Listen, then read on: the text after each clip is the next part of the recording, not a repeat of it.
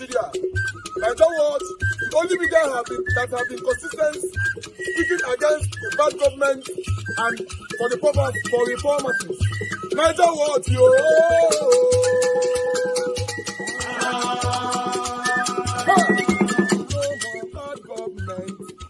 No more bad government. Niger what? No more bad government. Niger what? No more bad government. The only media that have been speaking. No more bad government. The voice of the voiceless. No more bad government. No more bad government.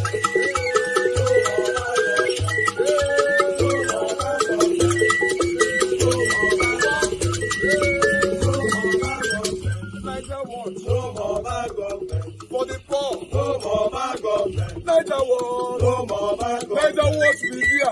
No more bad government. No more bad government. No more bad government. In Nigeria. No more bad government. No more bad government. No more bad government. The only media. No more bad government. The number one media in Nigeria. No more bad government. That have been speaking against government. No more bad government. Niger what? No more bad government.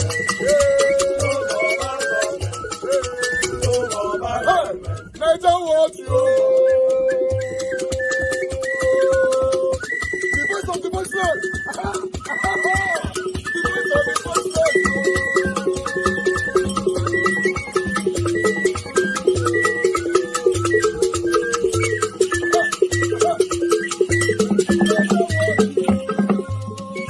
Voice for the voiceless. Voice for the voiceless. Niger what? Voice for the voiceless. Niger watch media. The only media that have been speaking against bad government. Being consistency since 1944. Voice for the voiceless. Voice for the voiceless. Umuwame. Voice for the voiceless. Umuwame. Voice for the voiceless. Voice for the voiceless. Voice for the voiceless. Voice for the voiceless. Voice for the voiceless. Voice for the voiceless. Niger watch you. We have been seeing all you guys have been doing, and we recommending to everyone in Nigeria. But I would like you to watch the video, including all of our viewers. The APC candidate is already calling every Edo citizen to come together to work with them. But I want everyone to watch, then I'll get Mr. Ighodalo's response on this. Take a listen to Senator Monday Okpebholo, governor-elect of Edo State. My good people of Edo State, a while ago, I received my certificate of return from the Independent National Electoral Commission, INEC, who officially declared me the winner of the September 21st, 2024 governorship election in Edo State. With a great sense of humility and gratitude to God, I accept the result of the governorship election as declared by INEC. The journey to a new Edo has started with this mandate of the good people of Edo State. I want to especially thank our supporters and party faithful who work day and night to take our message far and wide. I want to particularly thank our leader, our president, our father, and Commander-in-Chief of the Armed Forces, His Excellency, Bola Ahmed Tinubu, GCFR, for his unwavering support for true democracy. I hereby extend the hand of fellowship to you so we can all build a new Edo of our dream. With my partner and Deputy Governor-elect, Right Honorable Dennis Idahosa, we are committed to addressing the yearning for a new Edo State, full of equal opportunities and development for all. And so we are ready to hit the ground running to fulfill all our campaign promises. Thank you all. A new Edo is rising. Long live APC, long live Edo State, long live Federal Republic of Nigeria. Just in about 30 seconds, if you may, Mr. Ighodalo, are you receiving these hands of fellowship from Senator Monday Okpebholo? He has stretched it. He says, for the interest of the Edo people. You know, I'd said this from the beginning, that free and fair election, level playing field, you know, I have no problem with the outcome. This is not a free and fair election. We won this election. This mandate has been stolen by INEC and the police force. And we're clear in our minds that we will regain our stolen mandate. Because the mandate is stolen, there's no way you can accept this this hands of fellowship or hands of friendship that's some kind of pyrrhic kind of fellowship. So I will stay with the people of Edo State who gave me the mandate, fully gave me the mandate of their free will, and I will go into the courts and the tribunal to reclaim our mandates and then form the government of this state. You know, I was listening to Monday Okpebholo now, and he was talking about his promise to the people and his campaign promise. They didn't campaign. There was no promise they made to the people of Edo State. He didn't even speak. This is the first time I've ever heard him speak, and he must have gone through serious coaching. So I honestly don't understand what kind of message he's trying to send to us. We will stay on the facts, we'll stay on the evidence, we'll stay on the data, and we'll take this through the tribunal. All right. Mr. Aswa Ighodalo, thank you so much indeed for your time. I appreciate it. Thank you, Sheila. Take care. And happy Friday. Let's begin what's trending.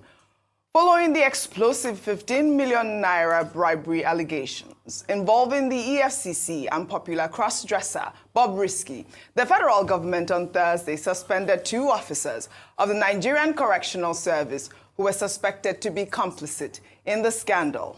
The 2 officers suspended over the bribery allegations were Michael Anugwa, Deputy Controller of the Corrections in charge of the Medium Security Custodial Center, and Sikiru Adekunle, the Deputy Controller of Corrections in charge of the Maximum Security Custodial Center in Kirikiri, Lagos. Bobrisky had alleged in a viral audio recording that his godfather, alongside the Controller General of the Nigerian Correctional Service, Haliru Nababa, had ensured that he served his 6-month sentence in a private apartment and not in prison. All right, what can I say? Will I say kudos at this moment? But you heard the person who was implicated there, Haliru Nababa. That's the question that, you know, I'll ask, and a lot of people have asked. Why was his name not part of the list? But, you know, I'd say kudos because, you know, the Minister of Interior jumped into action. He's been praised on social media. There were 2 others that were also suspended involving, you know, these sort of allegations. One officer from Ebonyi State and another one in Abuja. So, but anyways, in the meantime, very dark man has taken to social media to praise the Minister of Interior, Olubunmi Tunji-Ojo, for suspending the senior prison officials in connection with the bribery allegations. While in a post on Instagram, he wrote, "The Honorable Minister of Interior, Olubunmi Tunji-Ojo, you have proven yourself to me before. So I was just relaxed, watching, and boom, you did it again, with the suspension of some officers that might have been involved with this whole Bobrisky saga. Much love, Egbon. It is a fight to make Nigeria a better place, and we will definitely make it a better place with our own little efforts. Keep that fire burning. We have picked each other's brains, and I believe in you for now, because as a politician, you fit go change tomorrow. So for now, you are the guy. God bless you. I love you, Egbon. Well, here's a video of when the social media influencer met with the minister. A few months ago, I just said something like the prison, because I was locked up in the prison, and then I just extended what I saw in the prison. I said, okay, the tap inside is bad, there's no water flowing and everything. I called him out, and then he called me back and he said, video, don't worry, you see changes. As I speak to you now, you can go to Abuja prison, they give you access, enter and see the changes he has done. So this man, I will stand by him any day, every time. I will stand with him, because I don't see who will bring change, nobody one of 1 or 2. I'm not campaigning for him. I'm just saying I can easily come and say, sir. And also with the international passport, a lot of changes have been done. The man is really working, so I appreciate you. Thank you very much, man. Well, all right. Again, congratulations, I would say. They are in order. I think I saw a comment yesterday. You know, we took this story about the cabinet shuffle or reshuffle. Who knows? I mean, but also this is a call for the EFCC to jump into action as well. 15 million naira is a big deal. But I also wanted to tie this in with comments that have been made by the person involved, Bobrisky. She has deleted her posts on Instagram, but I got some of them. And I'll read some of the posts that she has put out. He. Oh, well, she appears to be a he. Well, you're right. He's a he. She wrote, again, he wrote, "Please, everyone calling to tell me the danger I am in, and the plans against me should hold it now. I don't want any threat no more. I was being scared because of the story that EFCC will detain me again, and I will be sentenced to prison second time. God will vindicate me, and for those that want to frame me up, they will be exposed by the law. I am ready for any investigation, but not in the same EFCC office where I was detained, and any investigation should be free, no intimidation, and I demand for an independent and open investigation for the world to see. You cannot bury me because of my social media lifestyle. Anybody can alter any audio, add or frame any audio and put it out. Best of luck, anyone who published any audio should take responsibility for the audio. The fact remains that I am not the maker of that audio and didn't publish any audio, and nothing can change that. I will meet you guys in any court this time around if you have any case against me." I think also the bigger story really is that she is considering, again, he is considering suicide. And she just combined it. No, I mean, yes, she. He's a he. He said he's a he. Let's just leave it there. But it's only just difficult for me to say he because of her appearance, his appearance. I mean, that's the only reason. But we do know it's a he. But again, she's, and this is a very big deal, and I want to put this out here in public. I mean, he's contemplating suicide. And this is the note that he put out on Instagram before it was deleted. Bobrisky wrote, "I have never in my life thought about suicide in my life, but now it's coming to my head, seeing what human beings are doing for their fellow human, just in the name you want to bring them down by force or because you don't like them. I don't need no sympathy from anyone. People I might have need sympathy from are my late parent, but who will fight for you? Friends, haters, you won."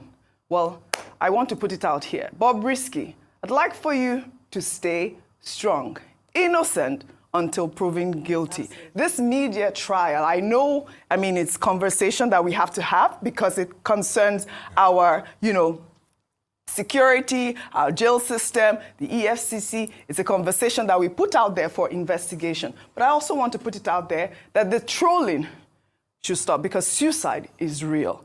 Rufai, I'd like to start with you. So first, when you are in the public eye and something like this is going on, it really messes up with your mental health. Yes. So a couple of things.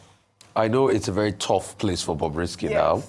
He doesn't know who to trust because since he tried trusting somebody and through that the audio went out because he couldn't pay them the money and all of that, I think he should get a professional counselor at this point in time. Absolutely.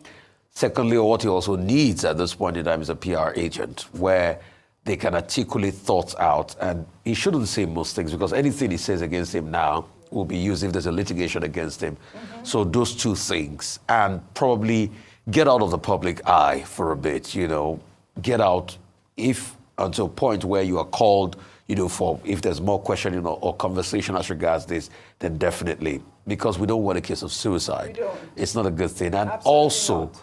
People that go out there to troll people, please, it's best you stop it because you think you hide behind just a keypad, but you don't know what you do to the lives of other people. And after all of this is said, then let investigations started. Yeah, they have suspended people. But you see, the part with Nigerian investigations, once you suspend people, it's like, see, everything is over. No, it's not over. It shouldn't be over. We should get to the end of it. Anybody that is found culpable in the value chain must be brought to book. And I say that advisedly because we've had a case of a minister in this country. We just had a suspension investigation we hear it's been concluded. We don't even know what's going on as regards the humanitarian ministry. Yes. So we need to be able to get to the end of it. It's not just suspension. And everybody should, take it out of the media eye. But like I called for yesterday, because it's also going to hit the investigation, the Part B tape also should be brought out to the public front. The very dark man that has the Part B tape should bring it out so that we can see everything on the table. And like I was also saying yesterday, I don't think it's fair when they say, okay, EFCC is now calling for investigation. No, EFCC cannot call a man for investigation that released the tape about EFCC when EFCC ought to investigate what's happening to them internally. It's going to kill the whistleblower culture in this country. I mean, we've talked ad nauseum about other people that have been victimized. So EFCC should do their internal. If they need anything from him, I think DJ Adeyanju is already representing very dark man. They can get to his lawyer. His lawyer can release more details they need for their investigation. But he also needs to release that in the public air. And also, even with very dark man, he needs a safe place at this point in time. I did see a video that his address had been leaked or something that was like in that. relation to another story, matter, which was in relation to Mr. Jolloff's matter, where I think there were allegations back and forth, and that wrote him. But he needs a safe place, and the state needs to be able to take him into a safe custody, because if there's a legal case that ensues, because truthfully, there's supposed to be many legal angles to it. If there's a legal case that ensues, he's a star witness in all of this. So he needs a safe place. His safety and protection also needs to be assured. But we need to get to the end of all of this for our sanity in this country. All right, again, Bobrisky has maintained his innocence. He's come out to say they should investigate, and he's ready to be investigated. I think this sums up this whole conversation, because we have talked about this at length. We need our systems checked, and that's what they need to do now. I think Bobrisky is innocent until proven guilty. Again, the media trial, social media trolling, please, should stop. But let me take this story. I'm still talking about the rot in our system. In Surulere, Lagos, some police officers who were seen in a video now making the rounds on social media inspecting documents of youth corps members have been accused of extorting 1 million naira from the coppers. Let's take a look. This one is fighting. I am not fighting you. I'm telling you. I give myself gun. Somebody give me gun. Carry me, come here. And you are fighting hard on me like this.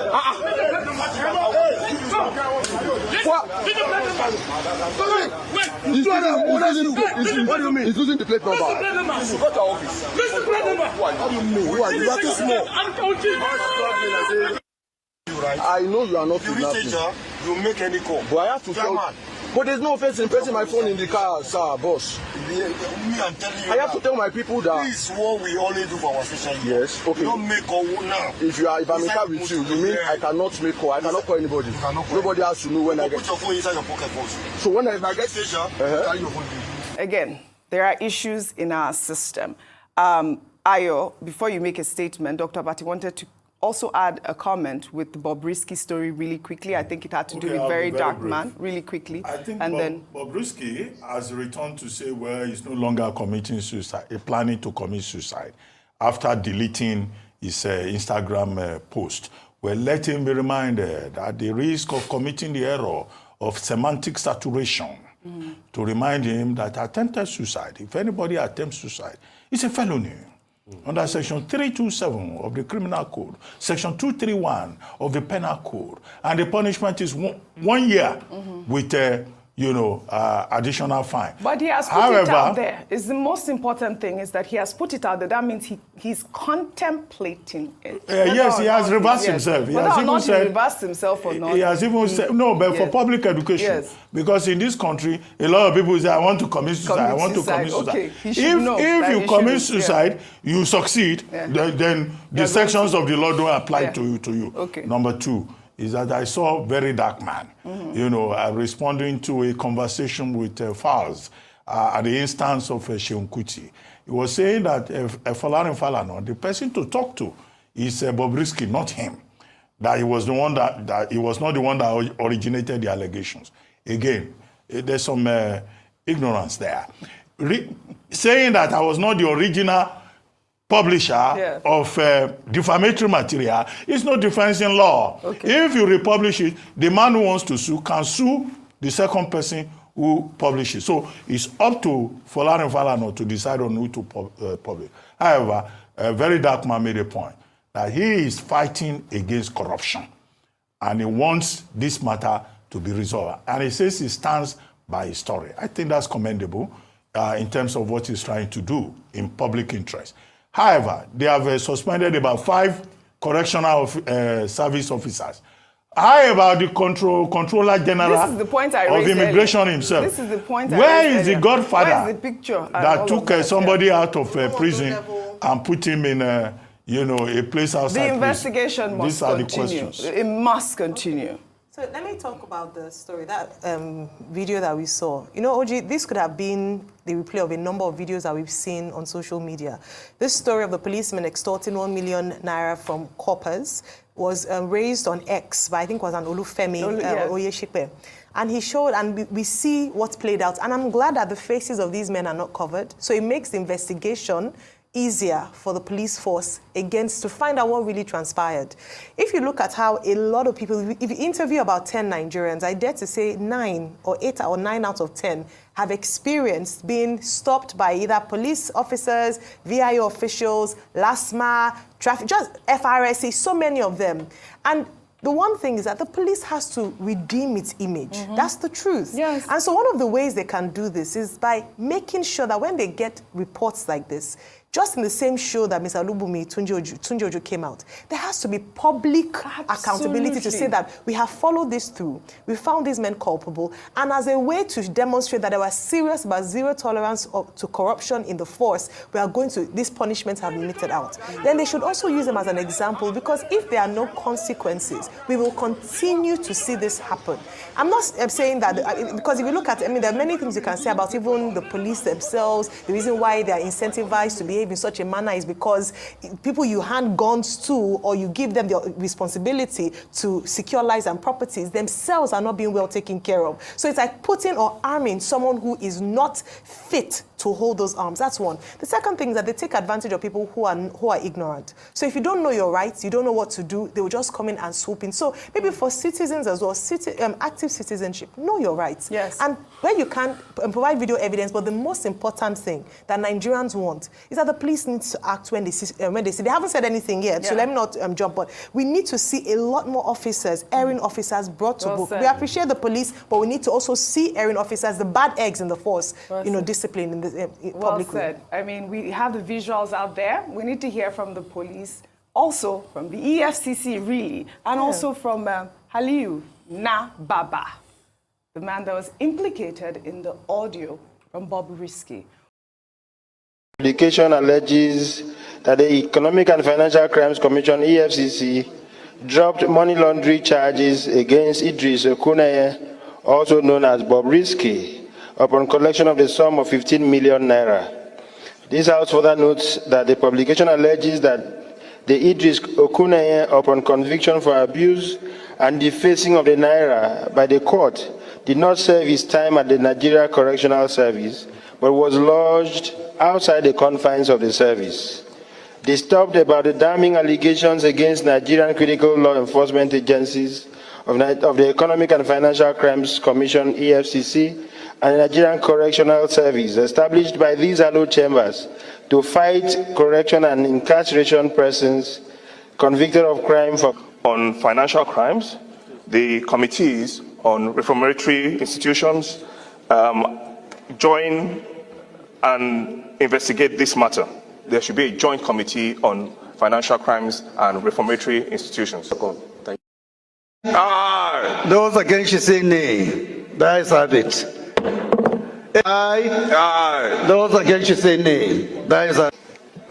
Thank you, Your Excellency, the People's Speaker. My name is Honorable Dr. Patrick Umar. I represent the entire people of Ighodalo, Esienudem, Oborokara Federal Constituency. Mr. Speaker, I'm a proud son of Akwa Ibom State. I rise to move a motion on the urgent need to investigate the disturbing allegation of corruption against the Economic and Financial Crimes Commission, EFCC, and the Nigerian Correction Service to save Nigeria from ridicule. Mr. Speaker, I crave your indulgence to suspend the relevant rules and allow me to take this motion. Thank you, Mr. Speaker. Any seconder?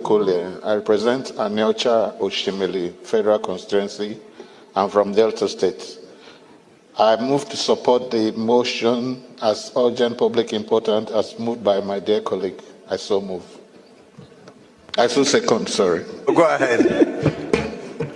Thank you, Your Excellency, distinguished Speaker, distinguished colleagues. My name is Idem Unyime, member representing Ukanafun, Urowanam Federal Constituency of Akwa Ibom State.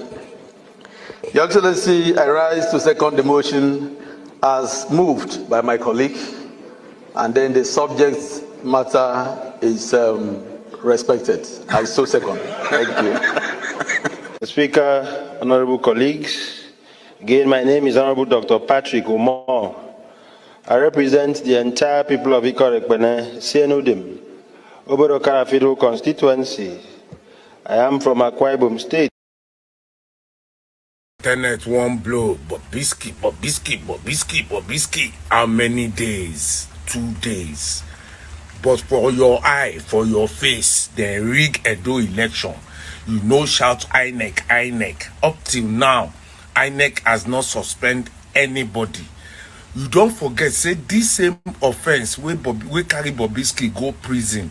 This same offense, Cubana chief priest did the same thing that they didn't send him to jail. You know, don't forget. You know, they forget things quickly. What about his own godfather? He no gets. So because now Bobrisky, everybody want Bobrisky down because they don't like Bobrisky or because jealousy plenty. One law for some people, one law for another people. The thing what they happen to Bobrisky, I pray to God make it not happen to you. Nigeria, if Nigeria happen to you, you go feel her. Everybody want the guy in jail again. The guy go jail. The same offense with Cubana chief priest, the same thing, the same charges. Whom? EFCC. Yayabilo was there for 4 hours. They didn't do anything. They let him go. Nobody has been suspended. Nobody has been questioned. Nothing. Edo election was rigged, daylight robbery. Nobody has been suspended. But because that Bobrisky, everybody they shout. Oh yeah, continue. So I just see one news say President Bola Ahmed Tinubu won't reshuffle his ministers, and then I see BTO picture there, and I'm like, waiting honorable minister picture they do there, because I can beat my chest to say that guy is working. President Bola Ahmed Tinubu, no matter what you do not change BTO. That guy is somebody that I called out. You understand? I tell him, say this issue of passport, not knowing that I was already working on it. And now I posted him yesterday, and under the comment, I saw one comment that said, I apply for passport. No, we don't get them sharp. So the guy is working. I also, when I was in detention in the prison, they did outside of the prison, but they did not do inside of the prison. I complained about that. As I'm speaking to you now, they don't already work inside the prison. And now this issue of Bobrisky is already investigating, and he don't even suspend some ministers, some officers inside the correctional facility. That is somebody that is ready to work. You understand? If at all say anybody needs to be swapped or reshuffled, is the minister of power. That guy, they need to remove him. Do you understand? And my reason is this. The segregation in the band A and the band A makes band E, band C makes no sense. What is the reason for that segregation? Are you trying to say the poor people don't have access to light? That the poor people are not meant to use light for 24 hours? Which one we say band A go they get light pass, but band B no go really they get light. Band B no go they really get light. It makes no sense. We are all Nigerians. Every time people will use every opportunity to just differentiate, just carry the poor people just through for one side. You understand? But God so kind, God don't they punish all the people where they band now. Shit that they complain now. Say the thing too expensive. Then they cry. Then they complain. Then they cry. One they won't talk now, say the band A, the tariff even cost pass in picking school fees. You understand? So President Bola Ahmed Tinubu, I beg, with all due respect, do not touch BTO. Don't touch the Honorable Minister of. So I'm just waking up now, and then I open my Instagram. The first thing I saw is a post on Gossip Mill from Femi Falana's daughter, Fal's sister, where she said, "Seeing you have refused to do the needful, see you in court." My dad, Femi Falana, never met Bobrisky. We don't need his money. Bobrisky only called my brother Fals to beg him for money to be moved to VIP cell.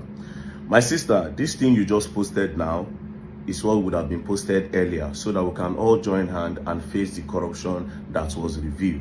You understand? It's amazing how people went from corruption and people are coming for me that exposed the corruption. You understand? It's just crazy. You know, a recording that exposed a lot of atrocities that might have been going on for a long time that we just discovered. Do you understand? Imagine Bobrisky on a call saying that he paid 15 million naira to EFCC to drop the money laundering charges. That is a big, that should be disturbing to all Nigerians for crying out loud. Imagine Bobrisky saying that instead of taking him to the prison, one godfather called that they should give him an apartment outside the prison. That is disturbing and worrisome. You understand? To think that some people that we thought were persecuted at the pit, they are outside chilling. Do you understand? To think, are you people even understanding the problem that inside that thing that was released? But instead of us joining out to fight this corruption against these agents or this agency that have partook in a corruption, everybody's going, you are coming for me. You understand? Because you said, okay, your father's name was mentioned. Was your father's name not in the recording? Now me took Femi Falana's name for the recording. Now me took Fal's name for the recording. You understand? The only thing I said, if their name, if this turns out to be true, I will not have any more respect for them. You understand? And I even went on to say that I refuse to believe. I refuse to believe. But say I talk where they did.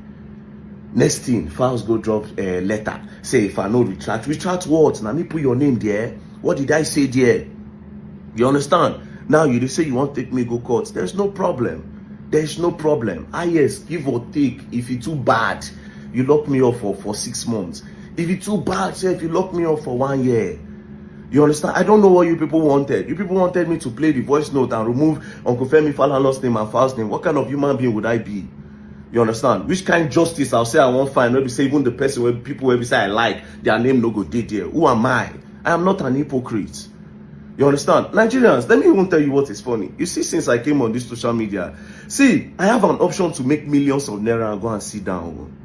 I for don't make 500 million, over 500 million, and I for the chill.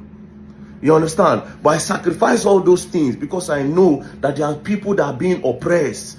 And I decide to use my platform to speak up for those people. Since I came on social media, you know how many people my voice don't help? You know millions of naira when I don't collect on social media for people. You know millions of naira when I don't collect behind social media for people. This case now when make I post this recording, so the guy borrowed Bobrisky 4 million naira. He sweats. He give Bobrisky. So it's time for Bobrisky to pay him back. Bobrisky start to return the guy. To the point where we say, oh yeah, pay me back my money. After Bobrisky say go pay in September. Bobrisky say, oh yeah, now if you go, I'll tell people say me and you kiss, me and you smoosh. I asked the guy thoroughly, the guy saying swear to God, he never thought Bobrisky for in life. That because Bobrisky knows, say people know they lie here gay thing. Bobrisky won't rob something on his body, so that I know if he collect him money. Then I step up. Asked him, say which evidence you get. He said, God so kind, he was recording everything because in the fee say Bobrisky go on cheat him. And that was the record that I posted. And Bobrisky, it was when Bobrisky was asking him for that money, Bobrisky said all those things. So what's it coming my own now? Instead of us to join hand and follow the corrupt people that are spoiling Nigeria, you know, they come for me say because na me post time. Because na me post time. Tomorrow now you come and say you dey fight for human rights. Tomorrow you come and say you are fighting for human rights. You understand? But I don't care. If eventually, if at the end of the day, you not throw me enter cell, there's no problem. I swear to God, I am not bothered. You understand? I respect Uncle Femi Falana and I still respect him. What you people would have done was to remove his name from it. But you people did not even address Bobrisky. You did not say anything about Bobrisky. Bobrisky, at the end of the day, you people actually got on a call together. When I don't move on now to very dark man court case, focus on the thing that really happened. But no, when they come for very dark man, there's no problem. Oh. There's no problem. Like I said, push come to shove, you lock me for 6 months. Push come to it can never be more than 6 months. Or ISF, when I say make I pay fine, or when I sue me for one big money, do you understand? Then I go start to pay for my own capacity. If you sue me 1 billion naira now, and the court by my lawyer maybe bargain, maybe when I end up for 100 million, I they pay 1 million every month. Do you understand? Or I go to pay for 500,000 every month, or I go to pay to 200,000 every month. Depends on what my work give me in a month. I don't have a problem. I go pay. If una decide say now I want turn the case go, I don't have a problem. I will pay. But I will not come back and come and say this thing because of fear. I fear nobody. Now only God I fear. You understand? Uncle Femi Falana, I never defamed you. Falz the bad guy, I never defamed you. But if you people say that is what it is, there's no wahala. Bobrisky go scot-free. You understand? May they go scot-free now. But like I said, me, I will always talk. If you like, lock me 1 million times. If I come out on stage, carry my camera, and I speak the truth, that I know that is the truth.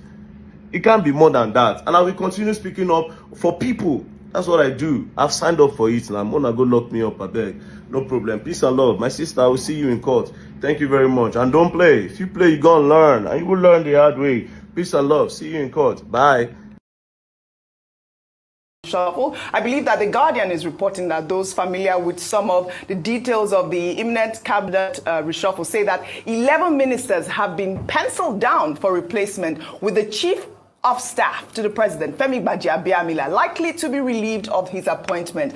And the former minister of works and housing, Babatunde Fashola, will be a likely replacement for Gbajabiamila. Well, if he declines the offer, the current principal secretary to the president, Hakeem Muri Okunola, has been identified to fill the void. Then the Minister of Finance and Coordinating Minister of Economy, Wale Edun, is expected to get a junior minister in the person of the chairman, Presidential Fiscal Policy and Tax Reforms Committee, Mr. Taiwo Oyedele, while decisive action is likely to be taken on the Minister of Humanitarian Affairs and Poverty Elevation, Betta Edu, your girl. Insiders say the ministry might be scrapped. Also, the Ministers of Communications, Innovation and Digital Economy, Bosun Tijani, Minister of State, Environment and Ecological Management, Ishak Salako, Minister of Budget and Economic Planning, Atiku Bagudu, Ministry of Industry, Trade and Investment, Doris Anete, Minister of Interior, Olubumi Tunji Ojo, and a few others may not be lucky in the imminent cabinet reshuffle. I have to point out this amazing, breakdown by the Guardian. Those names. So you see, that's part of the things you were saying, Ayo, investigation. Yeah. As regards Betta Edu. Yes. So what's the conclusion of the investigation team? We only have 1 minute. Let me just say 1 minute. minute. Dr. Bosun Tijani was in on that list. He's doing a fantastic job. Mr. Olubumi Tunji Ojo, fantastic job. The others on that list, I agree. I saw you doing I think the speculations are absolutely unnecessary. Yeah. I think it is poor form on the part of the government to make this announcement. Yeah. If the president wants to reshuffle his cabinet, he has full powers under Section 5 of the 1999 Constitution. He should just go to the Federal Executive Council meeting and say, these ministers will no longer be here. These are the new ones. Otherwise, they will be putting pressure on everybody, going to beg, Oga should not sack me, Oga should not sack me. Right. Nigerians need a new cabinet. Yes. The announcement telling us scaremongering is unnecessary. Just give us a new set. Give us. All right, my people, we don't come again. I salute now. Good morning, good afternoon, good evening to every one of you. Today is Friday, 27th September 2024. Happy weekend to you all. And God bless you now. Yes, I might take time for my presentation. I believe all that we've presented today is very, very vital and is very, very important to us. Aswa Ighodalo is going to court. We don't talk for a year, and he has verbally confirmed it again on Chinese television last night. So he's certainly going to court, and he's certain that he's going to regain back his stolen mandates. So let's see how it goes.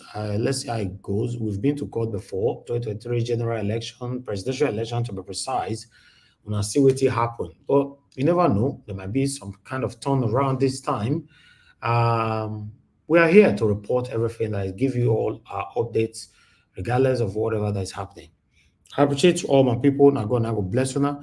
Help us to press on the like button, help us to share. Mother of all mommy diaspora, good evening to you, mommy. Thank you very much for all you do. Happy weekend to you. Thank you, Mother Iris Finance. I can see you in the building. Good evening to you, ma. Thanks for all you do. Abu Azi, thank you, sir. Thanks for all you do. Madam Martina Basu TV, thank you very much for all you do. I appreciate every one of you right there. Thank you very much, Peg Modi. Good evening to you. Thank you, Madam Obi Ashuko. Thank you, Chidima. Thank you, Mr. Johnson Emmanuel. Madam Rita, I can see you as well. Thank you very much. Clarence Bell, thanks very much for joining us today. Good evening to you. Lucky Yamu, Jacob DF, and many others right there. God bless you now. CXL, I can see you as well, Madam Bella Naomi. Thank you very much, ma. I appreciate you. Victor Smart, thank you very much for the earlier super chat. God bless you. I'm very, very, very, very grateful. Yes, my people, press on the like button. Help us to share. Let our voices go far today. A link have been posted already, guys. Press on the on that link right there to join us on the panel. Let's talk about the things that's affecting us today. Press on the dollar sign, support our work here, or for those of you that want to support us with Naira, that's our account number right there on the screen. You can do what you can. That will be very, very good for us, and we'll appreciate it. Okay, yes, we are done with our videos presentation for today. I just have about 1 or 2 articles that I'd like to quickly take here so that we can start talking straight away. Some of you already calling in, you know. I want you guys to understand that we don't pick calls as, you know, at least if you know, say I never announce them, we don't just pick calls. But let's talk about the Tinubu trying to reshuffle his cabinet. You know, presidency cabinet reshuffle imminent move will be hinged on ministers' performance. Yes, so, you know, President Tinubu is ready to fix Nigeria. So all his ministers, many of them is going to be removed so that he can bring competent ministers in to work with him. You know, so my people, I believe say this one are good news. They say we not report good news that make me carry and come. So until they become a reality, but we have to say it how it is. You know, at the moment we never see them, but let it happen first. But meanwhile, I have another article here I would like to quickly. It's part of the article that the video that we played earlier on from our Rise, but I'm just going to tally it up with this article here. As you can see there, video police officer threatened to shoot corps members in Lagos, allegedly extort 1 million naira from them at gunpoint. Our police will not they try. Wow. No, they try. Just that I don't know what I want to talk, man. But meanwhile, while other countries are doing well, they are moving forward, Nigeria is moving backward. With this article, you will understand what I'm saying. Tunisian presidential candidate Ayeshi Zamal jailed for certificate forgery. This is not possible in Nigeria. Now, only Nigeria, they see only one person will get many date of birth. Tinubu get many date of birth. Okpebholo get many date of birth. And many of them like that. You know, who want to jail them? You can't dare. But look, a presidential candidate jailed for certificate forgery. This is the only way a country can be better. A country can never be better when we see the wrong thing, we embrace it. You know, we're not going anywhere. To tally the video of Ighodalo up, I will regain my stolen mandate at Tribunal. Ighodalo insists. So we are patiently waiting to see how this will happen. But meanwhile, I still have another article here. Release Nnamdi Kanu, emulate global counterpart. Igbo elders tell federal government judiciary. The United Igbo Elders Council, UNIEC, worldwide has called on the Nigerian judiciary to draw as inspiration from its international counterpart, where the public trusts the judiciary for fairness. UNIEC emphasized that the Nigerian judiciary should break free from its history of bowing to pressure from successive federal government, compromising its integrity. They went on, they talked for this article, not be small thing. You know, in case you want to read, go to Vanguard. We all are in support for Nnamdi Kanu to be released. This is why you see every 1 or 2 of my broadcasts, I like to mention Nnamdi Kanu's name. Yes, the more we talk about it, the more we might likely see results of what we all are fighting for. Yes, my people, I guess that is all we have for you guys today, if I'm not mistaken. Yes, for now, that's all we have for you guys today. I appreciate every one of you. Thank you very much. Please, yes, my callers, you can call in now. Let me take some calls quickly, then we'll take it from here. Thank you, my people. I'm going to have a blessing now. Gami West, I can't see you on the backstage. I can see Mama Isho, but I can't see you, sir. Okay, I can see you already. Thank you very much. I will accept you guys in shortly. We have Ogashimize with us. Ogashimize, thank you very much for joining us again today. God bless you. Talk to us. Good evening to you. Thank you, sir. Talk to us. Good morning, good afternoon, good evening. I greet everyone. Naja Watch Domo, sir. Thank you. Thank you, sir.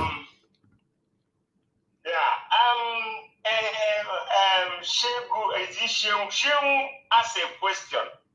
Let me start from there. Shemu asked a question about rigging.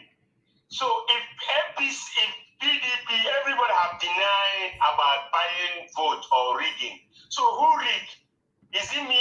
Maybe it's me that rigged or maybe it's you. It's you that rigged the election. If our spirit rigged the election. So I think sometimes can someone tell himself truth? Like here in America, you know, in fact, people do 95%.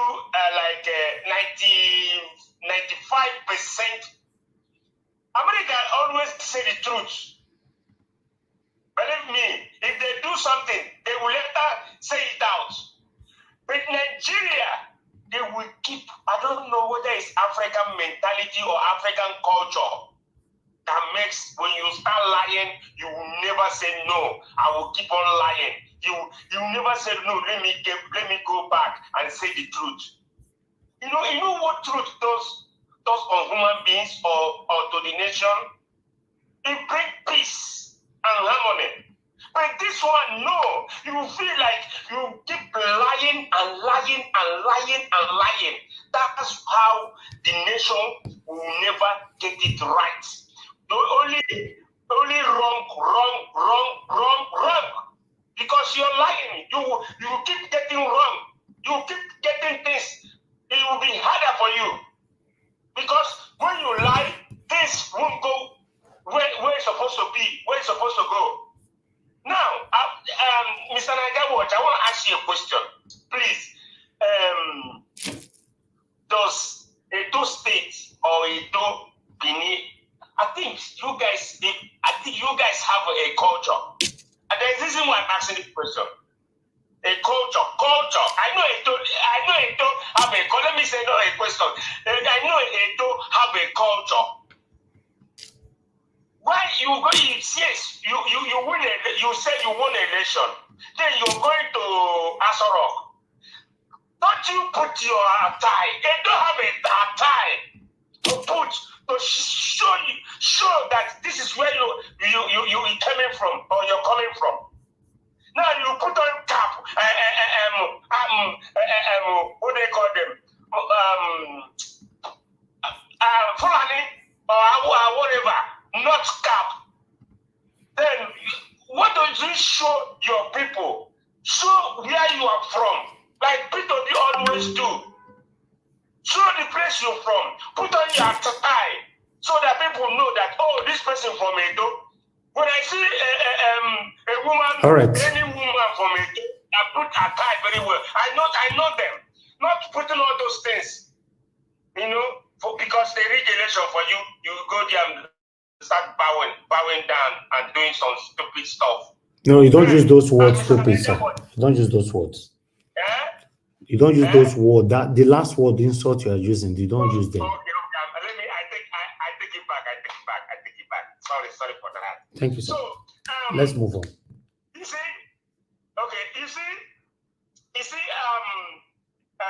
very dark man. You see, I've been kind of against on him. I don't like him before, but I start showing that love in him. The way he goes by the way. If he do nice one, I will talk about him. But if he do bad ones, I will just go out of him. Who are you talking about? I mean, very dark man. Okay, very dark man. Okay. Yes, for this thing he brought to table. Okay, thank you. Thank you, sir. Let's move on. I will come. I will be on the. Okay. Okay, sir. Thank you. Thank you very much, sir. Thank you. Mr. Wale, thanks for calling in, sir. Good evening to you. Hello. Yes, sir. We can hear you. Talk to us. Thank you. Hello. Thank you, sir. Go ahead. Talk to us. Okay. Good afternoon. I'm sorry. Good afternoon to all the panelists. Mr. Evans, well, for me, Mr. Ashway said want to go to court. Well, it's good. Yeah, that is legal to go to court. But for me, I'm not going to tell you. I'm not going to lie to you, Mr. Evans. I don't think that court. I don't think they will give him that mandate. But let him try first now. We don't know. I know. No, that's why I said he has the right to go because do you know why I say that? Number one, if you look at Tinubu very well, if you look at when he was the governor, after his governor, he helped these guys win the Tribunal, what they call Mimiko, to win PDP for Labour Party there. He sponsored Mimiko there. Secondly, he sponsored Anegbesola again to win through the Tribunal, to win the Tribunal. Thirdly, he sponsored Adam Oshomole to win the do at that time. So he know everything, how they use the connect, to use all those things to win that election, to win the Tribunal. So that man, he's not the president. And if you are saying that you want to win in the court of law, they will tell you, okay, go ahead. He know everything now. Look at what he did when he became the president. Before when the Labour Party and the Majority Labour Congress, they are asking for the raise. What did he do? First of all, increase all the judges in Nigeria for increase their wages to 300% before even thinking of increasing the Nigerian Labour Congress request. So that kind of a person. So what do you expect? What do you expect to win Tribunal under? Well, I don't know. They can go. Okay. Go ahead. Thank you, sir. Well, last topic, I'm sorry. Just one last one, I'm sorry. For the BDM, Mr. Evans, the way I'm saying this thing, they will turn everything against that man. The way I'm saying it, if you look at Falana of children, they're not even talking about what happened, how the corruption their father is talking about. All their own purpose is, mention my father. Generally, okay, talk about, this thing and this thing. They don't even want to hear that one. That one don't concern them. Like the one where they concern their father. And then they want to put. Meanwhile, their own father is not fighting corruption for Nigeria to stop all these things. It's all right. Anyway, thank you very much. Thank you. It's true now, Mr. You're right. Yeah. Right, you are right, Mr. Wale. Thank you, sir. Thank you. All right. Now, only Nigeria, things like this, they happen. But nevertheless, we have one more person here trying to call in. I'm going to return your call quickly so we can move on. Guys, they're supposed to press on the like. What did they happen? I'm not press on the $sign. Please, you can do that. Somebody should buy us a coffee. We'll appreciate that. Please, okay, if you are not responding, I think we should move on. Thank you. Let me come to the panel. I appreciate every one of you, my people. Now, God will bless you now. For those of you that want to join the panel, please come in on time. I noticed that some of you, they come late now because so that you can drag me for more extensive hours. Doing 6 hours here, 7 hours every day is not nice. So I believe you should come in on time. We talk so we can close on time. Okay, the first person on the panel today is Mama H.O. Mama H.O., it's good to have you on the show. Good evening to you, ma. If you're there, please, I'd like you to talk to us. Mama H.O., you are not there. You were talking on the phone earlier on. Let me go to Midwest people. Midwest people, thank you very much, sir, for joining us. Good evening to you. Good evening, sir. I was saying you go to the next person. I want to do something. Yeah. I don't ready. Okay. All right. All right, Mama Aisha, please talk to us, man. Thank you very much. I forgot. Thank you. I choose to open my video, make my face show well, because I want to send message.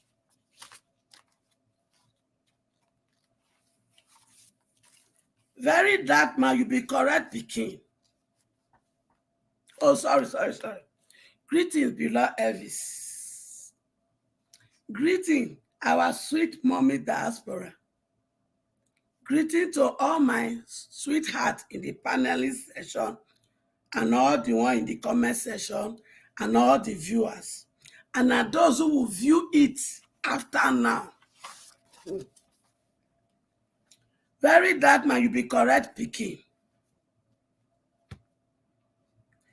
You don't they help me, they do the job when I go also do. So write down picking. I won't talk to you. I don't find your number. I never see. But you go get this message. If you get this message, reach out to Niger Wash, collect my number, and reach out to me. We get plenty work to work together. Not let your heart shake. Me and you na the same water we drink. We all came from Old Bende. They just divide us into Delta State and Edo State. So now the same, now we be. I go help you join. Greet Honorable Interior Olubumi Tuji Ojo. Tuji Ojo, I just join my pikin, they greet you. Because I never sabi whether skeleton dey your back or not. And they talk now because if skeleton won't dey your back, the story go change. If I find out, say you join the oppressors when they oppress my children, and you dey turn your eye for some, you dey open your eye for some, I go come after you. So make am clear now. So that those when they cut the video, they cut, they're not go cut rubbish tomorrow. So thank you. The job never finish. It just start. Because we get plenty people when you go help us to put for inside prison. Not be the one I carry Bobrisky go. No. That place when I pack my children put like sardine. Now I go put there. People like Apabio, they go there. And all the governors and the president that are found wanting from Obasanjo time to date, because we go probe all of them and all of them. They're not going to give them any special prison. They go join my children for that prison one I put them because they need to enjoy that place. So for the one you don't do so, I join my pikin, very dark man, to say thank you. Aluta Kotuna, more see they come your table. So I greet you. Then I write that down. I know they call this man, I not go call you honorable. Because that Kenya daddy, and not Olomumba, he say, whether when they elected into office, are you honorable or dishonorable? So you belong to the dishonorable group. Because una rig election to enter power, to give us Monday, this vote. So this honorable Izuwa Agbonarema, you just dey lie through your teeth. Now, don't people vote for Monday? Is vote buying? Is that how they win election? Making my children to hungry, making my grandmama to hungry, making my mother and my father to be hungry. Then I go give them money during election, make them vote for that. Now so that they win honorably. Is that a strategy that dignify you people or that speak well of Edolite? Is that a strategy that speak well of Nigeria election? So you useless dishonorable member. But let me tell you, Monday, others they go court. In case you do na wuru, they're not you can't continue. Now let me sound it. me and my children go torchlight you like this. You hear me? And a monkey or shomole, lie, dishonoring member, senator of the Federal Republic of Nigeria. If you not let this one rig selected into power, if you not give a free hand to do the needful for Edo State, hear me very well. Gone are the days when they sweep up for under the carpet. None of you go take it. We go make life miserable for now. Home and abroad. Shebi una children, they abroad here. We they come for them. All of una plus una children. Una go so begin the wear garment of disgrace. Home and abroad. Una no want make my children better. But una they bring una children come another person country when they repair me, they can enjoy life. You know, like that. We go so drive, they come home. May they call they do up NEPA with my children. Make una don't worry. So I just send on a message. Make una let this one select for my children to do the needful for Edo light. If not, me and go wear more trouser.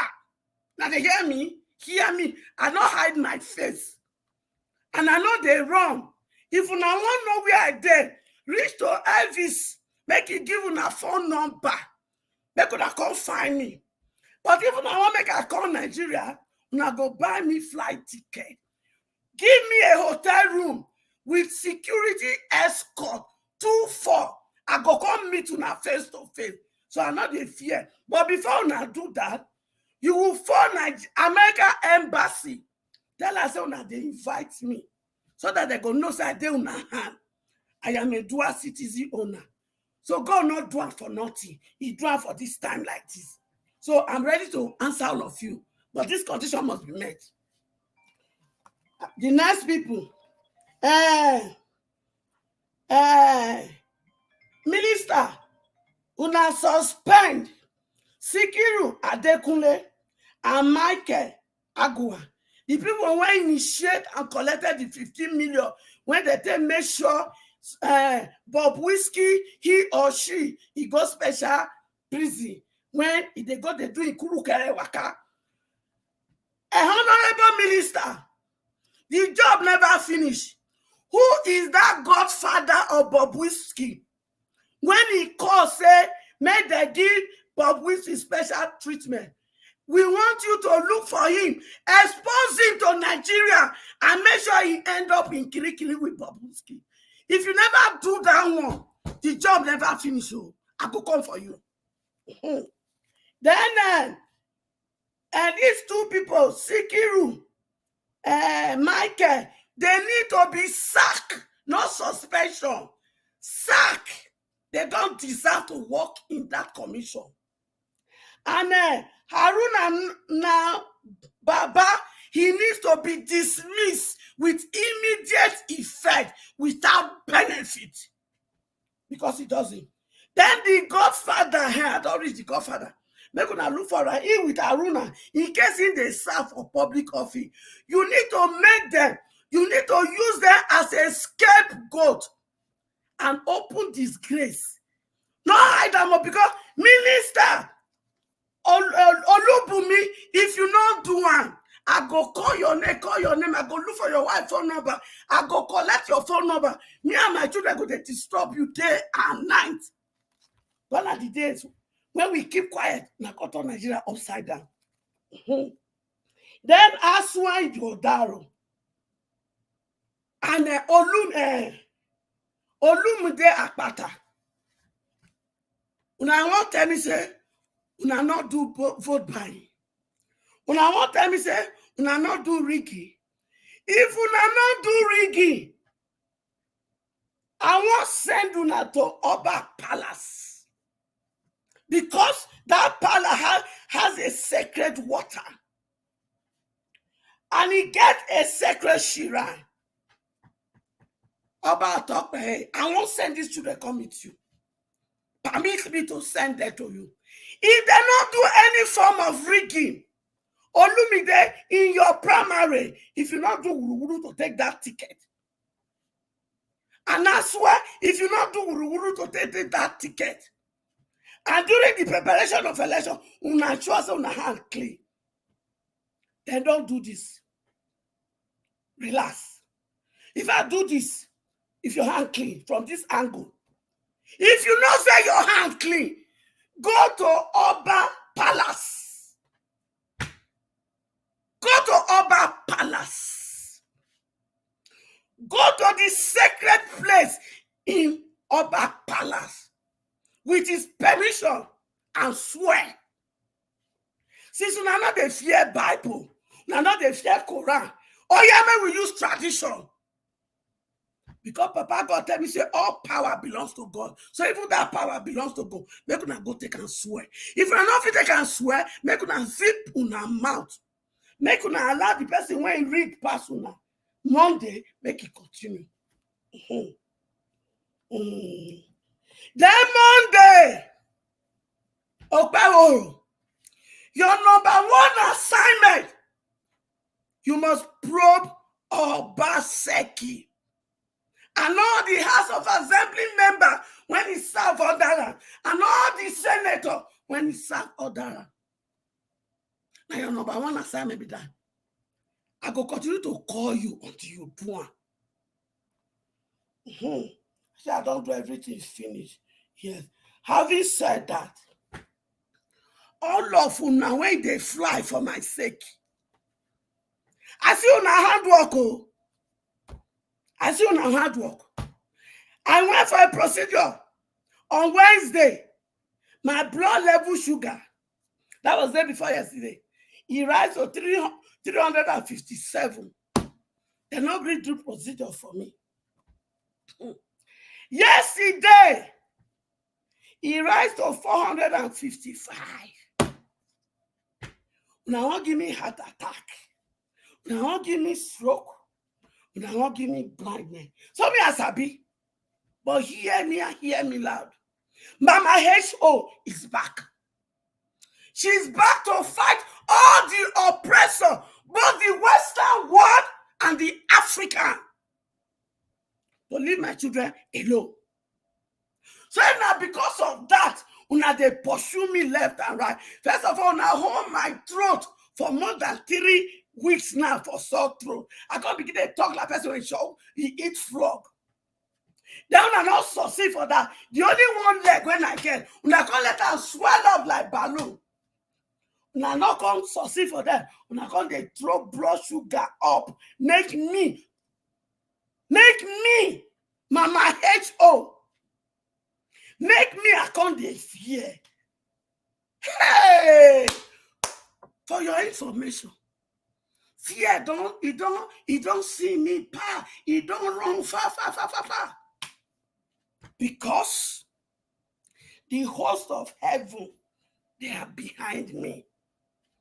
God the Father, God the Son, and God the Holy Spirit. And here on earth, they have released legions of angels to protect me. So I fear not. Now they hear? You know, say, me, left for me. If Papa put 3 things for ground today, and one of them at all, he go, bye. I go tell and say, Papa, as for me, I won't come home. Buy me. I don't pray that prayer for 2 years. You know, answer me. So now I want to feel yet. Bye.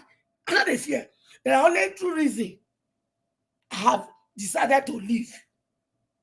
To rescue my children and put them in the rightful seat of political affair and among the living and in the affair of the nation global wide. Then the other one, I want to make my biological father purpose plan for my life to come to pass. Because una tifa in December 1985. Bomo una tif my papa. Na so as una tifa in name go perish. My papa nena of your mouth you hold. So my papa go become anything through me. So now the 2 reasons when I they look I dey live with that. As for me, I don't die. That's when I don't die, they fear death again. So I am already dead. You know, say one of my leg, they don't bury am since 1999. January 28th, the day my left leg was amputated. Now that day they bury me. Okay? So make an notice, so I don't know what they talk. I hear you, Elvis. I hear you, my people. God bless Nigeria.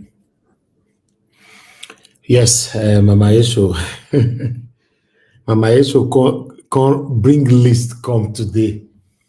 If I know so I know your name for them, when they thank God, when should they read the list? Even myself, I can't do fasting and prayer for you, make my name not join that list. Because You know that not the bring list, we for say that Allah. Thank you, Mama Esho. Thank you. Okpebholo, they don't give you your primary assignment to So anyway, thank you very much, my people. I appreciate you all. Thanks for your time with us. Peggy Modi, thank you very much, man, for the super chat earlier on. I'm very, very grateful. Thanks for all you do. Thanks for always being there. God bless you. My people just coming in now. I appreciate every one of you. Do your part. If you know you're just joining us, please press on the like button. Help us to share. Okay, Midwest people. Oh, we lost you. Okay, I'll just move on to the next person. I believe that was a network. Give us a mandate. Thank you, my brother, for joining us. Good evening to you. Please talk to us. Thank you very much. Can you hear me, sir? The way your network take clear today, me not understand. I was expecting, can you hear me? Can you hear me? Can you hear me? But this one, you're clear. Like, say, what did they happen? You go buy new network. Well, thank you for that. Well, thank God. It's clear as you desire. Thank you so much. Greetings Now, to like this, you. I think one time like this, exactly like this. Okay. Thank you very Thank much, you. sir. Greetings Thank to you. you. Hopefully, you are doing okay. And hearing from family and the madam, we greet you. Thank you Yes. for all that you do. We do appreciate you. Please, whenever you hear from them again, extend our love to them. We love them, we pray for them, and we trust that God Almighty protect them. Even as you are away from them, God preserve you all and keep you, preserve all that pertains to you, continue to provide for you and strengthen you, protect you and guide you from the ends of the wicked, secure all that Amen. pertains to you in Jesus' name. Thank you very much. I do appreciate you. Panelists, I greet everyone with love, greetings to everybody. Comment section, I greet everyone. Mommy Diaspora, I greet you. Thank you, Mr. Boazi, Irene Finest, Peggy Modi, Mr. Emmanuel Johnson, I greet you. Oh, my friend, my brother, Tony Africa, make you come today, carry your black suit, make you come sit down for comment section, we'll see your work. Greetings to everyone. Thank you so much. Please, let's like, share, and also buy coffee for Mr. Elvis. Remember, this man did Obodo Yibo, they do this work. And for that Obodo Yibo, petrol costs for there well. So I beg, make we do something. Thank you very much. I greet everyone. Well, to all of our panelists that are actually sick and going through one pain or the other, I think yesterday I heard about Mr. Chuks Ebubweze, and today now we're hearing about Madam H.O. We pray for you that God Almighty strengthen you, heal you, perfect all that concerns you, grant you joy, give you peace that passes all understanding, healing from the throne of grace upon you, upon your household. Whatever you may have lost, the Lord Almighty will replenish them for you, give you strong health, protect you from the enemies, keep you strong, and give you peace of mind with plenty money in Jesus' name. Amen. Well, Amen. today is a day that is very, very profound and very, very interesting. I was talking to one of our panelists earlier today about something that I saw about Edo State.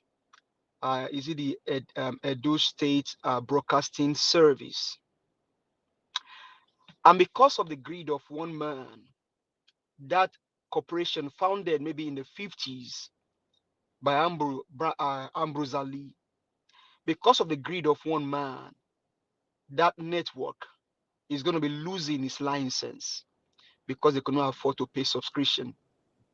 I don't know if they are playing. Okay. So I don't know if it's politics. I don't know. I mean, but regardless, I'm just speaking naturally now. I'm not talking the politics here, but I'm just speaking naturally because I know whatever APC cannot do, or whatever this criminal drug baron cannot do to make himself look good, he may probably not there. So I know that this subscription thing they didn't just pay yesterday. They've not paid for a very long time. So now Obaseki and also Ighodalo lost election, and then you bring this out. We know Obaseki begin to warm up because EFCC will be coming for you, except you now want to play like Andy Uba, one of them that changed from PDP or from AGA and now to APC, and then Adams Oshomole said, once you cross to APC, your sins are forgiven. Now, somebody stole money. Somebody misappropriated fund that belonged to the people. This is a public wealth.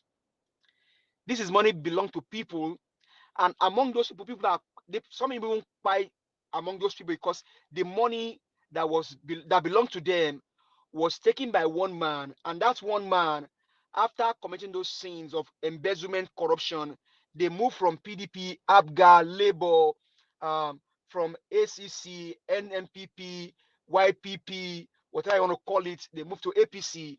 Adams Oshomole says, as soon as they cross to APC, their sins are forgiven.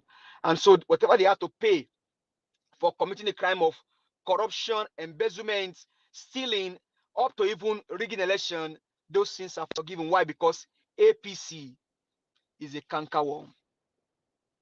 You now see people are not serving jail term for stealing the money that belongs to the people, and even some of the people end up paying. Some cannot go to school, but as soon as they cross to APC, prosecution, jail term, all of those things thrown into the trash, into the bin, because what? They're going to be singing hallelujah behind APC and their criminal godfather. That is how bad the country has become. And so Obaseki, Godwin Obaseki, I wish I can pronounce your middle name. I would have called your name in full. Get ready, because your days of disgrace are just begun yesterday.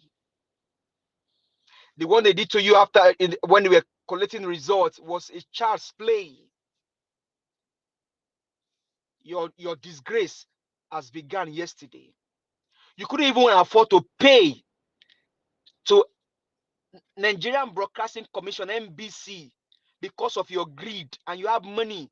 How much does it cost to renew that license for the broadcasting station that is owned by Edo State?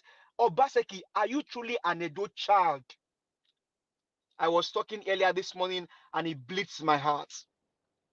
It burned my heart that because of this greedy man, not even under Adams Oshomole, not because he's a good person, not even under him, did they not pay for Edo Broadcasting Commission? Maybe I'm right or maybe I'm wrong. I don't know, but I don't have the accurate figure. But it's now shown to us that Obaseki end up not paying for renewal of license for Edo Broadcasting Commission. You know what I mean?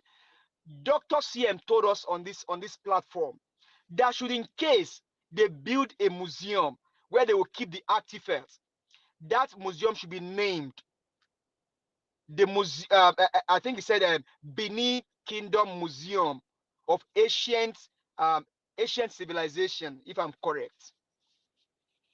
And so Benin is a kingdom, and in that kingdom you have a son that could not afford to even take his own personal money in his pocket to renew the license of a corporation that would have been showing all of the traditions, all of the culture, all of the rich culture, all of the history of that kingdom. Why? Because he's greedy. One of our parents was asking earlier if Edo has tradition. My brother, Mr. Chimeze, I will not say otherwise, but I would have said you weren't born yesterday now. Edo has come. Benin Kingdom has tradition far way back, interacting with Portugal and Brazil, dealing in trade. Benin Kingdom existed before Nigeria, and you're asking me if they are tradition or Gaza. I know you don't mean that, but I'm here to tell you, Benin Kingdom, we should not even as tradition way back hundred of years ago, and because of the greed of one man. You know, Mr. Elvis, you know, one thing I've come to realize that Edo Broadcasting Commission should be an international station, because why? We can be showing the culture, we can be showing the tradition, we can be showing our palace, and see, in fact, there should be a time, maybe 1 hour, 2 hours every day, you just show the culture, you show the history of Edo State, you show the history of Benin Kingdom. But Baseki, painfully and sadly, could not renew the license of EBC. I know Mr. Elvis is not pride. You personally can afford to renew the license for that corporation. I know you, sir. If they reach out to you, you can afford it, sir. I know it. And I vouch for you can do it. But just one man, one greedy man, allowed that commission to be rubbished because of greed, because of selfishness. Obaseki, we were saying it here, that you failed woefully, and some people came to lie to us on this platform, saying that you have Modern Refinery, you have ethanol plant. Obaseki, what did you do? This one is even a show of shame. You could not tar road, you could not provide better thing for your people, up until you now making them to lose a license of a commission that would have been showing us to the world. What a wicked man. Obaseki, the question is, what will you be remembered for? And I ask myself that question, what will I be remembered for? Madam Mitchell just told us. I was even telling Mr. Elvis, can we tell Madam Mitchell to even stop? Maybe she should just pedal down on that personal story, because those things were touching. I know I've told my personal story here, how I had an accident, and then, but this one is even more touching. An elderly woman doing this for Nigeria, and this criminal wicked people will not see the pain of this woman. Always coming here, even in pain and in joy. She's here doing a bit of the job, and one wicked people will sit down somewhere because of your personal greed. You could lose. Ah, man, this is so sad and painful. And no wonder you see the governor select, and this is my own word now, governor, because he was in the open, people were buying votes, and I submit to you, ma. I mean, I may not be in those, but I don't think Labour, maybe Olumide Akpata, bought any votes. This is just, they were caught on camera, APC and PDP, who pay more, 3,000 PDP, in fact, as low as 2,000 naira, and APC were giving as small as 10,000 naira. So for me, is that an election? No wonder the man, Monday Okpebholo, can go and kneel down before a criminal drug baron, like as if the man has done him a favor. Why? Because they are all kissing the ring. They are kissing the ring of the Lord. I told you guys on this platform, there's what we call cyber terrorism, and there's what we call narco terrorism. This one that we are suffering in Nigeria is narco terrorism, because why? This man, it's not allegedly. Tinubu is a criminal drug baron. It's not. Pick it up in FBI. So what they are doing now is that they all must go and kneel down and bow to and kiss the ring. Remember El Chapo. And remember the guy from El Salvador. This is what is happening in Nigeria today. I've never seen, and I keep saying it here, I've never seen the history of it where a criminal drug baron will change his country. Not Tinubu will do it. And so we calling on Tunji or the Minister of Interior. Was it not the same person that was in collusion or was in collusion with Betty Edu? Where is that case today? Where is that case, man? Here's the case. Nigeria is only sad that we are going through this pain. It's only sad. And I submit to you, ma. Madam Mitchell, I just spoke now. Not Madam Mitchell should not one Nigeria, not a man or a woman in Nigeria should be outside Nigeria, because we are millionaires. We have oils, we have bitumen, we have lithium, Black Panther. Lithium is what they use for that car battery. I know the last time you were trying to get the name. It's lithium. We have gold. In the north, you can plant anything in the north, it will grow. But they've chased out Nigerians from their country, and these guys are going to buy there because they know what that country has. No Nigerian should be poor on the surface of the earth, and I can say it as much as I have breath, sir. No one Nigeria, including your unborn child, not one Nigeria should be less than a millionaire, because we have all that it takes. And that's what Gaddafi was doing for his own people. Every Nigerian is a millionaire. We are millionaires. But these sycophants, these wicked men, these looters, these buyers, these murderers, these wicked people, they stole what belongs to you and I. They took it from us. And they are giving to their dear friends, to their children, and some even plunder away. Or what do you tell me? How can a woman spend 700 million to go to five different countries? Not even Joe Biden's wife will do it. She can dare not do it. She won't do it. But because they feel that the money there is free for all, they can spend and squander for how much they care to do. Nigerians, when will you arise?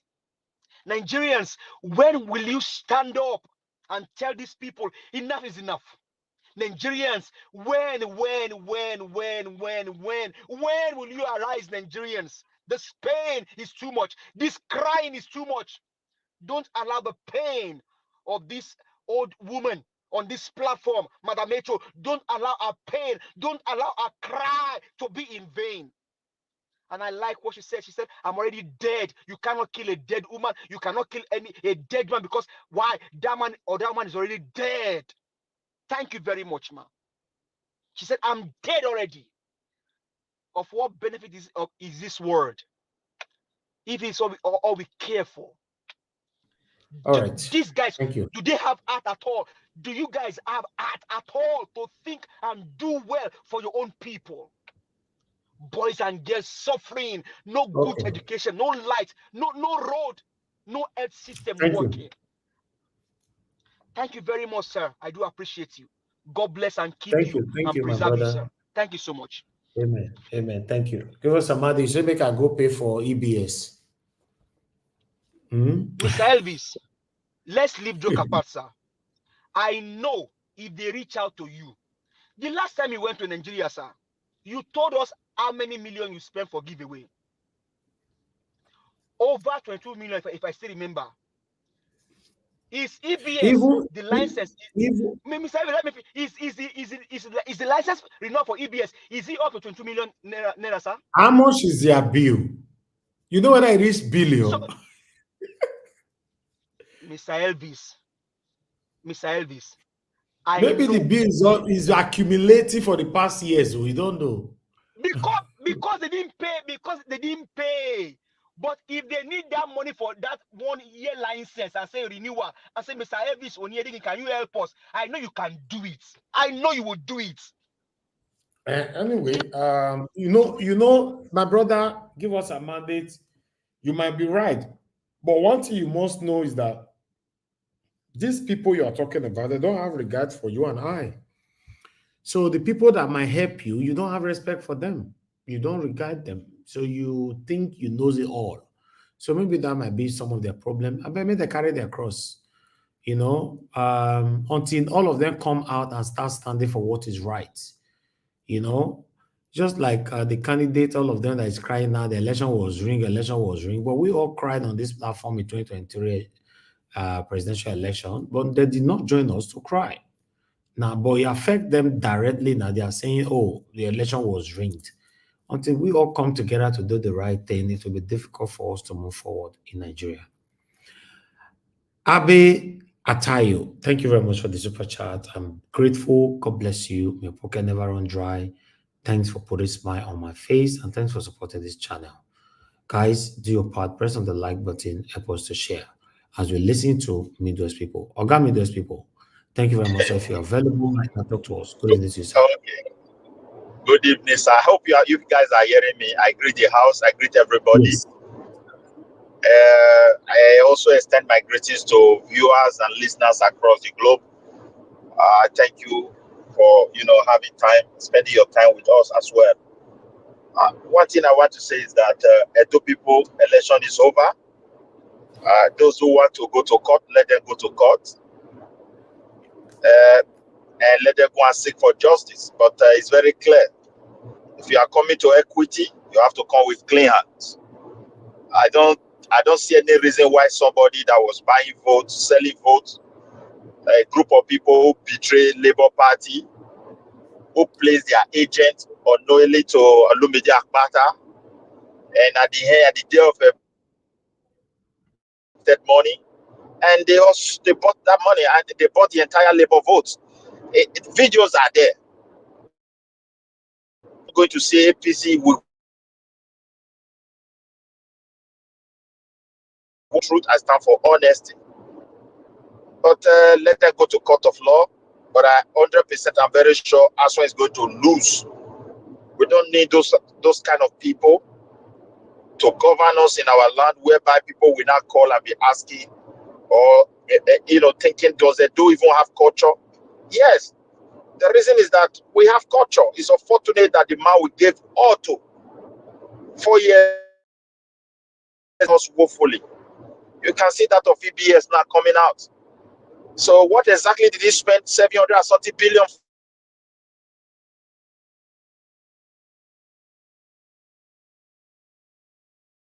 for flood, money for emergency that they don't even announce? They are all billions.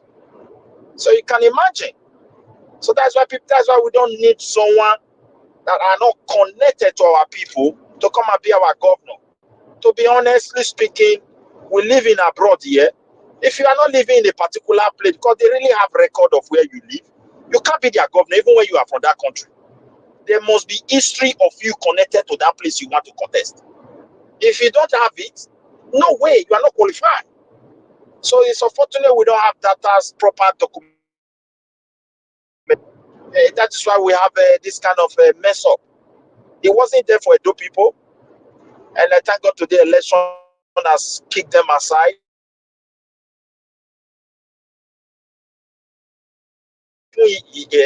Throughout his tenure, was an honest person. He should go free. But if he has mismanaged our money, let him suffer for it so that the rest people can learn. Edo is in a safe hand. I keep saying it. But however, we'll continue to check on them. There are faces in the street. Sometimes we are not happy, but they should design a mechanism on how to manage everybody. Your network is breaking. Oh, sorry for that. Your network is breaking, sir. Okay. Sorry, but it's okay now. Or you want to give to another person? No, it's okay. Is it okay now? Let's try it again. Okay. Let's try. Okay. So I think Edo is in a safe hand by the grace of God. We're going to see new things. We're going to see schools with roof. We're going to see road. We're going to see, farmers smiling to some degree.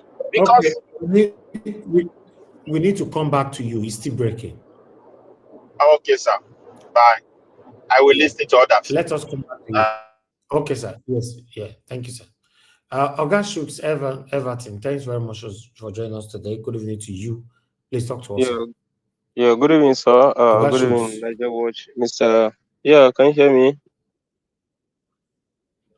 Hello? Yeah, I can hear you now. Good evening to you, sir. Yeah, Talk to us. good evening. Yeah, happy weekend to you and to the viewers and listeners. Good evening, everyone. Mr. Evans, I want to start on this note. I want to first and foremost make it for my own view. I don't think it is important that Mr. Aswe should go to court.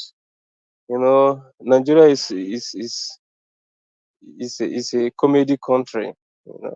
We have professors that cannot fix their vehicles, professors that cannot even construct a bridge, professor that cannot do anything based on his area of focus.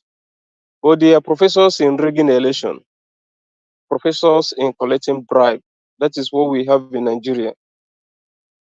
And I'm calling on international organizations, international communities to suspend most of these our professors.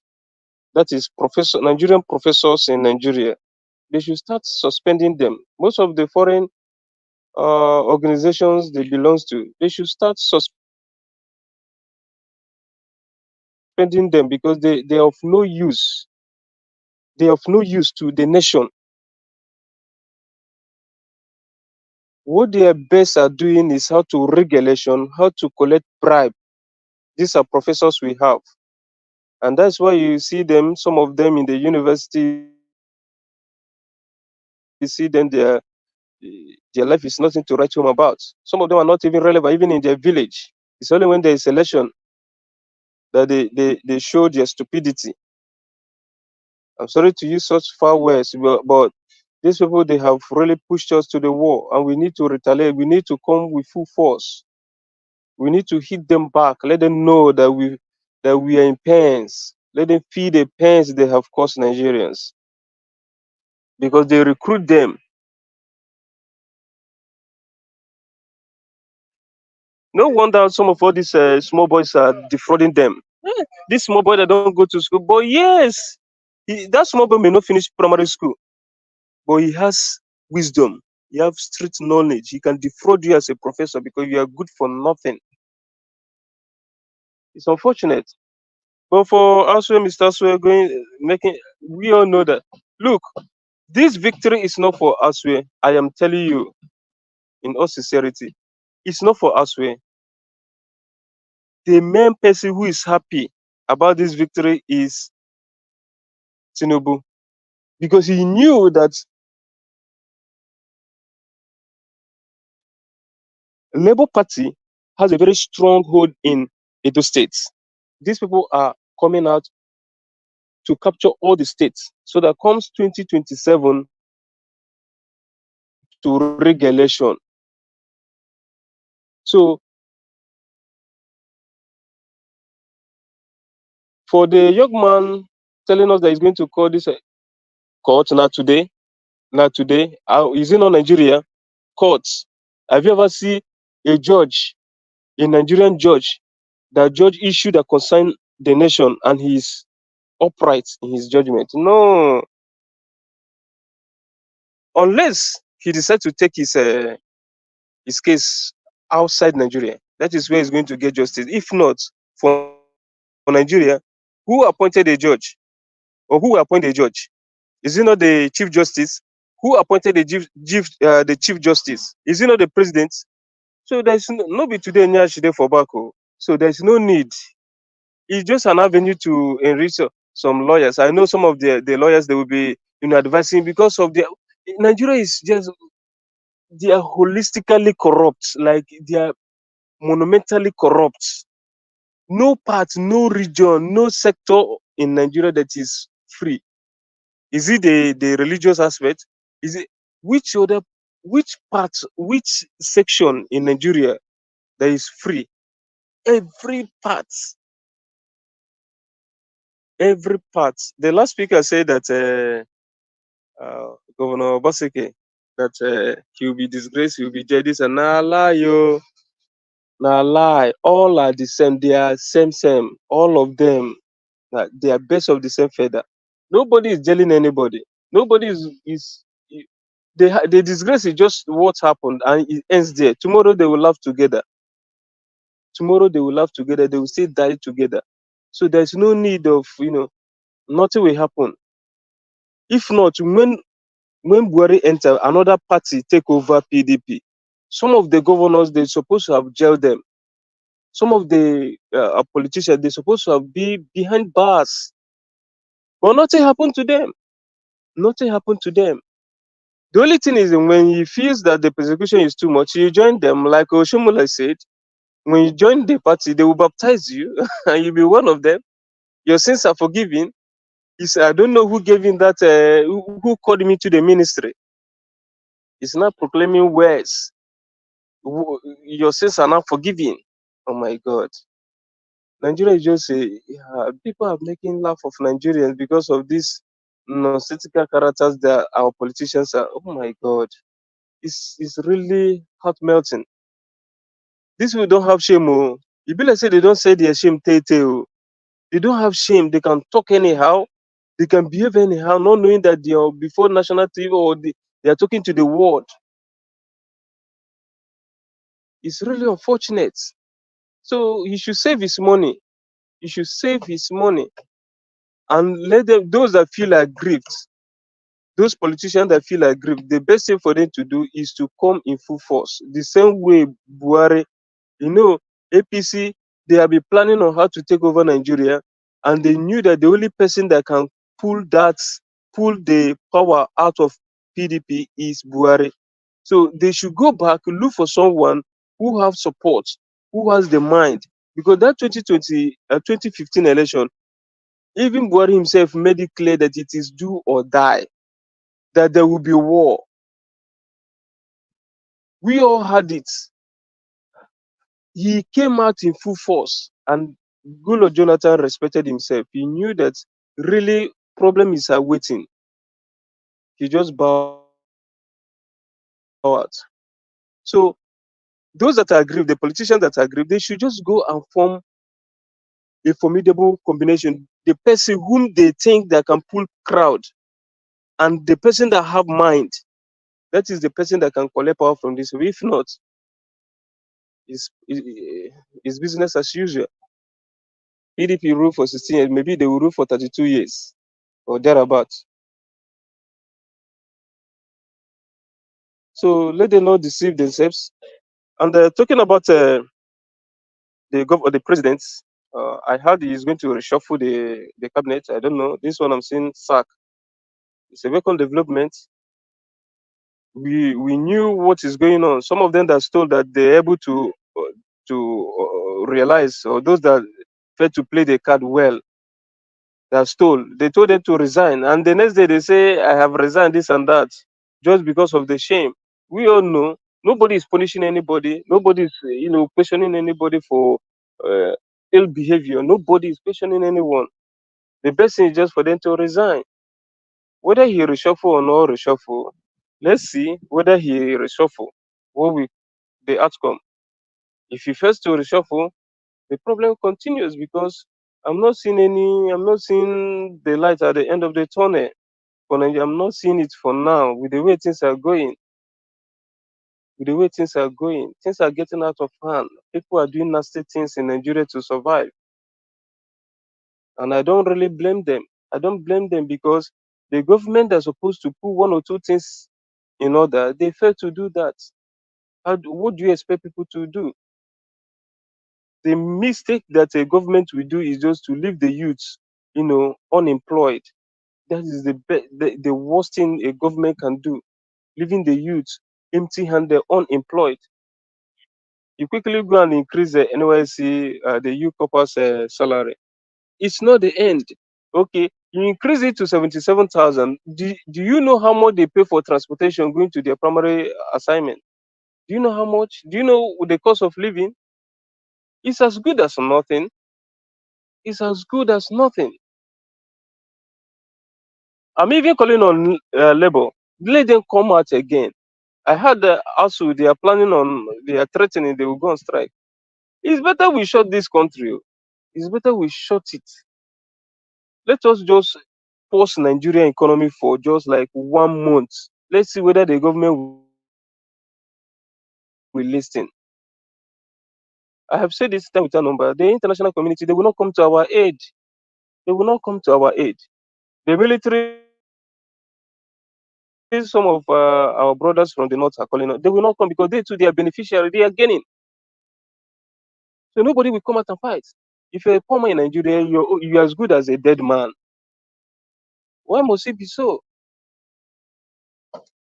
And you're telling me that Nigeria is one of the wise countries, one of the wise individuals on earth. The Nigerians are intelligent. Why can't we use our sense, our intelligence to better our country? Must we all die like cowardice? Must we all fold our hands and watch these people dig this grave and push us inside? These people are old. Some of them are feeble-minded. They cannot do anything. Apart from that position they have, they cannot do anything. Their time has gone.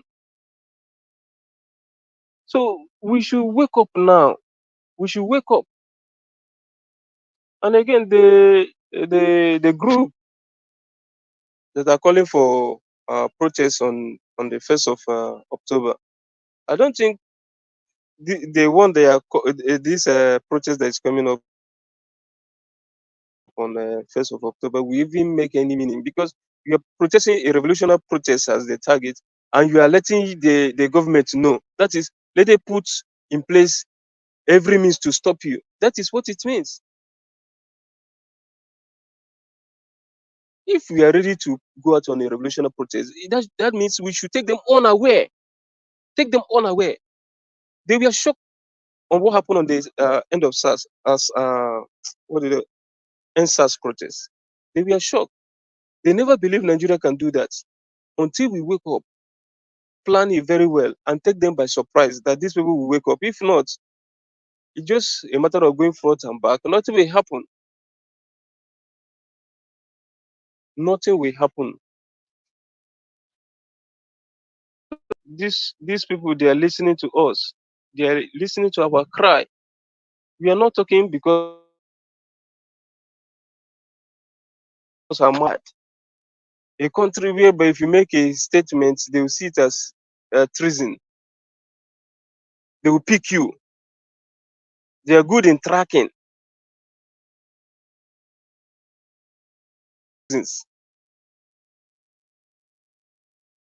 So we should not be deceiving ourselves, whether with courts or INEC or all are the same. All are the same. You cannot raise a child and expect the child to start fighting you. I cannot put you in work and you will come back to start fighting me, or you remove me from the work. It doesn't go that way. That is what is playing. That is what is actually playing. So until we wake up and fight these people, take them unaware, let the shock kill them. I'm sorry to use that word. Let them have that shock. We must not even, hit them. But the shock of what is going on, let it press them. Let it press them. Even let them attend their burial. So I'm calling on Nigerians, the well-meaning Nigerians, those that believe that Nigeria will work again. Let us come together and look for a way to deal with these people. If not, they will keep playing with us, toiling with us. They are kicking ball with us. Tomorrow, if you hear this one stole money, they'll come up with one story again. The attention of the youth will switch over there. And these people are fantastically corrupt. They know how to steal. They are very good. They are professionals. They are professionals in stealing. So thank you so much, Mr. Niger Watch, for giving me the platform to speak. I hope those that are the authority, they will hear and will start doing the needful for us. And Nigeria will be great again. Before I go, I want to still say it here that Nigeria is not the worst country. I'm telling you, Nigeria is not the worst country. There are countries that are even, you prefer Nigeria than, I'm telling you, but we will not, because another country is not good, we will go and keep our country like that. There are countries that you cannot even go and invest, even if it is 100 naira, you cannot invest there. I'm telling you, there are countries that Nigeria are far away better than. But what pains me so much is some countries that we are far away better than, they are not even chasing us again, but they are ahead of us. We are the one trying to chase them. I remember when SEFA was kind of below, but now SEFA is above. Most of all these currencies are now above Naira. These countries are making massive progress. This one no be giant of Africa again. No. Now Papa Lolo, let nobody call Nigeria giant of Africa. Na giant in failure. Papa Lolo, now what we I'm sorry, but now what I think say Okay. Nigeria be now because you as a giant you Mr. don't know what to do. You are there, a small an ant is so over. No now, no now. Mr. Thank you, thank you, thank you for your submission. Thank you, sir. Because from Thank here. you. God bless you. Thank you very much. Thank you.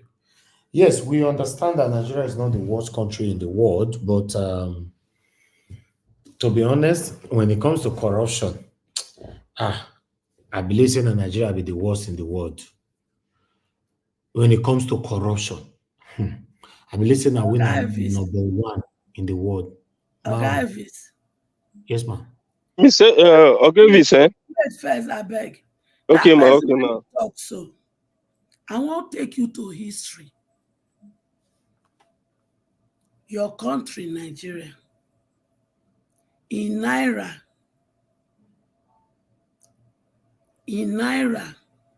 was bigger than pounds. It was bigger than dollar. It was bigger than euro. That is in history. God given a number one position. God gave Nigeria number one position in the entire world. That was when our Naira was bigger than dollar. It was bigger than pounds, and it was bigger than euro. That was when you were called the giant of Africa.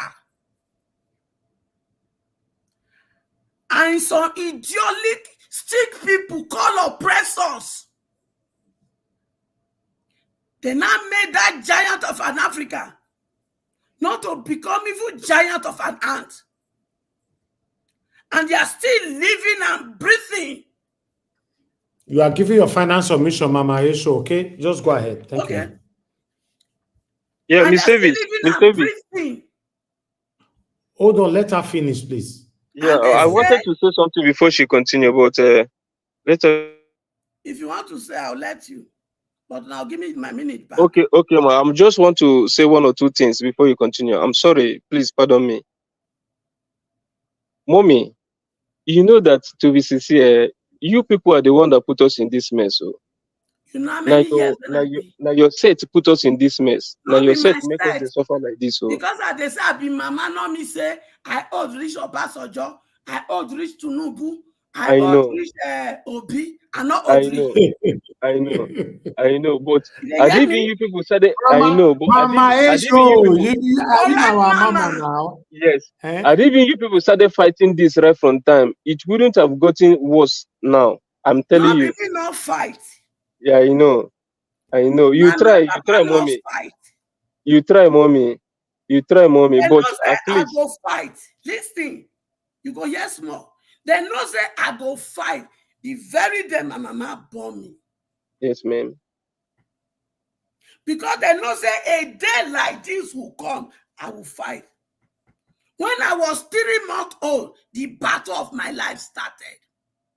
From 3 months to 9 months, they say they eat, but I know they shit. They carry me run. Do all the native when they fit do hospital. Begin no shit. My grandmama from my paternal side, come no say, he be carry me go CMS church for Agbara Otor, opposite my father's compound. Go christen me, Hannah. I am the only one among my father's children that was taken to the church to be Christian. My grandmama carry me go back to that very altar when she named me Hannah.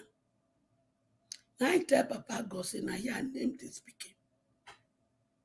If she go die, may she die here. If she go live, may she live here. They say my grandmama stayed there 3 days and 3 nights. On the 3rd day, I can't shit for altar. That is the beginning of my story. The next attack, they thief my papa on his way from Ondo to Lagos. December 16, 1985. I was in secondary school. Because they know say if they remove her, school I not go.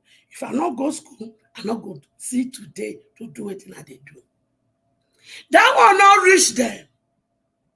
99.9% of how I go Unicar.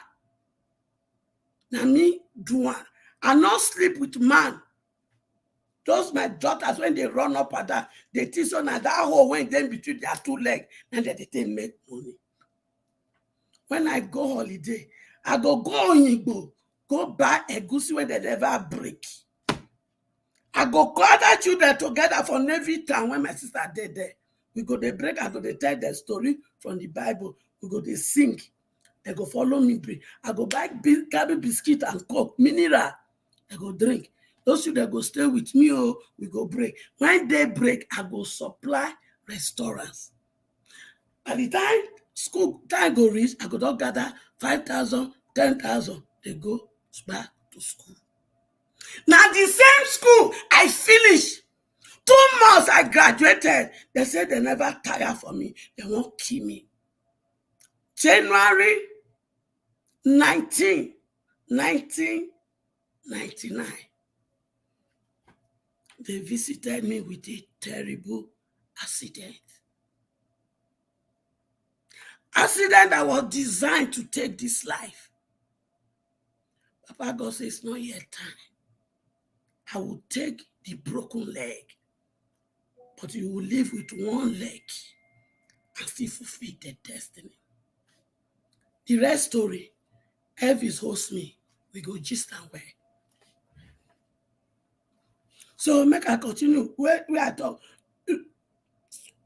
Rich, you when you instruct me. Oh yeah, remind me. The best when you instruct me, when they ask questions, remind me, make I continue. You don't throw away my line of thought. Okay, everywhere I talk Rich before we go story. Naira was bigger than pounds. Good. Then so best when he did that they talk say, other country are also doing it. If you they carry first position before you can't they carry 30 position, you go like your picking when they carry first position, you can't they carry 100 position, you go like so Papa God they vex. Say put us for number 1. Wicked and all useless oppressors, both in religious sectors, in political sector. In some people when they manage to dupe Nigeria, can't they do money laundering, can't get money. Those when call Papa God, when they claim say that God called them for Christianity, for Muslim, all of them, I put us for this. A special announcement from Obasanjo regime till date, we go probe all of una. I mean all of una. Including those when they collect contract of road, we not doing, hospital, we not doing. Anything wanna do, we go probe una. If una no want make we not probe una, make una begin to release everything una thief and apologize to Nigeria. You want a thief for money? You want a thief for property? You want a thief for any form of stealing? Make una they release them. Do you want to dig for ground? Do you want to carry go to Yipo? Make una they release them. And the children of those people when it thief us, make una tell una papa and mama, make they release them. Because when the casala go bust, una when be children, una when be grandchildren, una go follow suit. There is no peace for the wicked. Did you understand? Una can't make Nigeria to look caricature. My children, when is smart and intelligent, una can't turn them to non-entity. Akpabio, you and your people, una be the correct Yahoo people. All of una. And special message to NLPC and NLPCN. When they come, none of you will be spared. None will be spared. Okay. We will come from Niger Delta. They're supposed to they give a paycheck every month. Because Thank you, Mama now they collect oil from Alaska for here in America. Because oil they come from there. There are people they collect paycheck. The day when they get excess, they go give them excess. Una come they make my mama, my papa, my grandpapa, and all for Nigeria. Thank you. Now they make them they suffer when they're not supposed to suffer. We they come for now.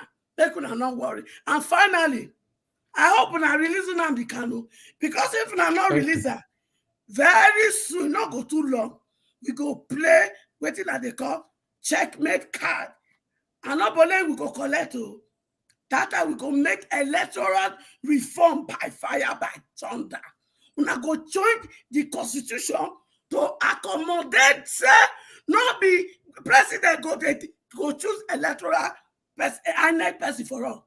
We go change that the way you change the police. So when the IG of police when supposed to retire, you not gonna retire. You go change that. Say now my children now go vote for INEC person. Thank you.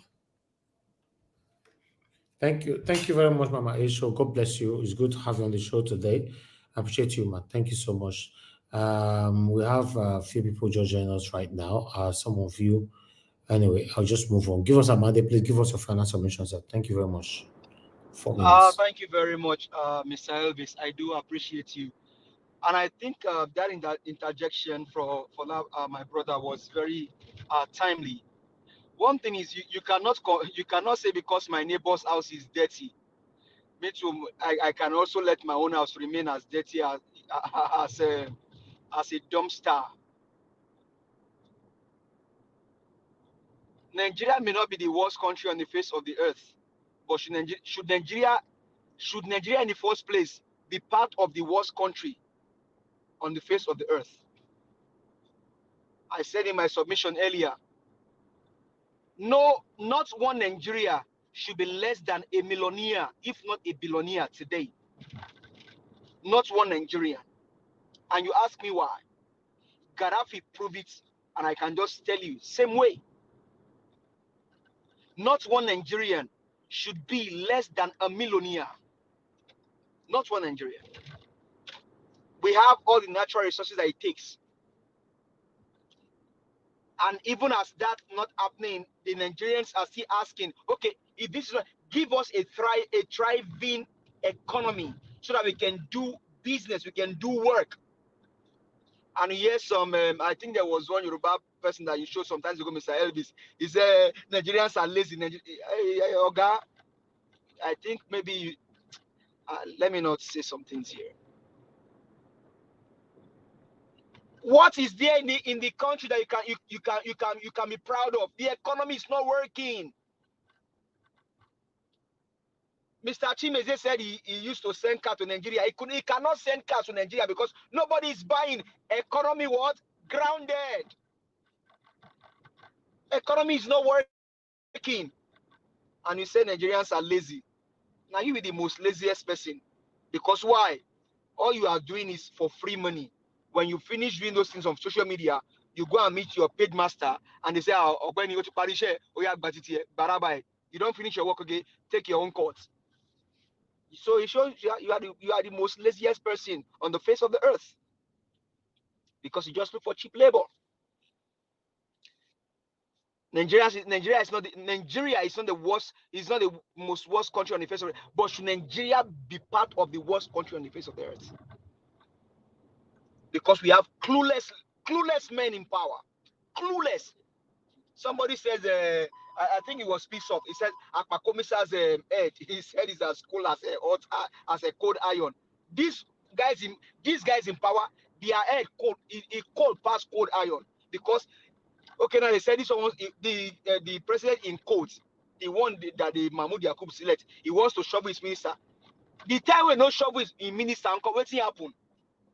He wants to shovel his minister so that the ones that are next in line will come and take their court. Understand it. You are saying maybe if it's shovel minister, things will get better. Oga, nothing go better. The ones that wants to come now, it is now their own turn to make their money, and you may have more than 10 reshuffling before this guy leave. If only it takes 4 years or 8 years, you may have more than 20 reshuffling because they are all lining up. It's a line-up thing. Oga, on see you. The minister now. Okay, don't worry. I'm at the shovel minister here. You want to concede? It will be your turn now. We go soon reshuffle. And after that, and now 8 months or 1 year, okay, we'll go after my reshuffle, we reshuffle again, and it will be Rabiu's turn. When Godwin, you were also there in our village when we during the vote, you come then we will soon reshuffle. It's a line-up thing. So you think that if you reshuffle, things will get better under who? Under a criminal drug lord? My brother, look somewhere else. This reshuffling is like you are playing football and you have reserves. So those that are coming now, they were on reserve. These ones, people like Betty Edu, Tunji Ojo, all of them, they have finished their own. They don't get their own loot. They are leaving. The next batch will come. Nigerians, open your eyes. Open your eyes and wise up. Nothing is gonna work. Let him reshuffle and bring angels. Nothing will work. In as much as you have this guy there as a president in quotes. Look at Lagos now. Nigerians, it's not too far. Take your clue from Lagos and you understand what Nigeria becomes in the next 4 years if it's there, and in the next 8 years if it's still there. Look at what Nigeria becomes. Team Monk, you never know. You guys don't know what is coming. Yeah, Yoruba will say, you will soon see kasa kasa. This one is bringing bird out of his pocket. He's just showing you little by little what he's trying to turn Nigeria to. By the time he's done with Nigeria, Cameroon will be a child's play, because for Biya will be a child's play. So for me, I don't have anything to say. Whether they protest or not protest, Nigerians know what to do to get their country back. It is only in the hands of Nigerians. But Mr. Elvis, thank you very much for all that you do. Thank you so much. I love you and I pray for you. God bless you. Mommy Diaspora, God bless you. Mrs. Elvis, God bless you. The son and daughter of Mr. Elvis Onyedigi, God bless you. Thank you. Have a blessed night and a good weekend. Yes, God bless you too, my dear brother. I appreciate you. Thank you so much for your prayers always. I always say amen to that. Trust me. God bless you, my brother. Thank you for all you do. All right. Midwest people, let's see if your network is better now. Your final submission, 4 minutes. Okay, maybe my network will be okay. Is it okay now? Are you hearing me? Yeah, we can hear you right now, sir. Go ahead. Thank you. Oh, okay, good evening. As I was saying, I've had so many talk. The thing is this. The way Nigeria, the structure Nigeria, I don't think anybody can make any difference when it comes to the reality that is on ground. Because internationally, people are benefiting from the foolishness of our leadership more than the citizen. Even countries that sometimes we hope that they will come to our aid, with the mismanagement, they are making their billions in dollars and in euro. So I don't think they are going to let that kind of opportunity go. That's just the truth. It's unfortunate that we find ourselves in such situation. Coming to my own state, I don't see difference between Port and Kento. I hardly see the difference. But the difference is that sometimes you can open the pot and quickly see what is inside and see it good. Kento, something can go and hide in the small hole. You cannot even see it. So that's how I compare our politician currently. PDP going to court, it was very clear that they were buying votes. At least 90% of the Labour votes, it was PDP that bought them. Those guys that they call agents, they have already made arrangements even before they went there to go and represent Labour. And that's why I said, Olumide, keep trying. Maybe by the grace of God, when the rightful time come in, you can also have space to rule the state. But at the moment, I thank God that the power is back to home-based people. However, we want them to know that we are in a modern life where cameras speak faster and no one should joke with internet. Because when I look at some faces that are parading themselves now, Okpebholo, I know I'm not telling you to cancel them, to chase them or abuse them, but you should look for a proper way how you can manage these people. Because in every society, you have the good, the bad, and the ugly. Your ability to manage them make you a leader. So you're not coming to lead perfect people. Even here in the Western world, there are some element of people the government have to manage them based on agreement. But because everything is working fine, sometimes we don't know that sometimes they have to sit down with these bad guys and discuss issue. So that is it. Like when you talk of Italy, you hear of what is it called, mafia, this and that, man. Sometimes when it comes to national issue, they need to talk with the government, and the government have to talk with them. So they manage them and still have a great country. So it's unfortunate we find ourselves in such a situation. Try your best to manage those guys, and you will get the best from them. Don't leave our society open for them. That's what I will tell Okpebholo. If you hear my voice, the Akpakomiza. And by the grace of God, I am fully convinced that at least my people will have some benefit of leadership. I am sure they will build school for you. I'm fully convinced. They will try to make some road.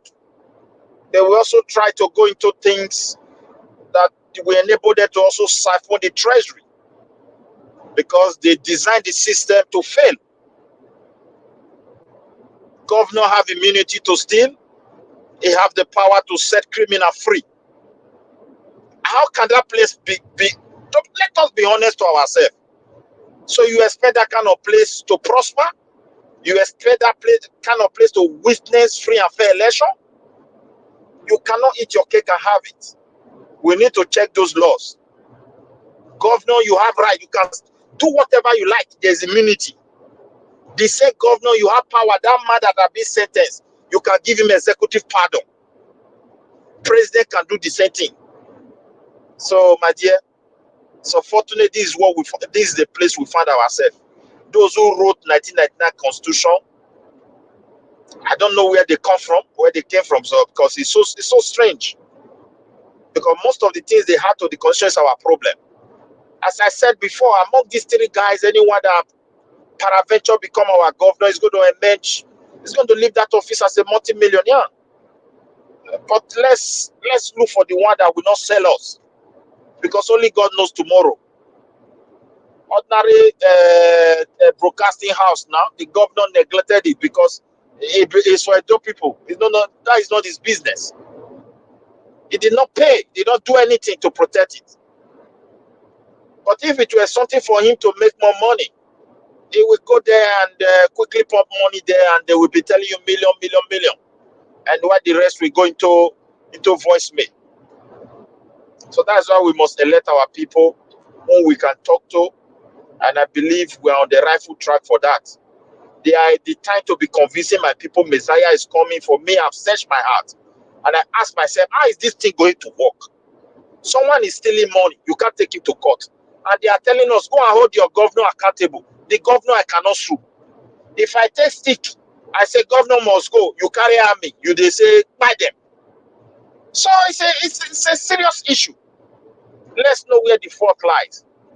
Let's know the kind of how they have entangled the progress of the land. And I feel those who can really digest the situation, the reality of the situation, will agree with me Edo people support your governor. Now that you have someone that you can talk to, not those who were so far away. So concerning Kanu, I'm not a supporter. I believe Nigeria is not going to work, but I don't believe in his idea. But one thing is very clear. If the law of the land say, let this man go home, I don't see any reason for anybody to say, let him remain there, because you are tarnishing the image of the country. Who is really in charge of the country?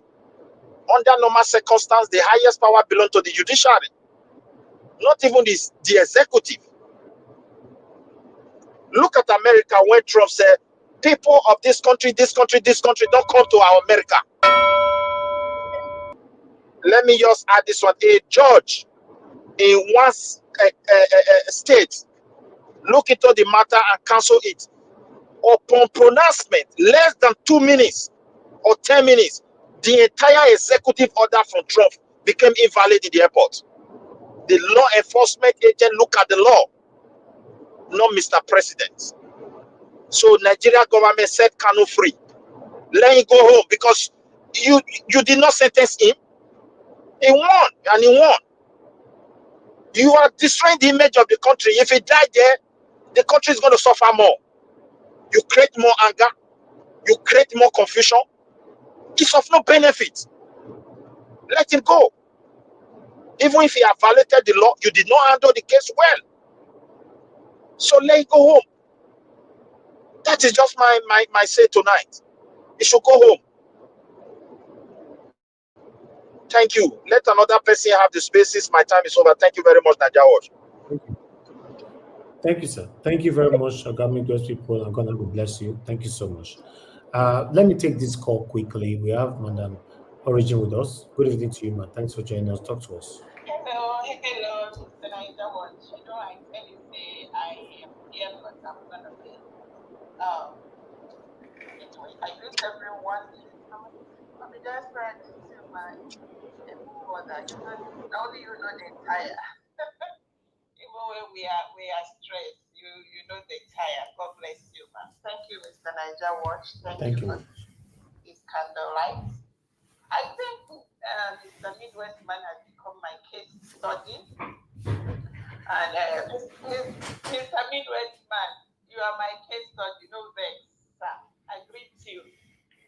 So I have so much I wanted to talk about, and I chose to be calm at this time. But even this thing, what you said today, I'm going to go cut the clip and save it in my archive, because I don't know. I have a list of categories long, which is not by their choice, but by theirs have been contributions to so many things. That so between the gullible and the scenery, I am still trying to fix, because I may write a book about you. Writing a book about you is not you. It's the category and the conditioning which has made the Nigerians become what they have become, not by choice. Because I hear a few things you said now that I'm like, no, this is not Mr. Midwest people. Because later I'm going to go through it, because I'm just listening. I don't think anybody can make any change looking at the differences of whatever. And I'm like, hey, Mr. Midwest, I beg you, no, this is too early. It's too early to go this route. Please, don't distract Okpebholo. You said that to support Okpebholo. What authority does the Edo people have? In the hand of the giant will hold your principal. Do you know the hand holding your principal? You say Edo people. Edo people with all their wisdom, with all their education, with all their smartness, and look, why it was like this got to me is how high I rated. I believed in my heart Edo will fight through this. And you and your cohort, you handed Edo people in the hand of where you don't even know where you handed your people. You say Edo people fight from where? From where to where? So me, I have an assignment for you. You have assignment. You must deliver your people because the place where you put your people now only they will ask God if in fact sure get up, wake up, smell the coffee. Now I see even as you know mentioned now we can take for talking about him. They should release him because we need all options on the table. Every option, overt, covert, direct, indirect, kinetic, everything. Thank you. We need that to rescue Edu. Thank you, Mr. Niger Watch, for giving me. I'm Echo. Thank you, ma, for your submission. But only one place I don't agree with you. You see, if the PDP candidate and the LP candidate should go and swear to over, they must bring Monday to go and swear. I support. Okay. Make everybody go swear. Make everybody go swear. I support. All of them. Yes, make them go swear. Yes, I support. Thank you. Thank you, Madam Origin. God bless you, man. Thank you. All right. Okay. Omaisho, thanks for supporting that. Appreciate you for that quick, swift response. Okay, let me come back to the panel. I just want to deal with the people that are already on the panel before I come to the new people. Mr. Shooks Everton, you have your 4 minutes final submission. Please talk to us. Final submission, 4 minutes. Yeah, Mr. Luis, thank you once again for giving me the opportunity. Mr. Davis, I want to start in this form. I want to quote what the leader of Boko Haram said. When he was asked, he was saying that people are saying that he's wicked, he's heartless, he killed a lot of people, this and that. That okay, he did not blame anyone. That as they are saying that he's wicked, is this, is that, that he knows that he will die. He knows it.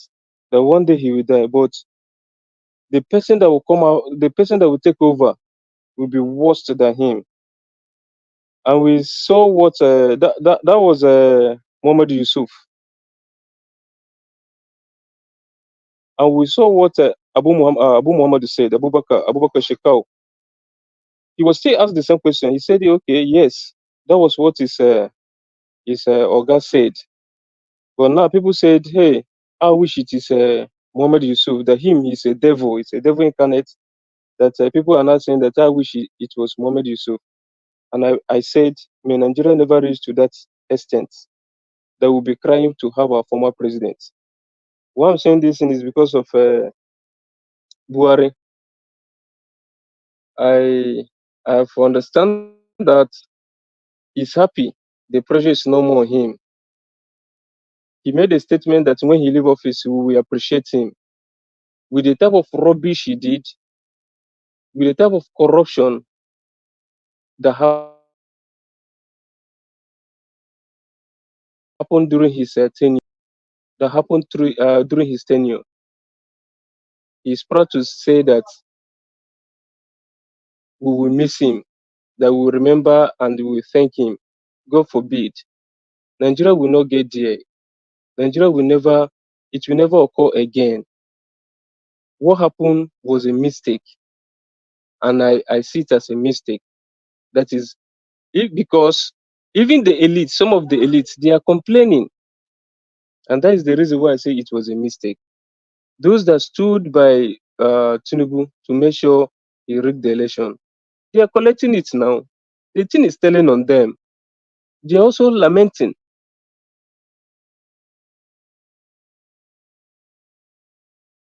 They are lamenting. The only fear is this hardship now, maybe towards election period, towards campaign period, things may seems to be looking fine. He may deceive one or two persons again, or deceive some group of individuals again to, see reason to vote him again. Because If you watch during that the past protest that happened, he came up with the idea of student loan. He came up with the idea of selling rice, things like that. People were kind of the attention we are just shifting towards that. People are now calling on that the rice you promised us, we did not see this and that. So I wish this hardship is happening during the election period, like the election year.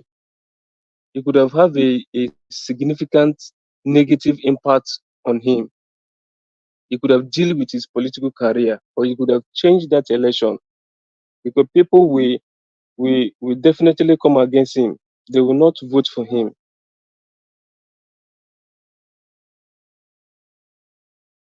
Not that I'm praying that Nigeria should remain as it is now, or should keep getting what, no. But I wish this thing is happening during election year, so that people will know that these people, what they promise us, they are hypocrites now. We know they are hypocrites. They will tell you this and they will do another thing. My only fear is that my principal, Peter Obi, is kind of, he believes in democracy. That's the reality. He believes in democracy. And if you ask me now, I'm not seeing, because I see APC trying to cook up what's his name? Sorry, my time is up. Sorry, PDP. I'm seeing that PDP will bring back Gulo Jonathan to come and contest against Tinubu. But Gulo Jonathan as well is soft-hearted man, just like Peter Obi. We need a very strong person like what's this Yoruba man name? I've forgotten his name. It skipped my mind now. Shore. We need someone like Shore, who will come in power and arrest one or two persons, deal with them, others will learn. That is the type of person we need. Once you come to office, catch most of the people you feel like they have committed a lot. If Right. it's possible to buy them, you buy them. Let others learn lesson. Thank you so much. My time is up. Thank you, Oga Chuksevatin. It's good to have you on the show, and thanks for your submission. I appreciate you, my brother. Okay, everyone that have been on the panel since, I'm done with you, so I'm just going to deal with the people that are just coming in now. We have 3 people on the panel. Oga Shimizi, thank you very much for joining us. Good evening to you once again. Please talk to us. I'll give you 5 minutes. Okay, Mr. Elvis, Niger Watch, thank you so much for all you do. I acknowledge what you do. And I greet the mommy in the house. She's the one that gave me the link. It's not you, Elvis. I for no even greet you, sir, but I will have to greet you.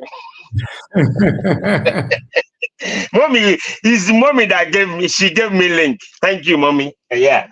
Right. There is something. Hey, Mr. Midwest people. So, your submission, there is a place I disagree with you. So, are you telling me your satanic APC, what they did, you give them good? You saying that is PDP, they are the one that bought votes. What are you talking about? Why? Don't you tell yourself the truth?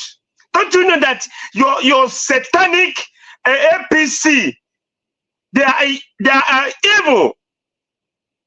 Tell yourself the truth that the party you're supporting, they are satanic and they are evil. So now, it's PDP that rig election. And APC is number 1 rigger. They are number 1 that rig. Take all the whole election that Nigeria is crying. All of us are crying in this platform. Is it Imo State? Is it Kogi? Is it 2023 general election? Is it the one that just making a week tomorrow? They can't even say, yes, I want you to come out again or say, yes, I agree that, yes, we are the master rigger. Yes, I will say yes. I will love you more. Just come out and say, yes, I, Mr.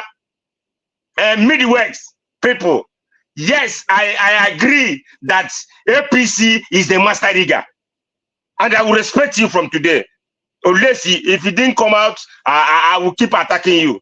Because if I just want to just stay away from this politics, you guys will be bringing me in, because I hate when people say something that's out of the way.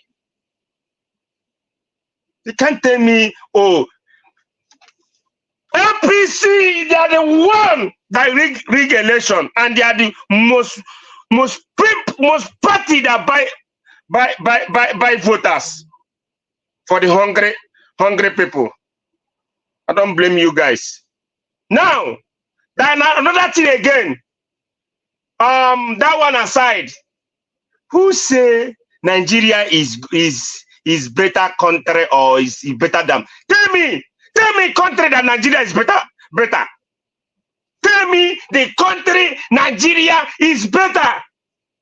The country that, oh, this, you know that this country that Nigeria is better than them. Let me tell you, it's your government.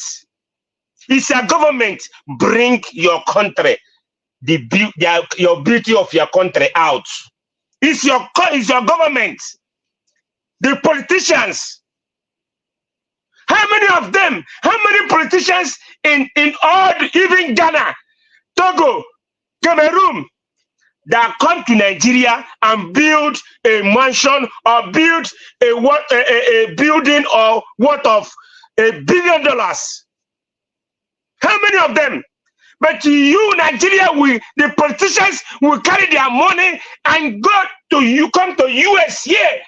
They will buy and Dubai. What are we talking about?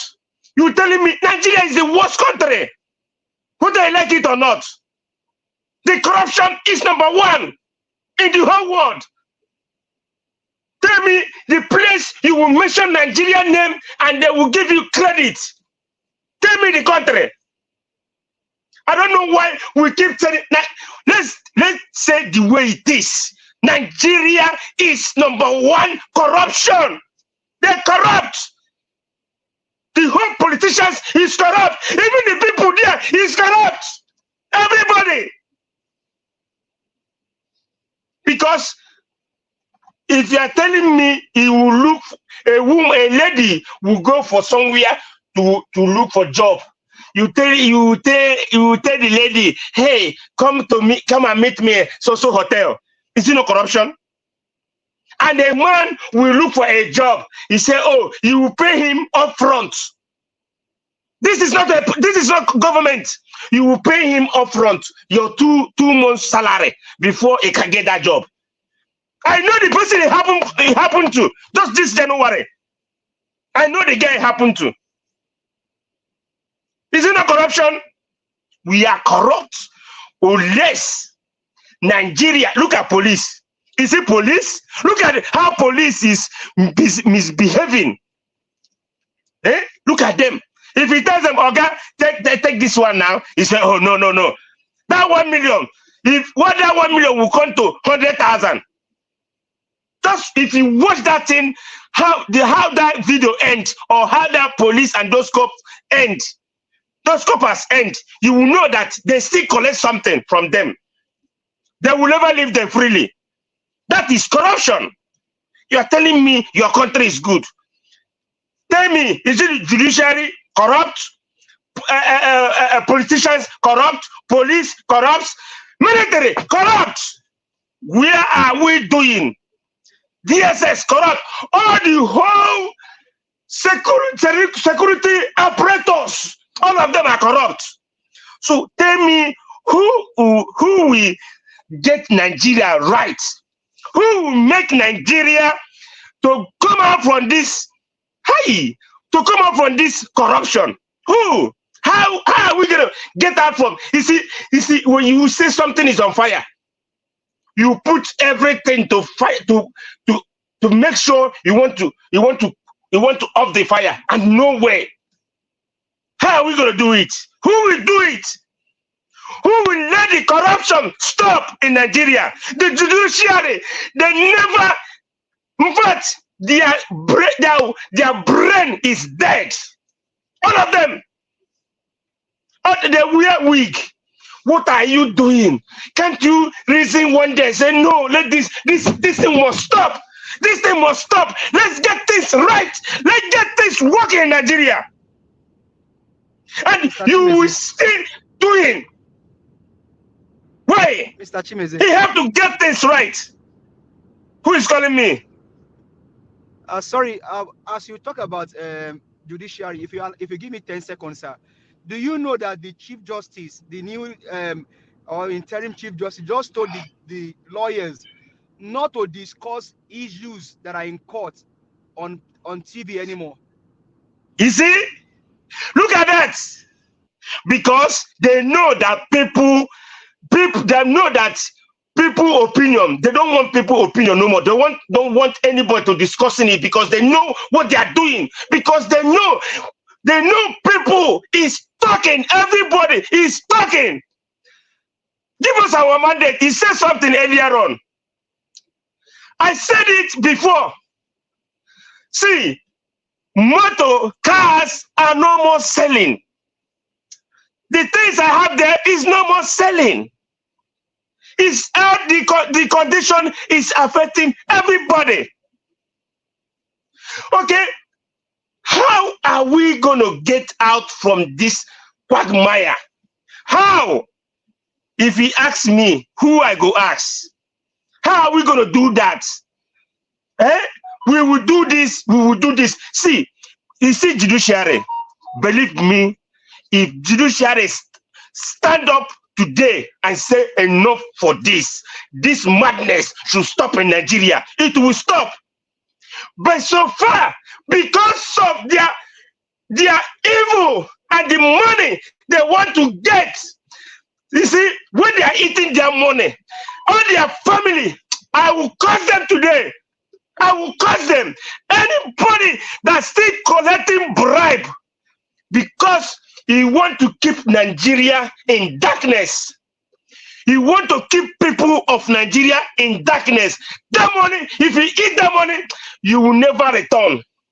No matter where you go. You people are evil. Thank you, Niger Watch. And remain blessed. Thank you so much. Okay, thank you very much.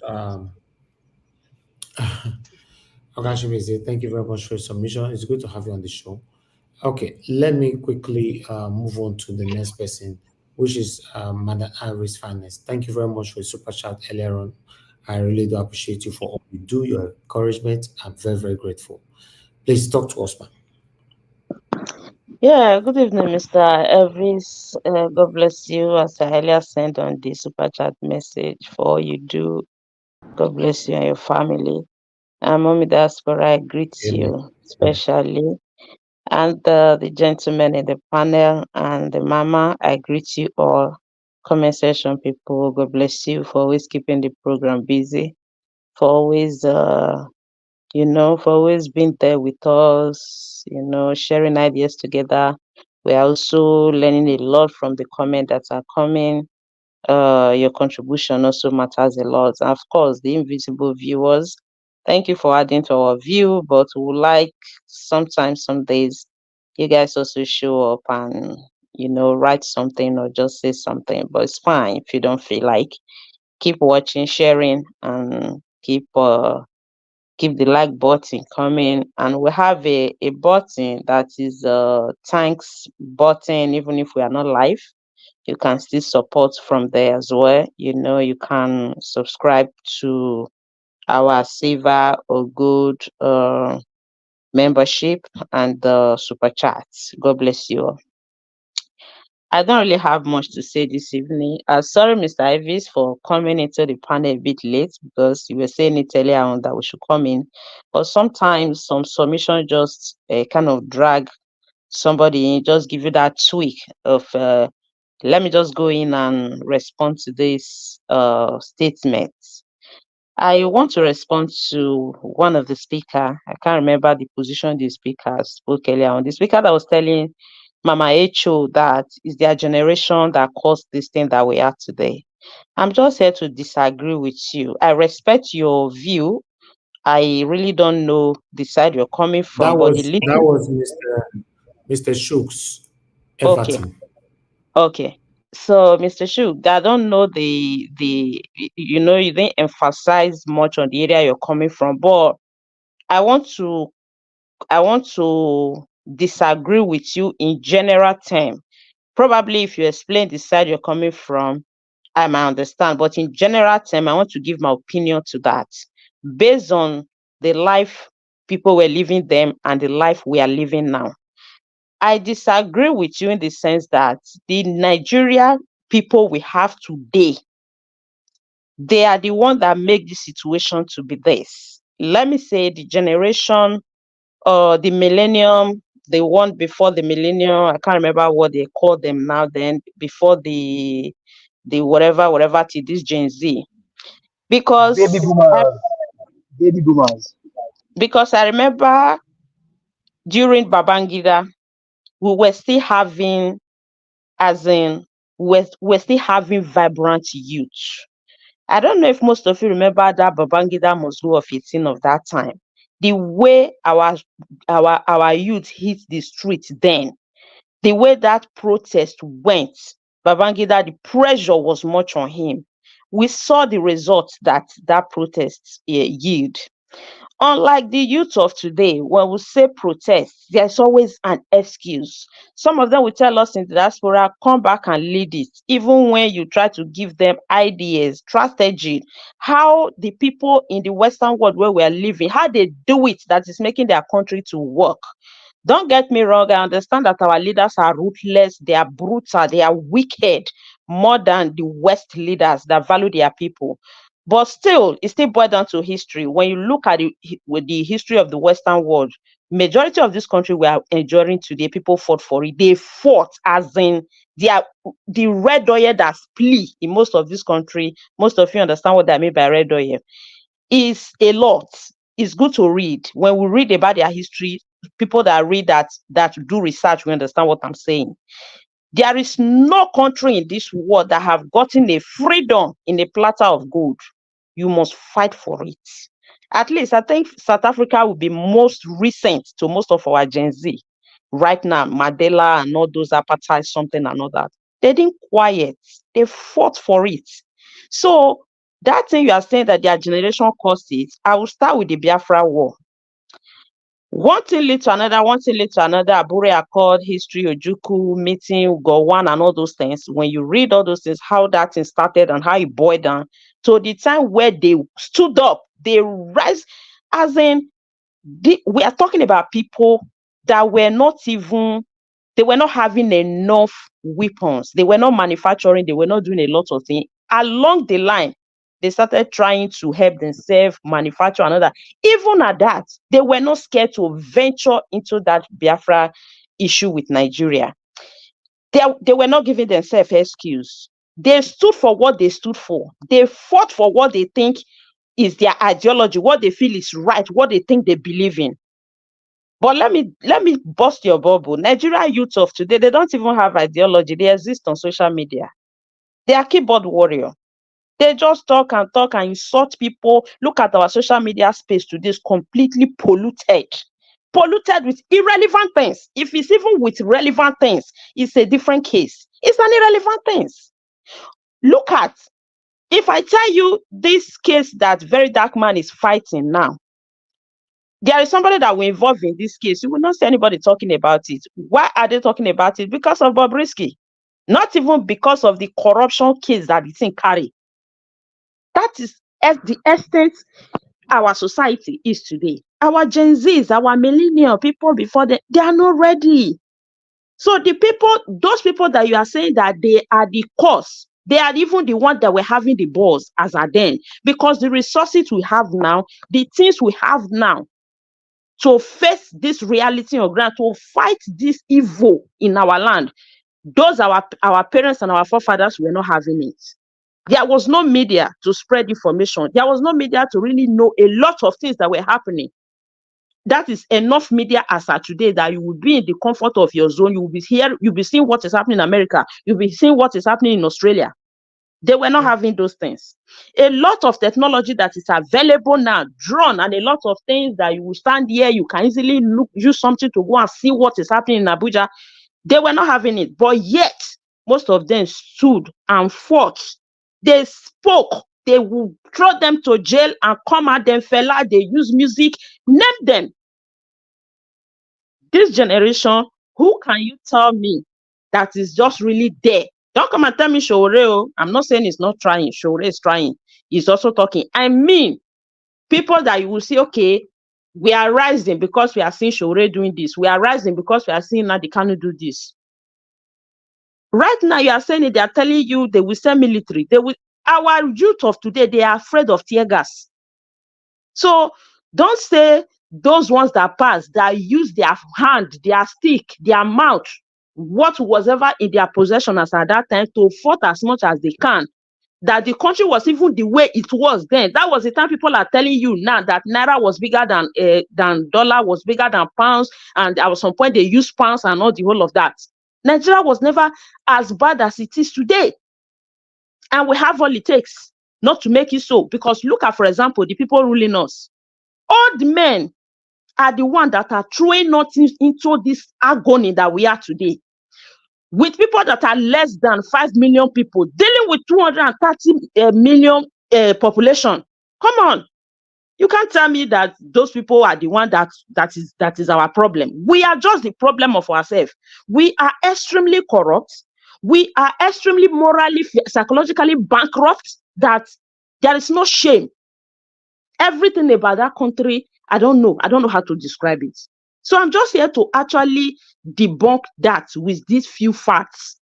Because if we are really ready, because if it was this generation, I bet you nobody will go to that Biafra war. Everybody will be scared. They will come with different excuses. No gun, no this, no technology, no this. But here we have everything today. Nobody's ready to hit the street. We are not saying let's take it above that yet.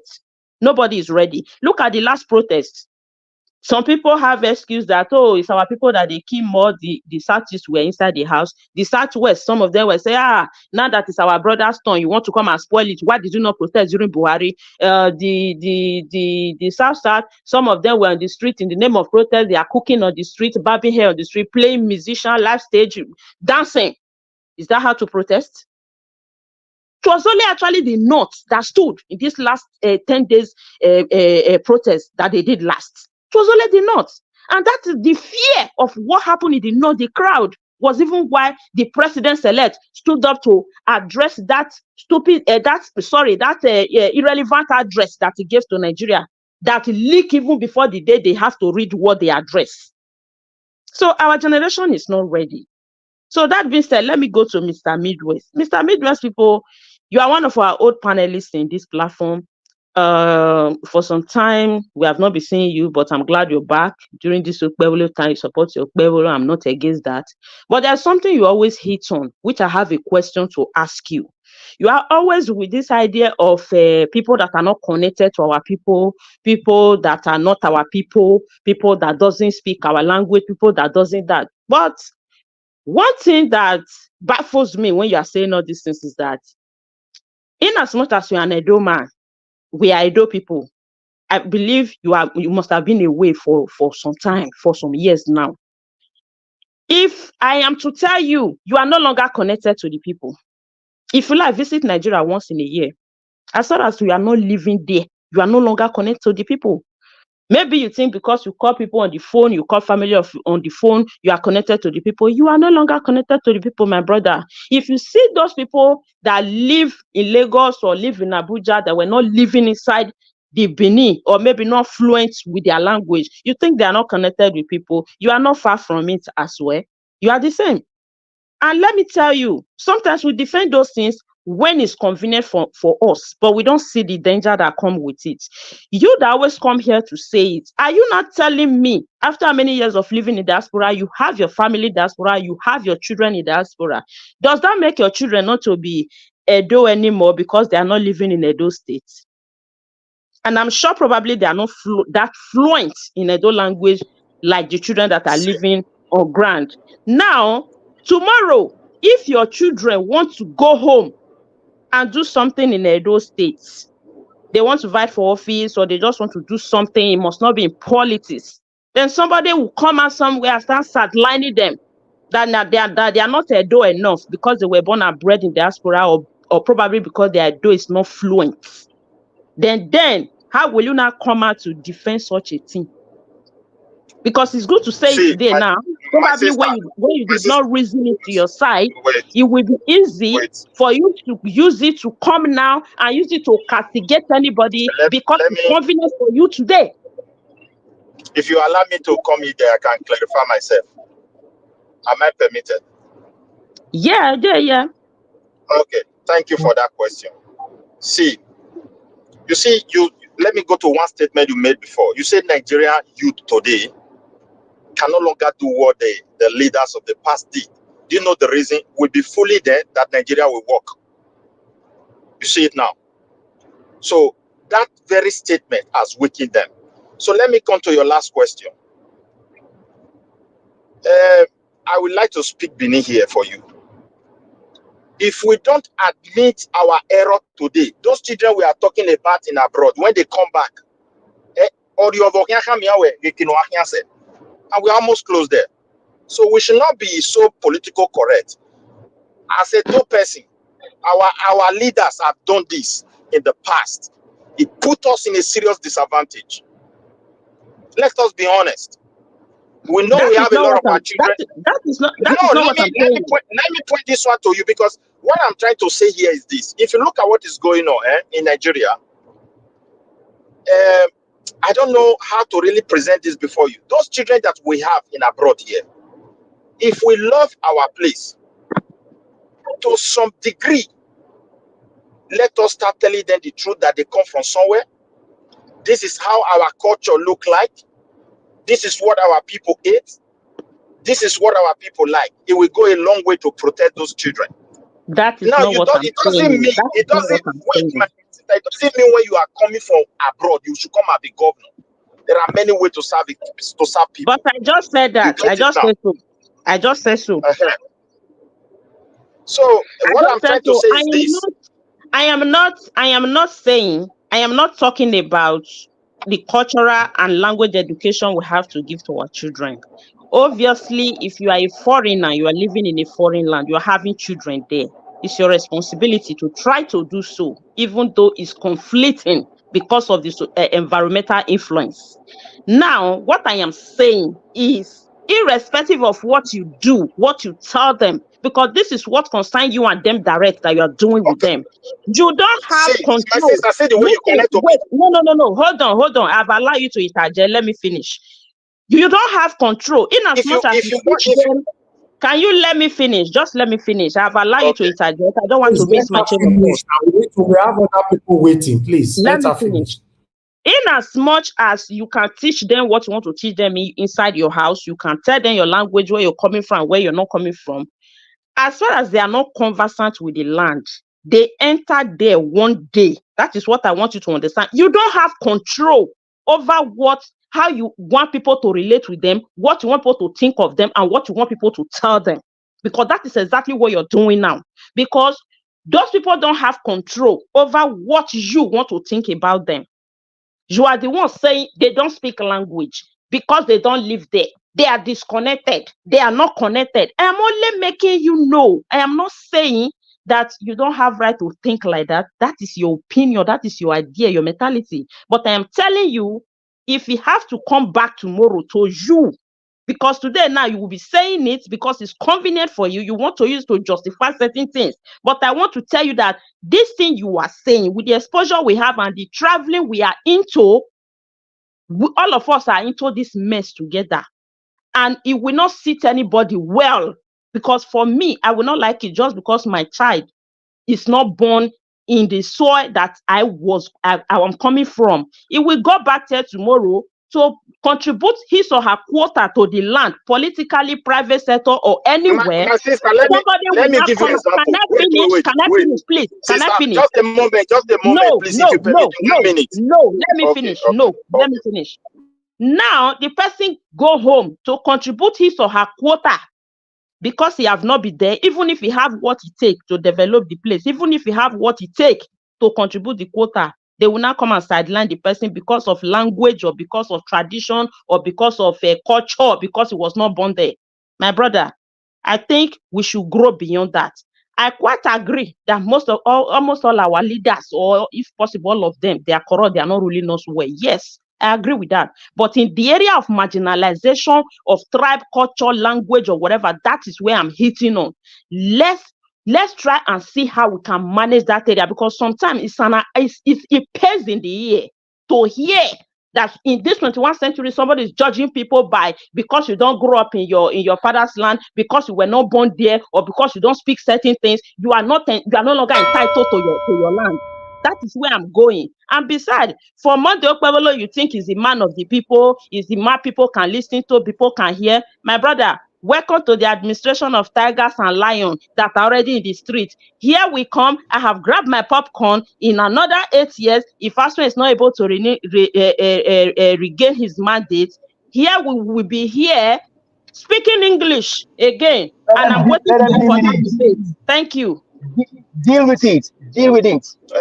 Niger Watch, I wanted to quickly put something there for her. All right. Okay, 1 minute. All right. So you have just 30 seconds. 30 seconds, please. Okay. I need to move on. The deputy governor of Edo State today once live in Canada. He has a Canada passport. The Edo people elected him. When I say people are connected, look, if you are opportune to be in Edo and you are from Canada, you spend 5 years. You cannot relate with the people. You don't speak can't even say Saoye. It's so embarrassing. Let us be honest. Well, this is where I'm coming from. If those children, if we don't do it now, those children will come back, they will be stranger in Edo. We can't allow that to happen. Thank you. Let us be honest. Thank you. Hello. Will you allow me, sir? 10 seconds, please. Yes, quickly. Yeah, that SAOye, how does that fix the road? You don't need SAOye or good money to fix road. Thank you need you, good heart. Mr. Give us a mandate. How does that do hospital? Wait, look, if you complicate that, we'll go to different argument, but there's no time for it. You can never be a governor of a place you are not connected to globally, developing country or developed country. It's totally impossible. So, my dear brother, let us not be saying, you need good heart. What is missing in our country? How does the SAOye, how does it fix the road? You don't need SAOye to fix road. You just need it to be able to put your people together and bring the potential out of them. Because when you don't respect them, you don't value them, you can't work with them. And that's what Obaseki did to us. Have we ever been talking like this in the past? We gave him all we have. Look at where we are today. So you cannot blame us talking this way. We have been talking like this in the past because Obaseki, if we are to tell ourselves the truth, Obaseki is not the worst government those states have had. So don't say we have not been talking like this in the past. We have always been talking. Let's move on. Thank you. Obaseki tenure is over now. I bet you guys should start mentioning another name. Obaseki here, Obaseki there. Obaseki here, Obaseki there. Make una start to the mention Okpebholo name now. He's the next governor, except otherwise. Just one come up for office that's still Obaseki. Tell them, Mr. Elvis, tell them. Since campaign, here we are with the Lions. Mr. Elvis, you go turn us check on them. If you check on them, they're going to hear your voice. If to say Obaseki follow this, you even try self. He not go make some blunder away make. Now just hard in mind. We not get road, not get anything to do with the sound. Wickedness of the highest level. Welcome to Lion and Tiger. Please keep on checking on Okpebholo. I beg you, sir. Thank you. Lions and tigers are useful sometimes. I'm telling you. Thank you. So forget it. Midwest people, please. Can this media move on? Beloved Elvis, just 30 seconds. Mama, please be quick on this, please. Okay. Say I dey hear my children. That's why I'm going to say this. Oba Tope, our father. My Yes, children request that if Asue and Akpata, if I'm requesting that they should come to your palace to swear if they not rig election, if they not do vote by and if they not do that from primary to election. They say make I also request the same thing for Monday. Thank you. So EPA, I they request make 3 of them come swear. Say na clean election and Monday to enter throne.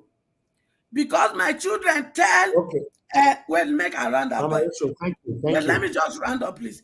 My children said that Edo not be Lagos. And they brought Obaseki with that. And they also say Edo not be Lagos. They wanted to also do the same thing. But since my boyfriend, Chief Tinubu, is saying go give APC back to the Edo line, something went wrong. So Oba talk, hey, I beg you, before make them come swear. So that instead of court to settle the case, make your palace settle. Now my request be that Oba talk, hey, he said. All right. Thank you very much, Mama Isho. God bless you, man. Okay, Prince Collins, it's good to have you on the show, sir. Please, I'd like you to talk to us. Thank you very much. Can you hear me? Yeah, can you hear me? Say now you did. Yes, we can hear you. Yeah, okay. Okay. Let me greet everybody. I appreciate you. I'll be learning, I'll be listening. It has been a wonderful time. Mr. Midwest, thank you very much for coming. Harry Finance, thank you very much for your contribution. Give us our mandate. Thank you for your wonderful interjection. Other panelists, I came very late because my weekend is a bit busy. I'm sorry, because I'll be thinking of, wherever I've been since all this, for the past 2 hours, I might have been on this program. Well, Mommy Diaspora, I greet you. Elvis himself, Okpebholo, Itwell, I greet you very well for what you are doing. May God bless you. Thank you, sir. You see, with due respect to you, sir, Mr. Midwest people, and most time I don't understand your own perspective of, on the kind of ideology or your school of thought in this election, this recent election, Because in one phase you are saying no one can fix Nigeria with your initial statement that anybody that come there, they come there to enrich themselves. In the other phase, you are saying the Edo should support Monday Okpebholo, that is the same. That is someone we can reach and talk to, and his home base. So I don't know how these things, and coupled with the fact that he didn't, come in with the mandate of the people. The election was rigged from Edo North down to South, where you have 25% votes. It's now determining the winning of Edo South, where you have 58% vote of voters. But I can't really add up. But you have got your own wish anyway. The fact is that until we begin to face the truth and say the truth, most time it's going to be a bit difficult for us. But let's see if this present governor is going to surprise us from what you are saying. That because I can see that the grievances of most Edo people, I'm not supporting the present the incumbent governor. I can see that most of Edo people, the problem they have is that probably Obaseki went to, give those jobs, those contracts and everything, he awarded it to outsiders, and he didn't use Edo people. Probably he felt Edo people will eat the money and nobody will ask them. The little he wanted to do, he wanted to make sure that they deliver. So it was bringing because most time Midwest, you come here, you say on Friday, They are on their way to Lagos on Monday, they are back and all that, which means he was working with outsiders. Probably that was his choice. Without wasting much time, I want to, quickly point certain things. But I wouldn't have the time. But what I want to press on is the issue that Madam Harris Finance, my dear sister, was talking about. The fact is that the older generation actually they didn't do anything per se from what you have said, that they were stronger. Our old generation were stronger, because I remember those days when if anybody can reflect back to Babangida must go, Abacha must go, Abacha 1 million march, and this was a military rule, and people went out, and fought this fight, and we are not democratically empowered in our land. And it's a pity that this our generation, they are very, very weak, and people should go back to go and read a book that is written by Adewale Ademoyegu, When We Struck. That was what led to our civil war and everything. The history is very clear. If you read it, you know that the youth of then compared to the youth of these days is like banana youth compared to stone youth. It's a pity. But the only way I can support the fact that the older generation contributed to the present weak and banana generation that we have today is that when you transfer your latest technology to your present generation, they will improve on it, come out with innovative ideas on how to improve on that technology you agree to them with time, and present a better approach and evidence to show to you that they are growing. But what is the innovations, or rather, what is the technology that the past generation left for this present generation? They left insincerity, they left irresponsibility, they left hatred, they left tribal bigotry, they left religious sentimentality, they left sentimentalism, they left disobedience to the rule of law. To crown it up, they left poverty of the mind, the body, the spirit, and the soul. That is what they left for their incoming generation due to greed. And today, they have improved on those things, and they are now benefiting from it. Now it has become a norm in our society. So most youth that would have be able to wake up to say, okay, yes, let's speak against this or that, when they raise their voice, they are being, settled in one way or the other. They are being given the portion of this corrupt government, and they are quiet, and they begin to use them. That is why you see that where we are today, we are there, and we are struggling to come out. So that is where I will say the past generation contributed to what we have today, because the politics they played, the struggle they made, they didn't do it with sincerity. Look at the present president. Was the struggle of this Nadeko and all this stuff. This 1 million march Abacha that happened in early 2000. Babangida must go. Abiola struggle was headed by this present president. But today, what are we seeing? Is he not disobedient to the rule of law? Is he not? Sorry, my brother. It wasn't the one that led those protests. It wasn't the one that. He was No, part he of was it. part of it. He headed a lot of. It was a fragmented. He was part of it. He didn't head it. There was a fragmented union and association under these people. He headed a lot of struggle. This present man, which I know, it might never be. If you hear what Nadeko said, he was part of them.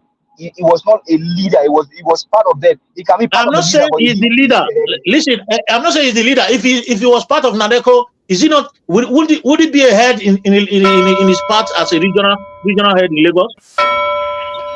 So what I'm saying is that they left a lot of disappointment for the present generation, and that is why we are all weak. Thank you very much, Michelle. Thank you. Oga Prince, thank you very much, sir. God bless you. Progressive NG, on your camera. If you want me to bring you in, let me come. Oga Chris. Okay, now you did that. I don't see you, my brother. That's fine. Oga Chris, I beg talk to us. Good evening to you, sir. God bless you. Well, no, sir. Good evening. Thank you. I know. Thank you, Oga Chris. Thank you. And this Bobrisky matter too. So well, I beg after you don't talk, now progressive NG, now be the last person on the panel. Thank you, sir. Okay, sir. Good evening to you. All right, sir. No wahala. Good evening, Mr. Lanjao, once again. Thank you so much for doing this every day. I don't know. The thank you can never be enough. It can never ever be enough. The sacrifice is massive, and your contribution to the discourse is there for everybody to see. The genuine commitment. I think I like that word. The genuine commitment is there for everybody to see. A lot of broadcast channel, YouTube channel, they are there for something. But the way this channel has carried itself, nobody can, you don't have anything to say other than to just doff your heart for this channel. Good evening, sir. And Mommy Diaspora, I want to say good evening to you. Thank you so much for being there always, for all of us, not just only for Sinanja Watch, but for everybody, every lover of good governance, for all our friends and even our enemies that come here to see how far we are progressing. And the people there that are in your team, in the comment section, all of you, I say good evening to you, and special greetings to those of you with the big spanners, Irene Finest and Oga Abuazi. I greet all of you specially, and everybody listening to us from all over the world. I want to say good evening to you. May the good Lord continue to bless you all. And the people on the panel with me, can see a lot of faces here. Prince Collins, Chimeze, Umejaku, Irene Finest again, the Progressive NG. Give us our mandate. Mama Hicho, I greet you, Midwest people. I can see the faces of some politicians there, but clearly they are not part of the panel. Chris. Sir? You see now, all this one on the goal of now go do meeting, come when we don't close. You now go do meeting, progressive NGU, Black Panther, now don't come now. So I go Black Panther, Black Panther don't come. No, but sir, they go anywhere. So Oga Chris, I leave the platform for you because we have a full screen. No, sir. Thank you very much. No verse, sir. They laugh for them. Don't worry. I know the way I will take deal with you for this platform one day, Black Panther. Don't worry. Go sleep. Go sleep. Black Panther, maybe we hear what I beg. Mr. Harvis, are you giving us time? Yes, ma'am. Yes, ma'am. Yes, 1 hour. You guys have 1 hour. I not say you not go say no because where woman for joint voice asked today, woman was supposed to quit sleep. Me self at the find time. Imagine the debate. Hi. Midwest college, not because 1 hour. People we don't talk before. Making a hold on. We get 3 people we never even talk at all. I beg. Thank you, Mr. Evans. Thank you so much. Thank you so much for your kind, very, very kind consideration. Personally, Yoba, thank you. I'm sorry for coming late. Black Panther, Progressive NG, those of us that came late, let's try and make it early tomorrow and the subsequent days. I know every day cannot be the same. Well, I'll just dig into the meat of the discourse, and I sincerely hope I'm able to keep to time. I'm going to time myself.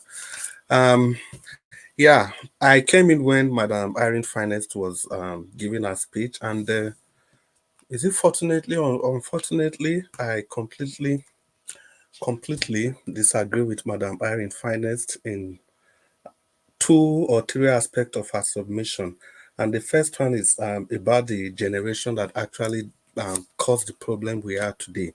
I agree with the person that said it was the older generation. I don't want to tie it to any person's name. That the older generation, they have a lot of the blame to take. Prince Collins already said, if you give the generation that's coming after you, if you give them a technology, they are supposed to improve on the technology, and the next generation is supposed to transfer and improve. It is very clear that the generation that they left this country for, they had it all. They had everything. It was in their days in the university.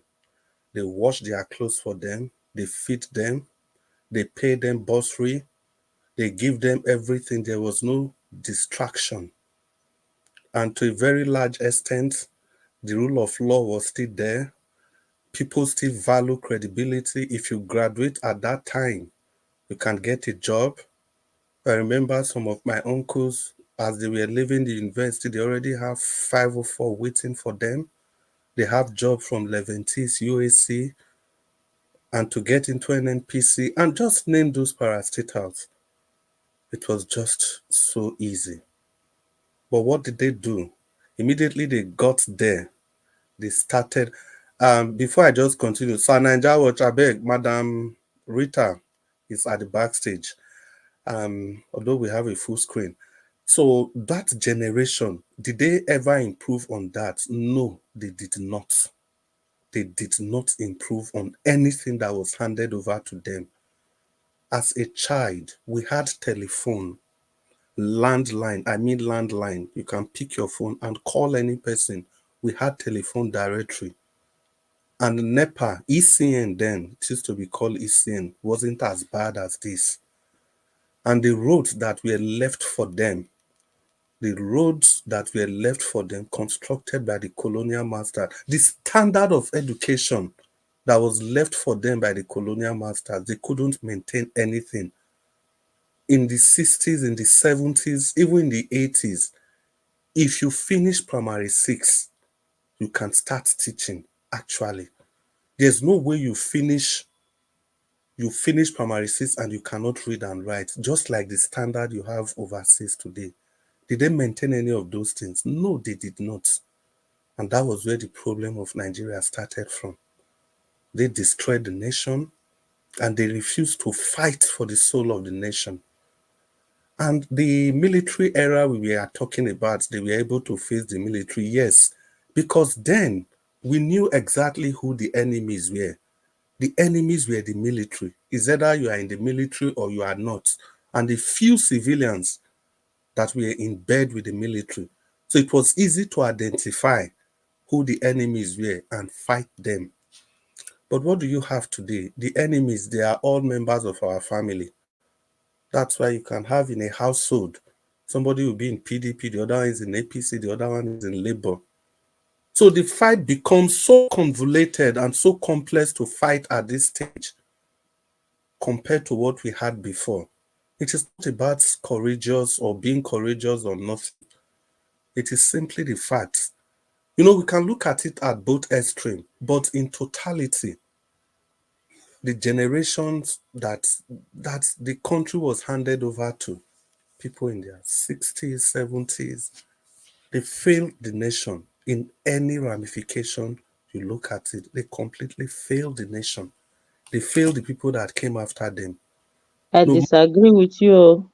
Yeah, it's your right. No matter which direction you look at it, If you say this generation, they are corrupt, they are this, what did the elders do, the generation before them? What did they do to ensure that these people are in place? Look, anytime this generation want to speak, they always look for a name. They give them a name. You people are too impatient. You people are too this. You people are too this. Is it not Wole Soyinka when people are there talking about bad governance? Wole Soyinka called them a fascist. And that's what most of these elders do everywhere. They say the generations, their body to the earth. Their body to the earth. That's the name they call them. Does it ought to be so? No, it shouldn't.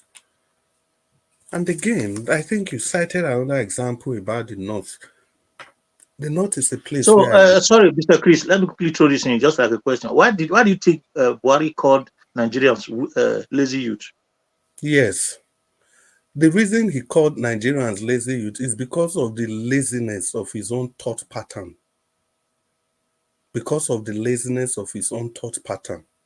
If Buhari wasn't lazy, of all the military people that graduated during his time, it's only Buhari that never passed any additional course. That is why today his name remains General Muhammadu Buhari. The others, Babangida, all his classmates, you keep seeing FSS, PSC, MNI, so and so attached to all their names. Because he lacks the capacity to even understand what it means to be lazy in the first place. Somebody that has not done anything for himself, every single thing that Buhari achieved all through his life, they were all product of quota system. Nothing that he achieved on his own personal strength, character, ability. They were all either quota system or because of the religion he belongs to or the region of the country he comes from. He has never been in any competition.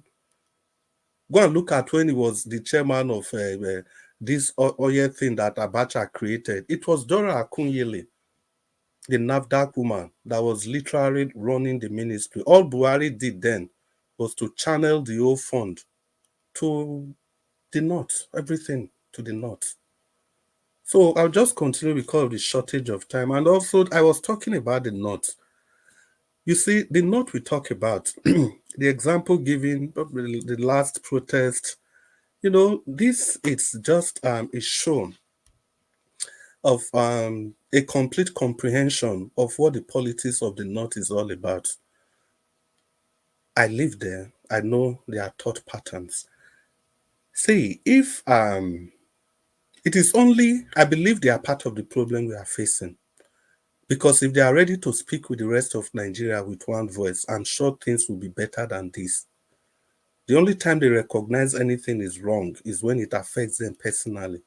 The people that looked away when people are, the atrocity going on in the Southeast, they applaud all those atrocities, all of them till today.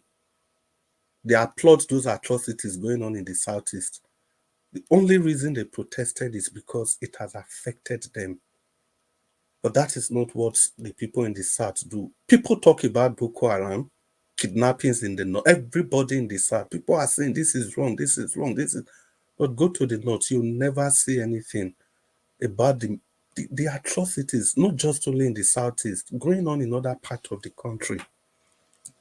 So if you put everything together, you'll see that actually Nigeria is in a deep mess. Nigeria is really in a deep mess. The earlier we come to that realization, and the better. And in conclusion, like I said, I'm still going to time myself, even though I'm moderating. In conclusion, I'll continue to talk about Obaseki because he is still the one in power. He has not left. Okpebholo is not in power yet, so I don't see any reason why I'll be talking about Okpebholo. Obaseki still has like 2 months to go. He will still be held to account for his tenure as the governor of the state. Unless if he wants to resign, fine. Okpebholo can start now. Then we focus on Okpebholo. For now, it's still about Obaseki. Continue talking about his administration till November 11, God willing. Good evening, Nigerians. It's good to be with you all, Mr. Nanjawas. Thank you so much for this 1 hour you gave us for the latecomers. And may God continue to bless you. And Madam Irene Finance, it appears you wanted to make some interjection. You have 1 minute so that others can come in. Good evening. My brother, you don't use half an hour inside the 1 hour. You still want me to see interjection No, inside that 1 hour? not really, because of the time. I don't think the interjection would be necessary. Somebody is here that have not speak. Let him just go on. Okay, thank you very much. So we call on Progressive NG. I think he came before Black Panther. Progressive NG, you want to talk to us? Good evening. It's good to have you on the show. Thank you very much, Oga Chris, and my brother Niger Watch, Mommy Diaspora, and every panelist out there. I just let me join in late this evening because this is the time I was chance. So I just wanted to first of all say, okay, the election has come, the election has passed now. So a winner, quote unquote, has been announced, and everybody else that feel aggrieved their constitutional means to follow. So for me, as someone who supported Aswe Ighodalo, I hope it takes up those cases, though I'm not too confident with the Supreme Court regarding precedent. And I think it's maybe Hope Uzodinma. Apart from Hope Uzodinma, I'm not sure they've overturned any governorship election cases recently. So you never know if you have those if you have a case, if you have evidences, why not give it a shot? And the idea that some people was already advising him not to go and waste his time. If the man have time to waste, let him waste it. If he has money to waste, let him waste it. It's not anybody's responsibility to come on a media space when they did not support him in the first place, and they try to advise him as to what to do and what not to do. And Margarita, please hold on, Mr. Akim. Please hold on. Let me bring Margarita. Okay, Margarita, I don't see you. Thank you. I need to remove myself for you to come in. If not, no space again. Okay, Mr. Akim, go ahead, sir. Thank you, my brother. Oh, thank you. So I came in because Midwest Republic, he does this thing every time, and I don't understand. I don't understand what he's trying to achieve. I realized this. He was among the people that was saying Obaseki don't know how to speak Benin language back then, and they've come again with the Aswe is not is not on ground. Is far from the people. Does not understand the people. Those kind of I don't know. Like I don't even know how to respond to him in the first place. When their constitutional rules when it comes to those who are qualified to contest for elections. Mr. Dr. Aswa Ighodalo is an Edo man. Doesn't matter where he was born or where he was raised. His root is in Edo State, from Edo Central. He has a family home there. Regardless if he can speak Asian language or not, it doesn't make any difference. The way Nigeria is now, guys, you guys need to go and even import leaders now. You need to go and import leaders to come and rule that countries for you. The ones that you have that are on ground, that are speaking the languages, that are close to the people, that understand the feelings of the people. What have they done? What are they doing? If it's possible, you should go and beg the Chinese to come and take over Nigeria and run the country for you. This idea that the ones that are grand. Listen, Nigeria as a country right now, if it's possible, go and sign people from outside. If it's a football club, go and sign people like football club does. Go and sign good leaders, because the problem of that country is poor leadership. So this idea that somebody doesn't know how to speak the language, not taking into consideration the quality of this man. I know there are some people who are happy that because Obaseki did not succeed. Look, if Obaseki is going to go in 2 months' time or so, and when he leaves, He's going to pack his load and he's going to go to maybe Lagos or wherever. Whatever the APC governor brings to Edo State, if you people are able to survive it, guess what? He's going to pack his load and he's going to go to maybe Lagos or wherever. Whatever the APC governor brings to Edo State. I think there's a situation, there's a problem there somehow. I was hearing. Stop. Continue.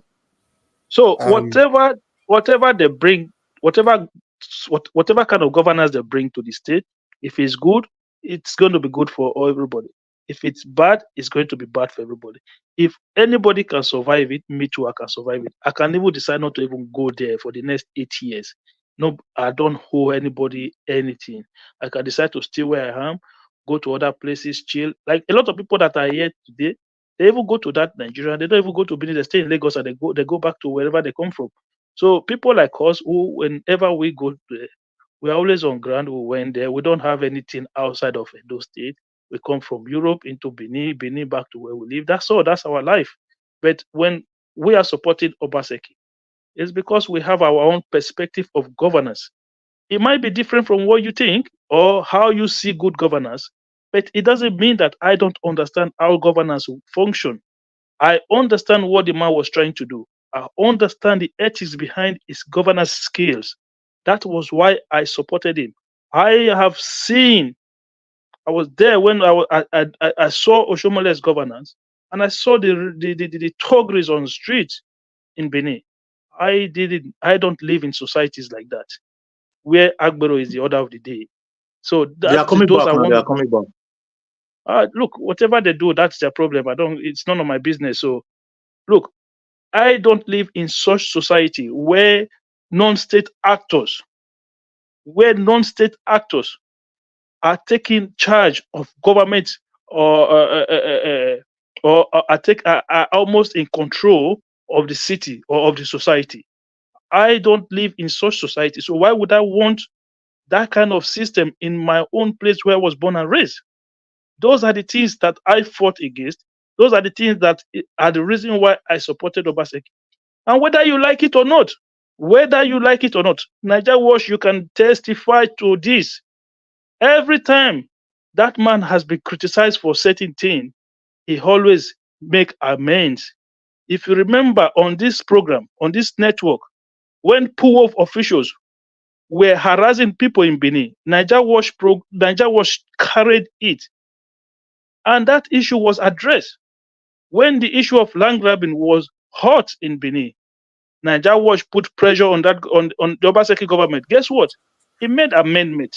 My But brother, 30 you know what? seconds. Round up, sir. Yeah. But you know what? This one is going to come. Look, I don't want it to go bad. I want them to succeed. Okay? Because when they do good, it will be good for everybody. And Mr. Chris, before I quickly stop, look, please, guys, anytime you come to discuss political issues, just come, if it's possible, please just leave the palace issue out of it, regardless at whatever capacity you want to talk about it. Try to avoid wait, no, talk please. about Why do you have politics. to listen? Wait. Why do you have to call my name and bring in the palace? Did you hear me talk about the palace? No, I said 1 second before I finish. I didn't call you. I was trying to take excuse for a bit of time from you. Okay. Yeah, that was all I said, Mr. Chris, please 1 second before I finish. Okay. That was why I said. Continue. No, I finished now. Have you finished? Yeah, thank you. No, that voice look familiar anyway. Well, thank. Can I reply him a little bit? No, don't reply him. Don't reply him. No. Make una wait, I beg. Make una wait. Yes, you can reply him, but not now. Your time. My brother, thank you very much. Progressive Niger, NG. Yeah. You know, if it comes to the matter of the palace, we they quickly remove ourselves. Yeah. So the next person on the broadcast will be Black Panther. And Black Panther, before you, it is very appropriate to acknowledge the people on the comment section. And we have to make them part of the broadcast, irrespective of the time that we have. Madam Peggy Modi, we see you there. We want to say good evening. Of course, Madam Irene Finance, thank you so much for also being on the comment section. And Stella Imaseredo, good evening to you. Madam Ame Bright, it's nice to have you. Mr. Clifford Esobo. Welcome. Clement Ojo, you are welcome. Ufoma Patience, it's good to have you on the broadcast. Don Anthony, Senator Dam Ola Adewale, Vitus Ekwebelem, Michael Okata, Johnson Emmanuel, Clarence Bells. We see all of you. Chukwemeka Ogugwa and Sunday Egariva.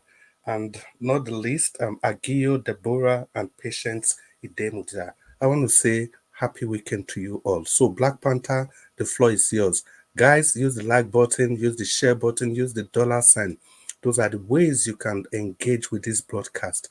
And in so doing, you are able to propagate whatever is being discussed here to various WhatsApp groups. This is the only way that the YouTube bots, YouTube algorithm can see the value of this broadcast, and they take your voice very far. Your voices are in the cloud. Join in the propagation of the voices. Join in the liberation of Nigeria. You can do this. It doesn't cost a dime. Good evening, Nigeria's Black Panther. The floor is yours. Madam Rita, get ready to talk after Black Panther. Thank you. Thank you. Thank you very much, moderator, Mr. Chris Dublin. I want to thank the last person that spoke, the progressive. And I want to thank our Prince too. Prince, I really enjoyed what it seems you took from my extract that I post online. When you were laying your point down, I was just looking at my extra that I posted online. Thank you so much for yeah, that was it. Everything you counted, that was all that I wrote online. And I want to thank every other person that have spoken. I want to thank Nigeria Watch for doing a progressive work and standing on the cause of truth. I said to everyone, when you stand on the cause of truth, you have a lot of enemies. Welcome them because they are meant for your progress. Always welcome them. They are meant for your progression. I want to thank Mama in Diaspora. I want to thank Madam Ari Finest. Madam Ari Finest, I saw your release on generational progression.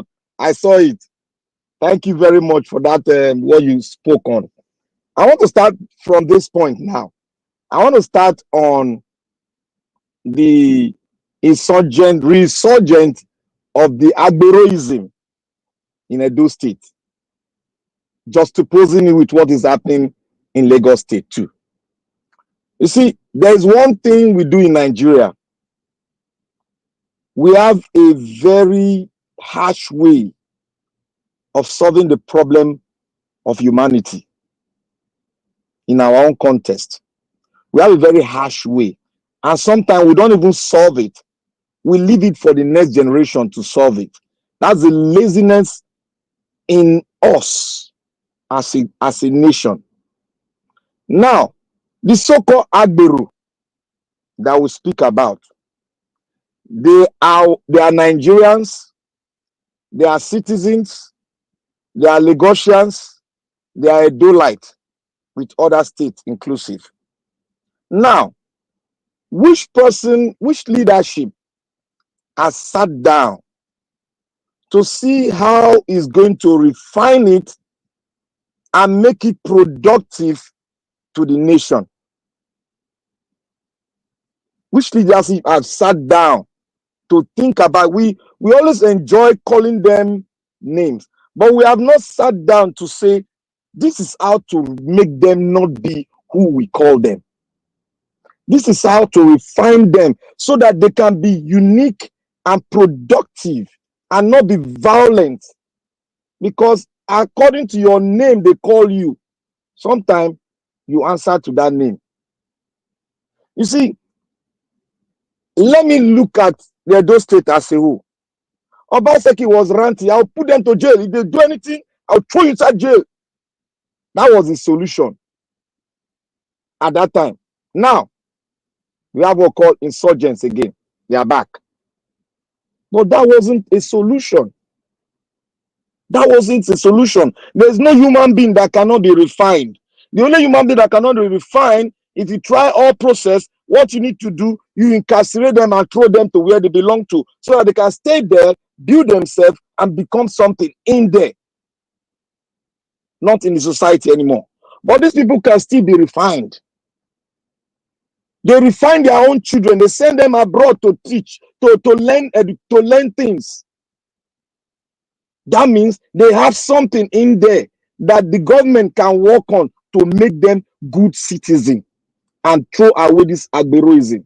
Because the name we call our children is the name that will bear.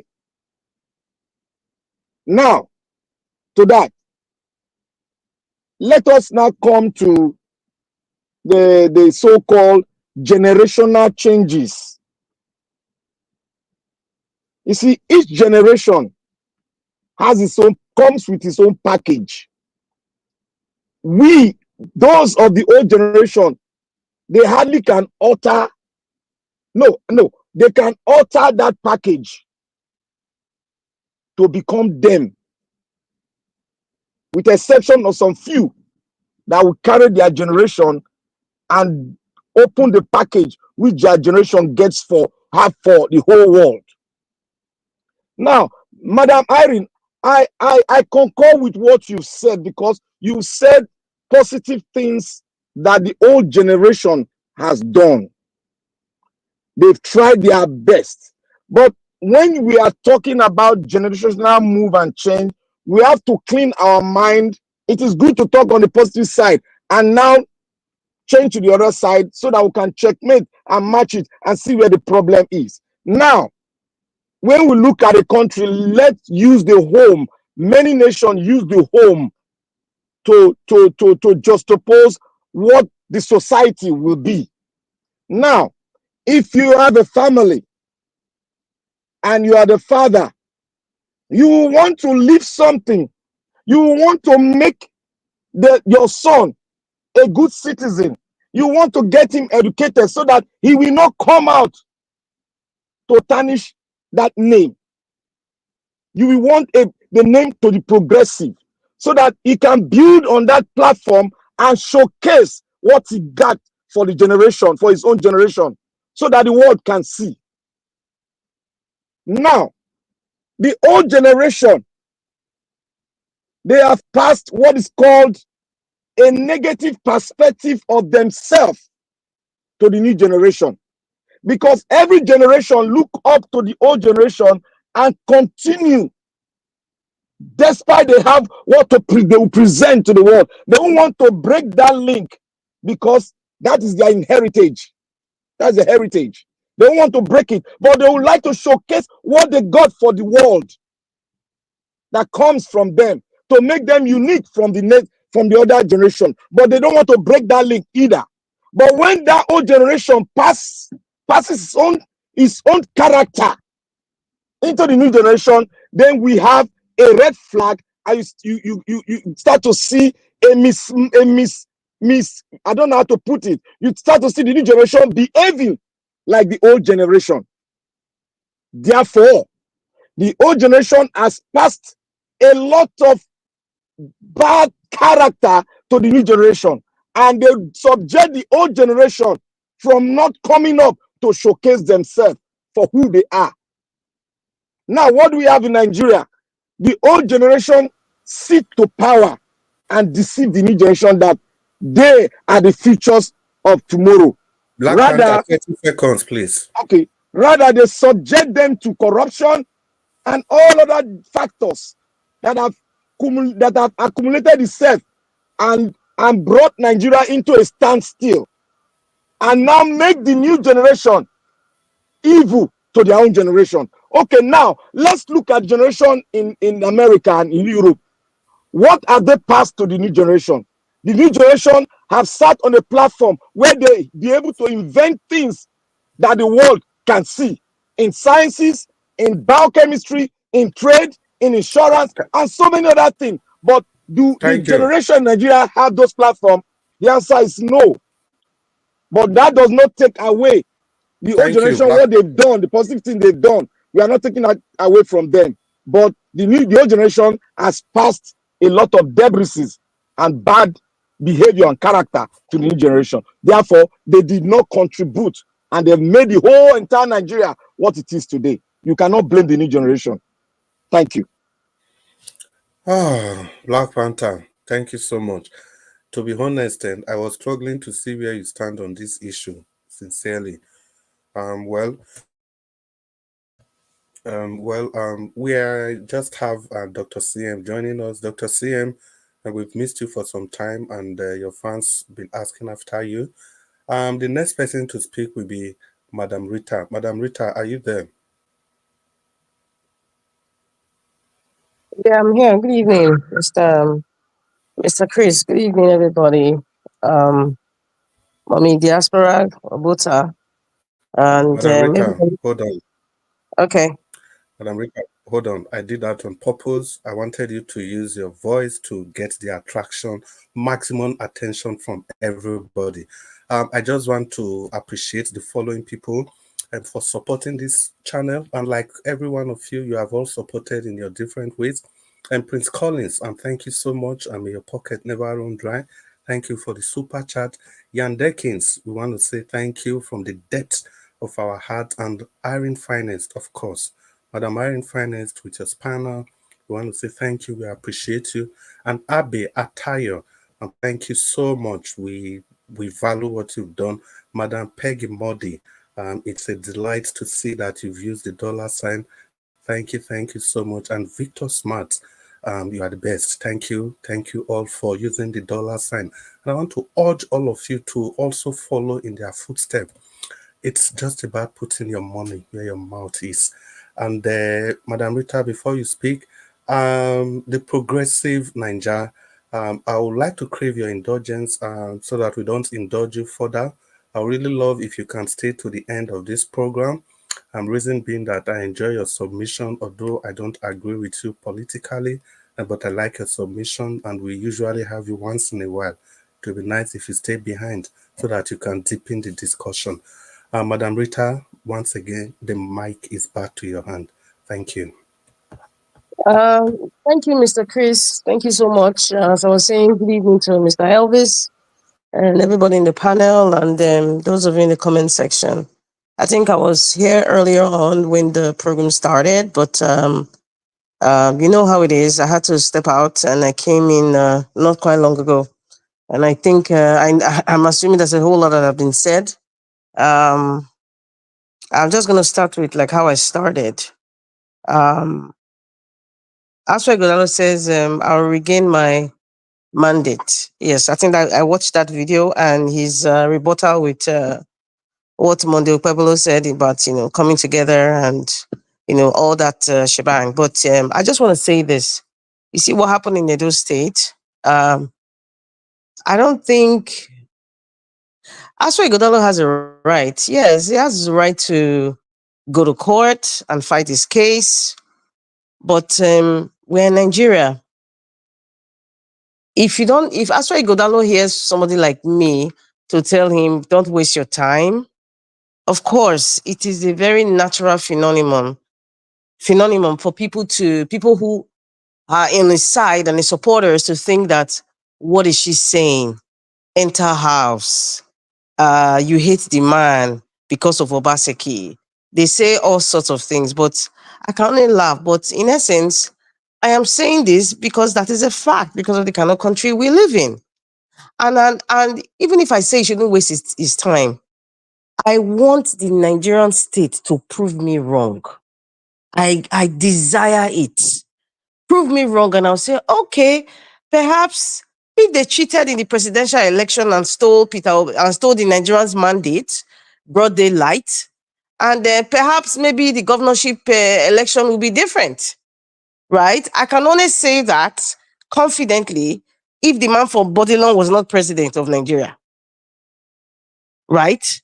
So I would say it again. Aswa Ighodalo is wasting his time if he wants to go to court, because I think I just feel it's just an ego thing. Every man, struggles to try to get something, and when they don't get it, they still have, especially if this person is a very determined person, if they don't get it, they want to fight to the end, regardless of even if they don't even win at all. To me, it's just an ego thing to prove something.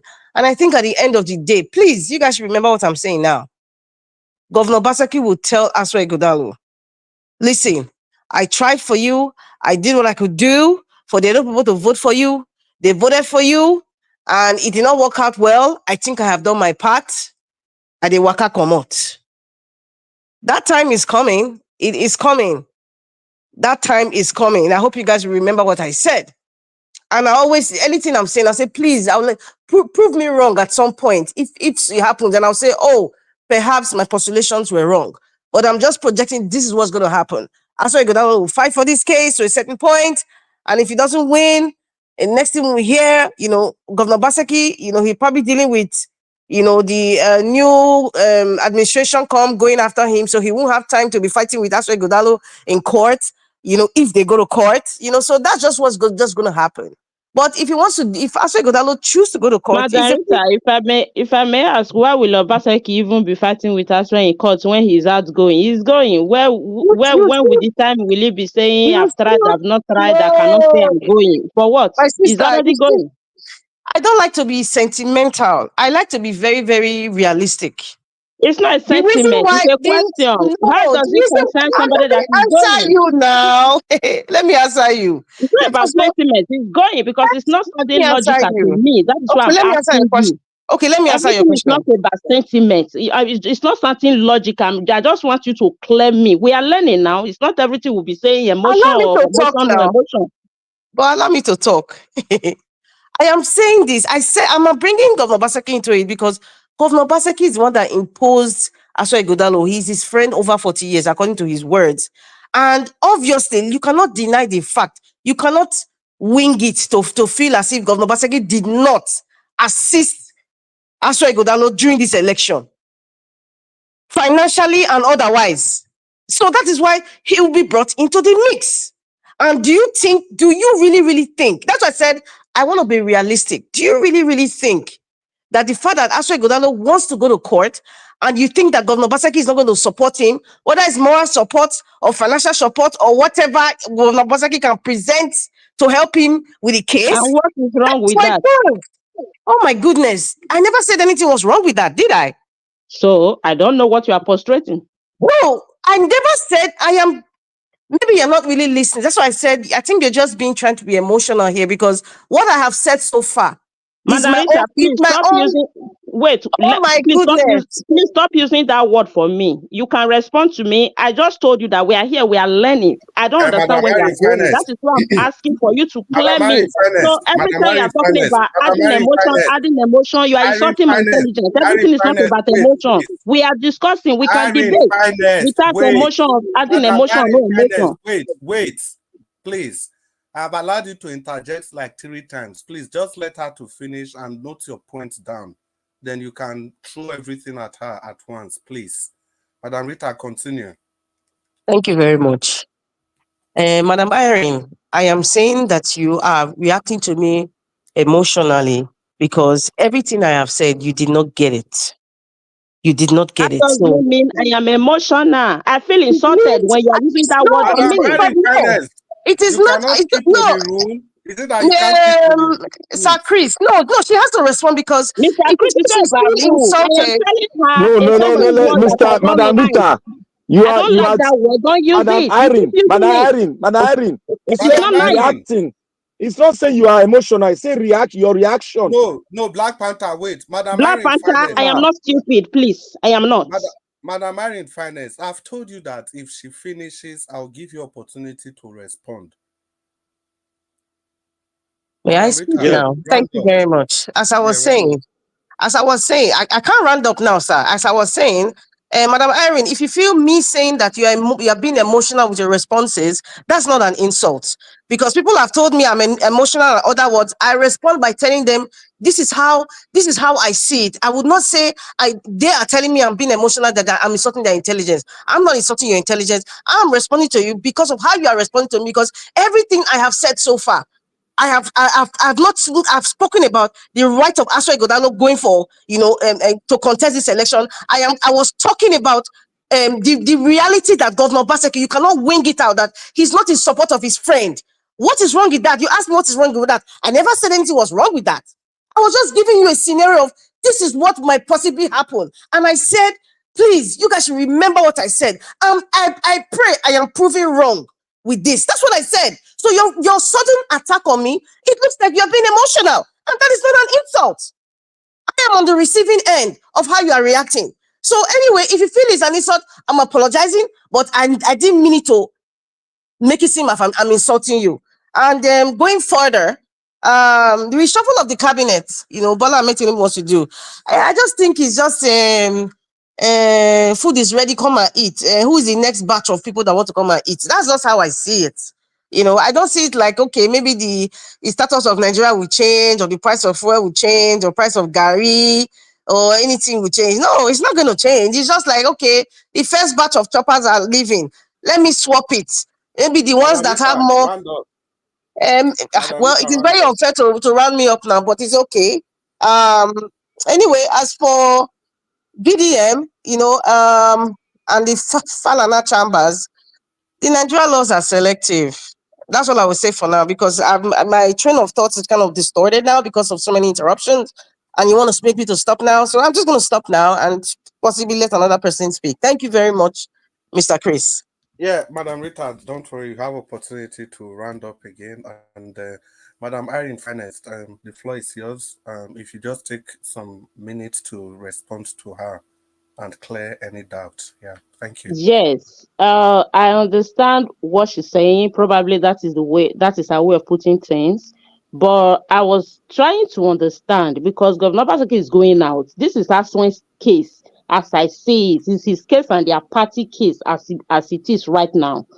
Obaseki supporting or not supporting as his successor or whatever is not a problem for him to support or not support, but making it look like Obaseki is still a kind of big deal in the scenario. That is where I was not really understanding that. I want her to throw light. So I don't know how I was being emotional coming to it, because sometimes when somebody is saying I'm being emotional, I don't really like it. Anybody can want to take it for him or herself, but I don't really like somebody telling me that, because I feel I have right to ask questions if I don't understand. We are here to learn. We are here to hear from each other.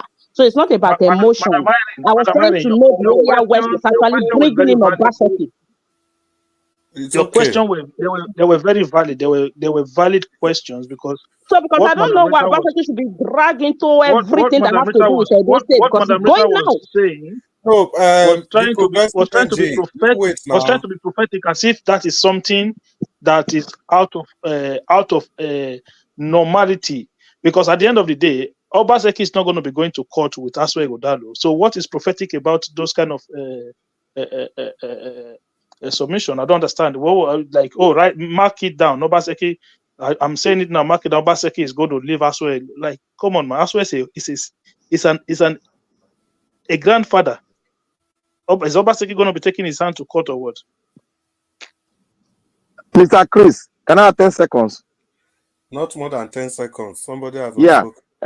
Mr. Patron, the last person that spoke, please, when you say somebody progressive, you said she's prophetic. Yes, she's prophetic, because she's saying, let them prove her wrong. So everything she has said is for Aswen to prove her wrong, according to how Nigeria judiciary is. So every other thing she has spoken is just an addendum.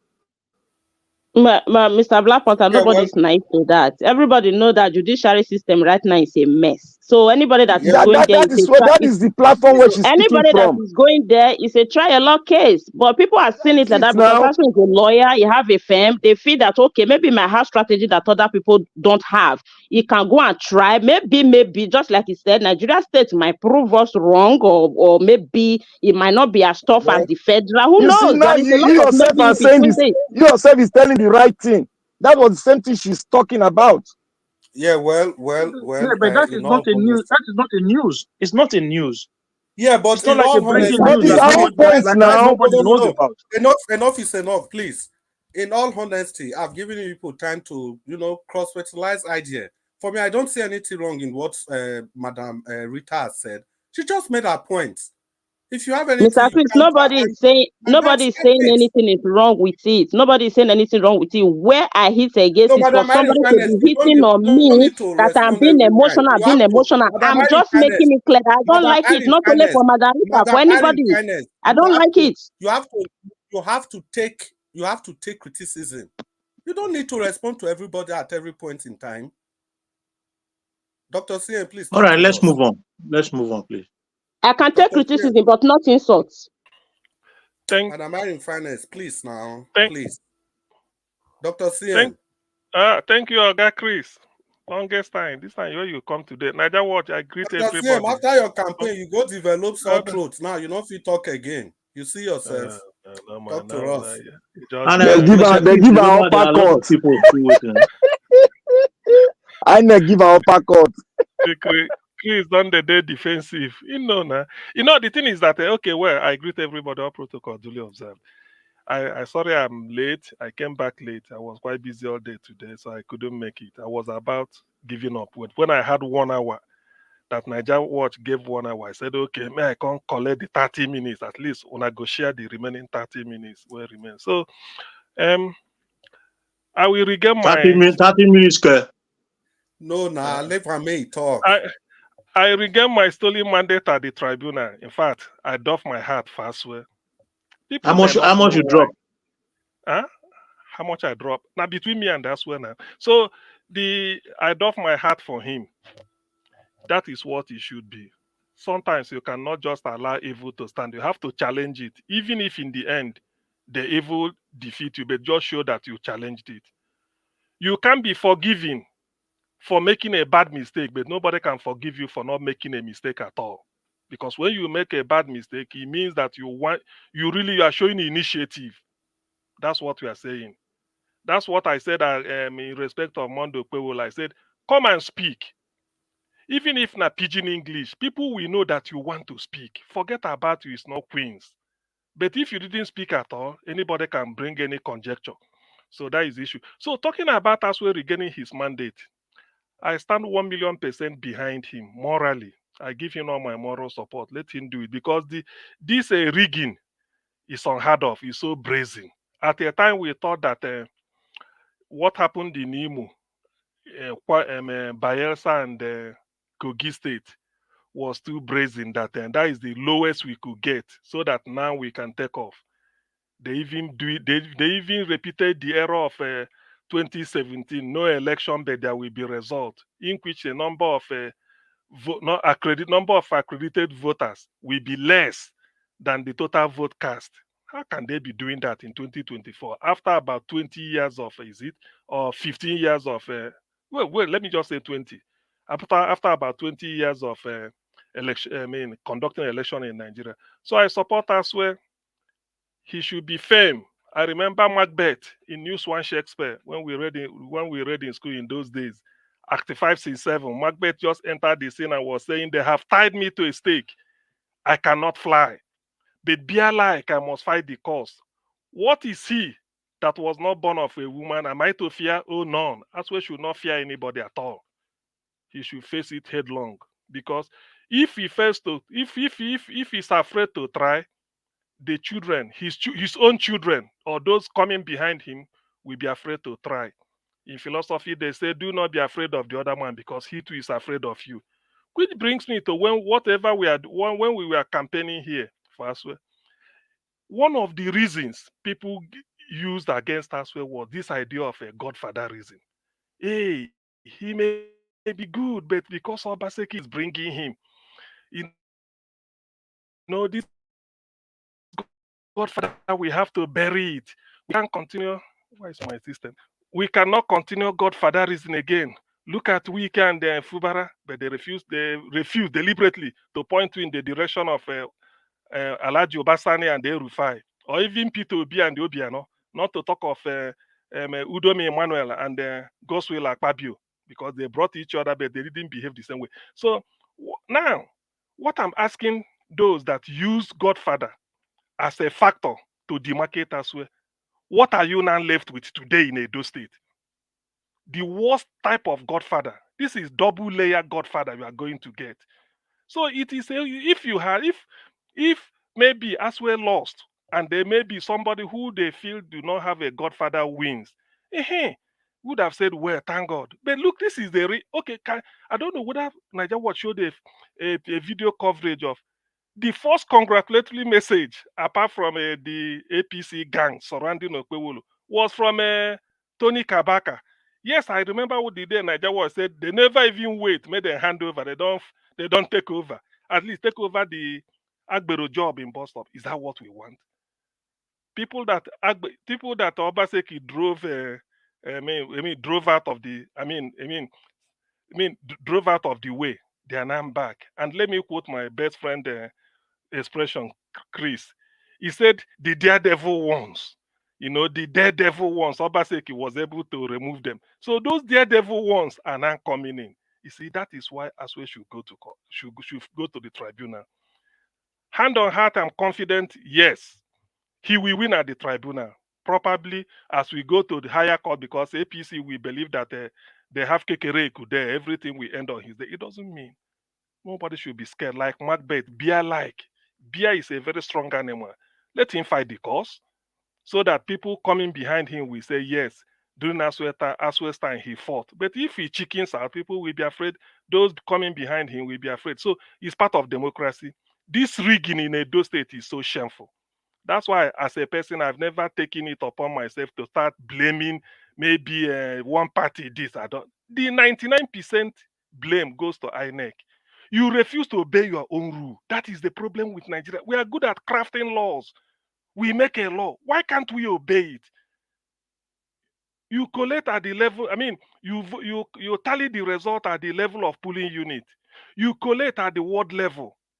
You collect at the local government before going to the state. The state headquarters.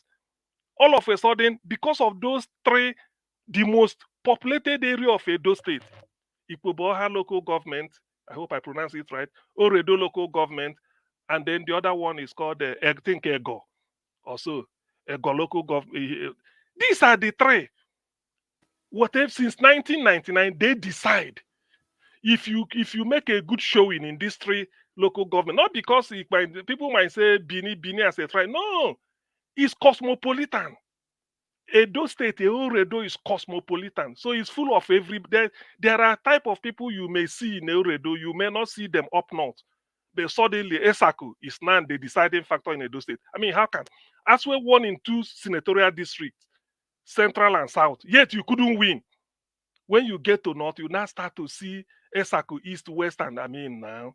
It's so brazen. So somebody should challenge it. Because by challenging it, you are trying to, what this election did in Edo State is to rebalance the voting power of Edo people. So that next time now people will say, after all, if you win Esaku 1, 2, 3, no be Okpebholo take win. After all, Okpebholo is from the central, but he was able to build bridges. You know, all these APC gimmicks. He was able to build bridges Dr. in the CM, north. 30 seconds. Yes, thank you. He was able to build bridges in the north. Forget about South. How can you forget about? Look at the population. 7 local governments as against 6. If I get it right, 7 local governments as against 6, and the population is much more in the south. Yet they changed it. So for that reason and things like this, I may not go into numerical details. Aswe should go to court. Let them even tell us how the most populated area we now their vote won't determine. It's not people that are sparsely populated, like what is happening in northern and southern Nigeria. Let me stop here, Chris. Thank you very much. Yeah, well, I will just move on. And Dr. CM, very brilliant submission, but the conclusion is still mind-boggling. I don't know. You say make them tell you. Who go tell you? You know the way our court system is now. What happened to Peter Obi? It's shameful. That's exact. It is the responsibility. One of the things they told the lawyer, Peter Obi's lawyer, was this. Okay, all these allegations you are talking about, have you subtracted the vote from the original vote? How much did Peter Obi now scored? And the lawyers were looking at the judge. So the same thing they are going to tell us when Ighodalo. These votes now, who is going to prove that this SS vote, first of all, they were SS in the first place and they were invalid? Dr. Aswe Ighodalo had to prove it. Then after that, he also had to prove how the vote affected not just only him alone, how it affected the entire election. Okay. Then, Just 10 seconds, Chris. Let me give this one. At is it Esaku? Is it Esaku East or where? This one is said Wepa accredited 213, meaning that the total vote for that polling unit must not be more than 213. Yet Yes, you are Dr. giving. CM. Yet Dr. I'm coming. CM. Yet from there. No, it is now for the tribunal Mr. Chris, to can do I their. give CM assignment No, you so talk. that Dr. he will CM, the come back point the I'm next day? making. Just 10 seconds.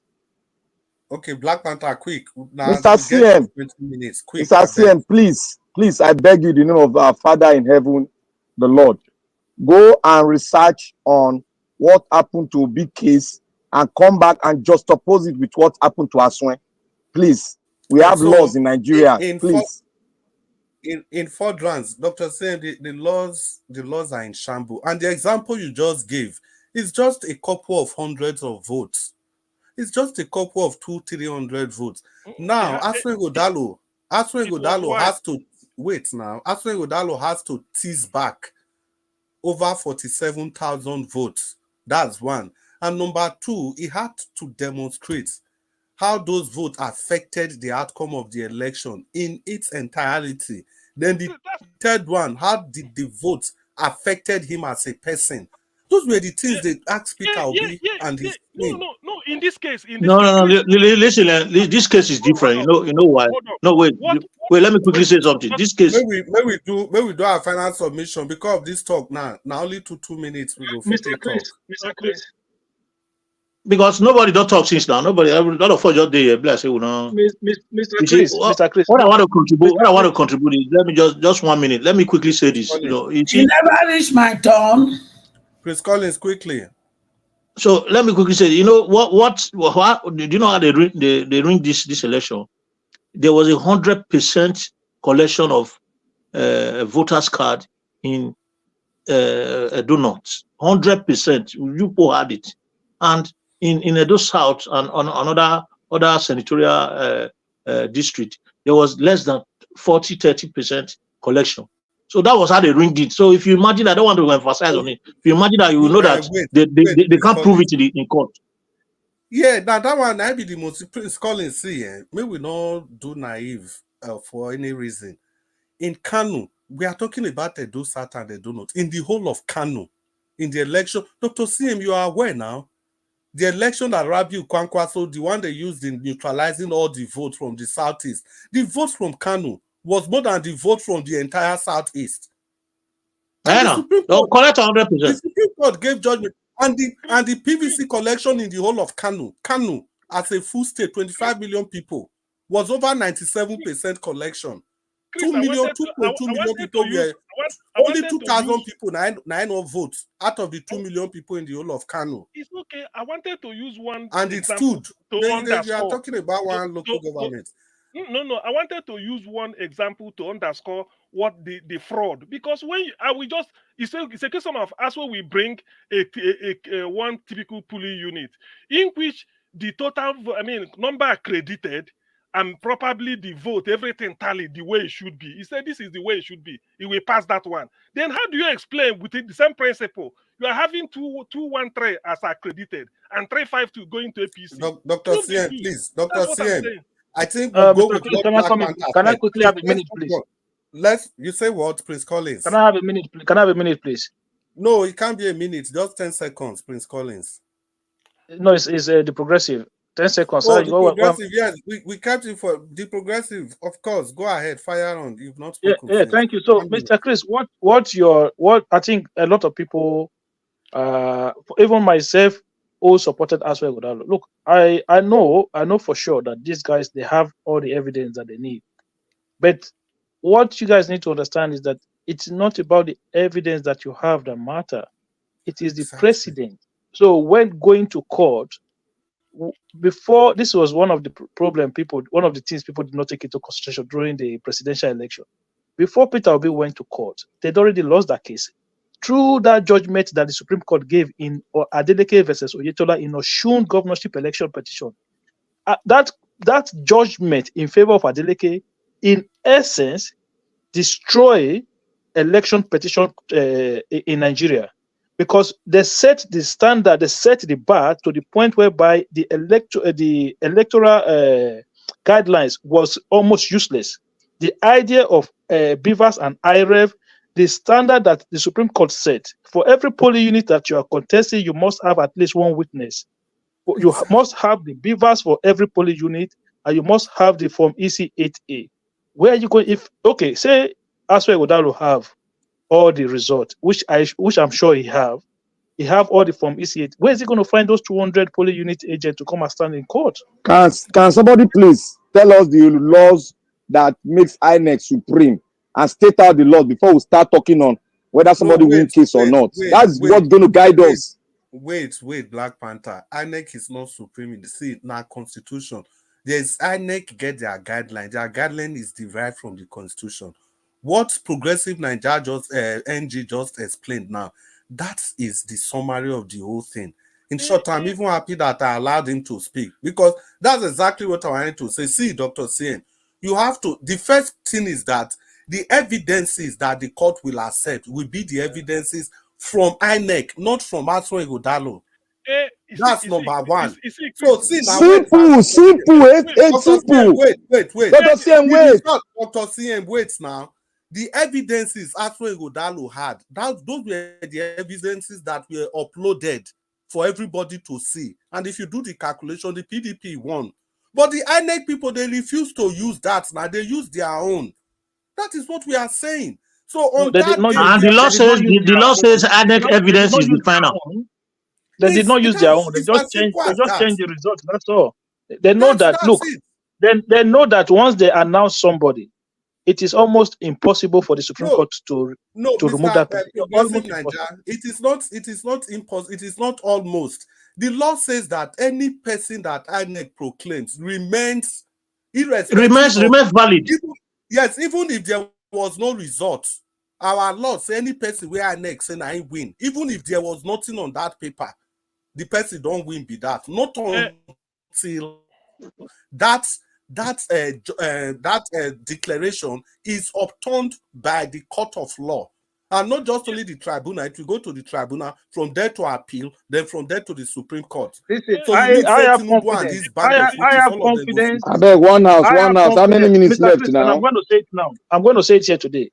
I have confidence that during that tribunal, either at the tribunal or at the court of appeal, Ighodalo is going to get a positive judgment. But if that case enters Supreme Court is going to knock it back.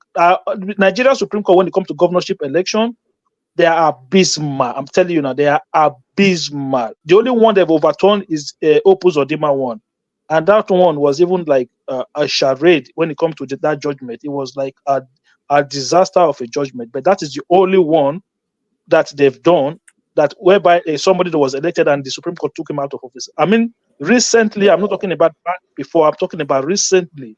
The only Mr. one Chris, do we have enough time? Yeah, Mr. Chris, let's go ahead, please.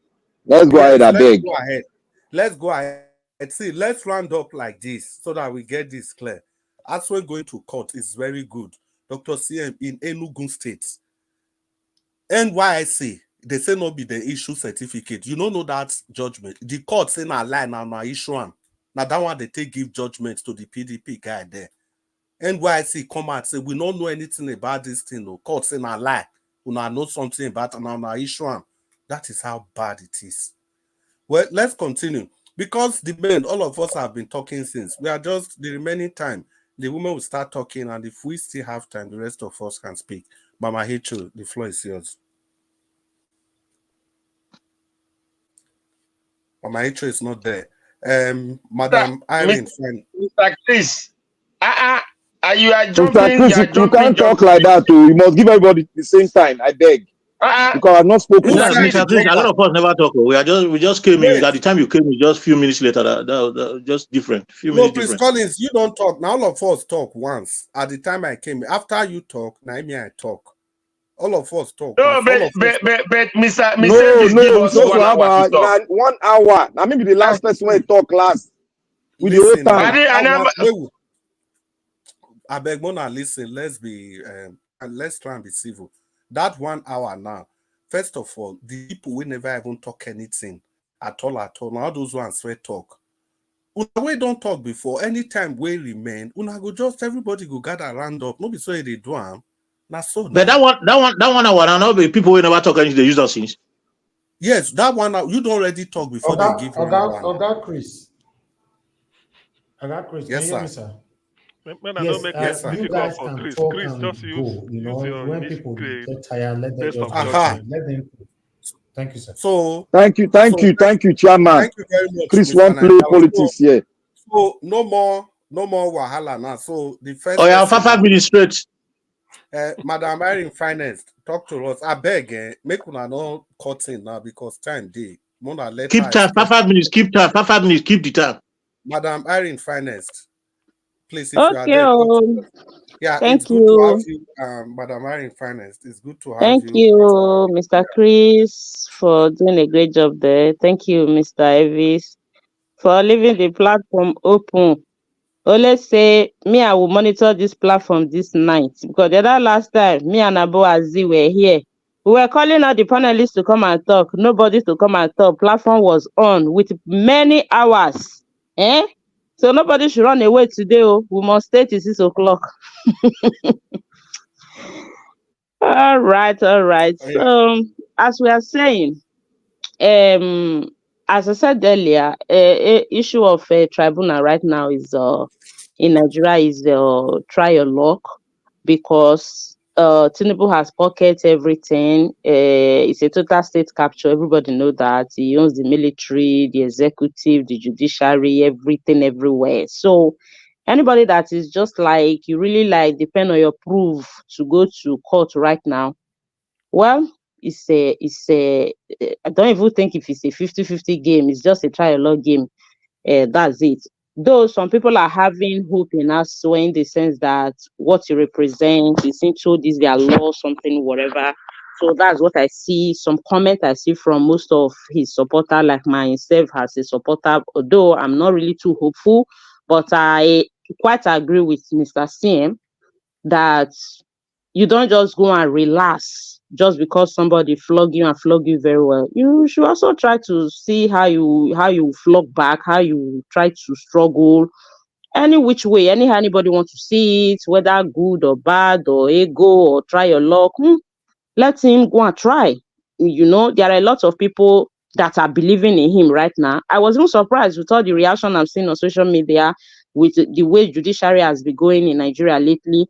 I was thinking everybody would be like, not go, not go. But you see a lot of positive comments saying that they know that the case of state might be different from federal, and because of the law firm he operates, because of who he is, probably he might have a different strategic from other and all those stuff. So I wish him well.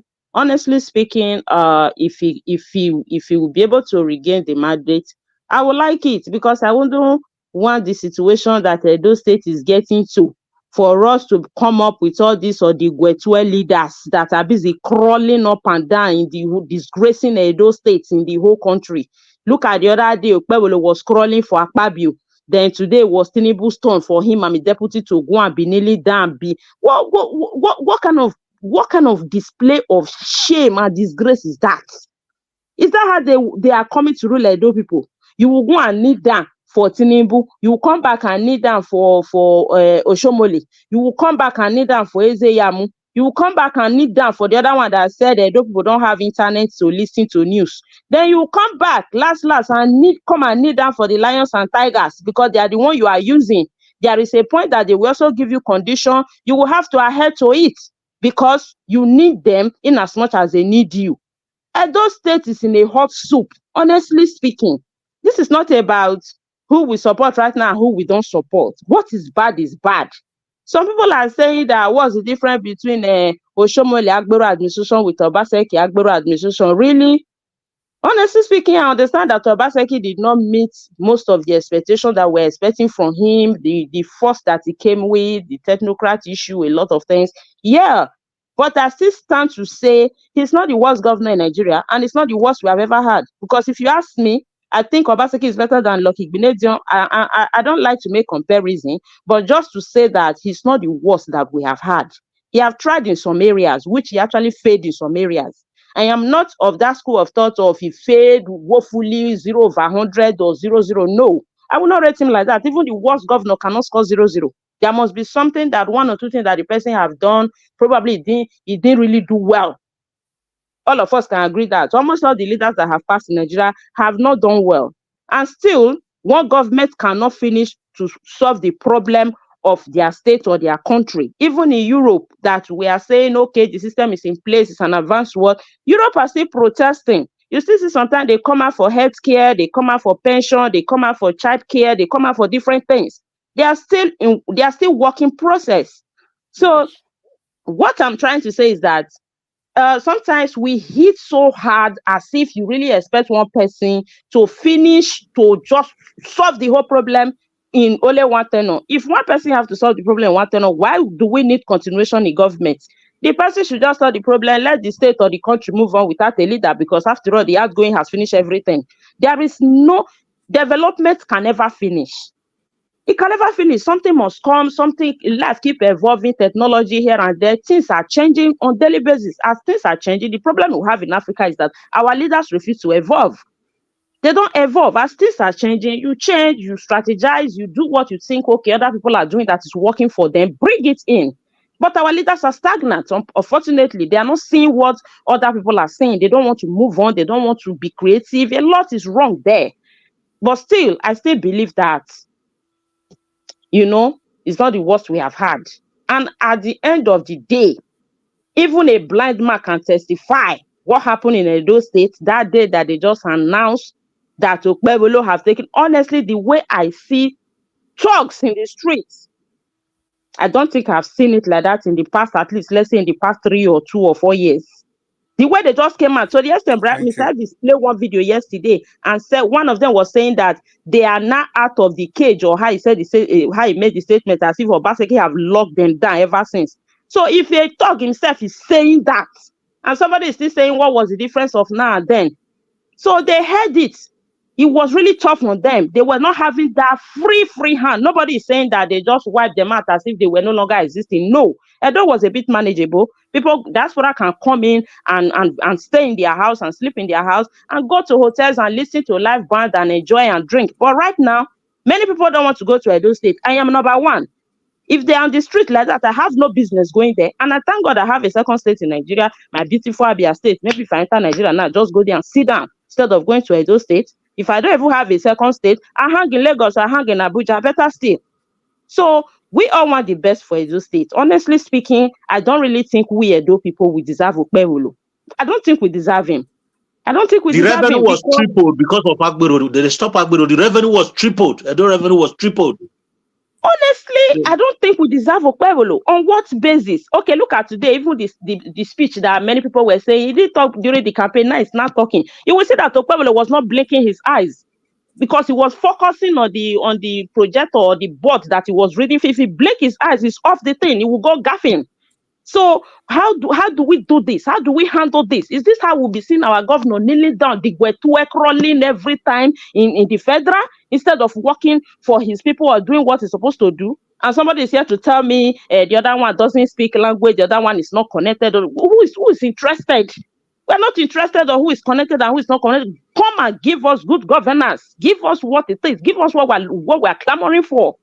That is what is important here. And with this multiple godfatherism, and in case you people don't know, many people are saying it's Oshomole that will rule Edo State. It's Oshomole. I quite agree, but it's far beyond that. Tinubu have captured Edo to like Lagos, because Oshomole now will be answering to him, while Okpebholo will be answering to Oshomole. And the money will not be enough for them to share. So they are going to tear Edo apart. The problem is going to be more than just one godfather problem. We will see. Here we are. I already have my popcorn ready. So we'll see how the other administration is not better than the one and the other one. We'll see to this, because it seems that many people are not seeing the danger before them. They are still clapping her. Oh, APC, oh, it's not for Obaseki, right? Edo people are more than Obaseki.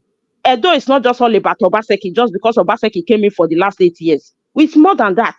So I think we should aim better, higher for our state. We should think of something better. We should pray for something better. Not giving us this tomboy that is crawling all over the place, disgracing us. I'm ashamed to read comments that is under the video where Okpebholo show face in social media. It's embarrassing and it's annoying. I really think we deserve more than this. Thank you, Mr. Chris, and good night, everyone. Madam Barry Fares, before you run, since where I don't talk, where you stop, since it be like say you just find my trouble today. I just I give you time, may you talk, make I not shout again. Oh, Madam sorry, Mary. Mr. Chris. She I didn't says hear she know you. I they was go so now. angry. She go I stay till didn't hear 6 you. o'clock. I I didn't hear Madam you. I Mary. was just so angry. Even Mr. Chris, even I that know. video, you know, annoying to your eye. You know, they vex you. That Yeah, video, now they make vex me. I don't person. want Eh. to stop you the second time. I don't it's want to good stop as you you the give am second time time like because before. I just allowed it's good her as you to give am bear time. everything so that she can, to bear everything. It Yeah, was good. well, I thank you, Madam Mary, in finance for your submission. Uh, Mama H.O., the floor is yours. Talk to us, ma.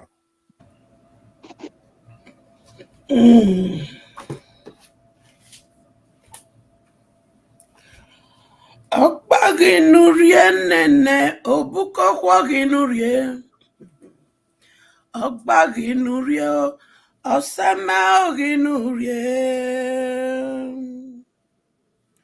Ogbaginurie nene onimeginurie. Ogbaginurie Oluwafemi oginurie. Ogbaginurie nene iboyoginurie. Ogbaginurie osamaginurie. Okirurie wahana udumiblinyeri. Urie hana efore. Irieri she ya gogo. Ogbaginurie Oyomode okwoginurie. Those words are Burobo interpret.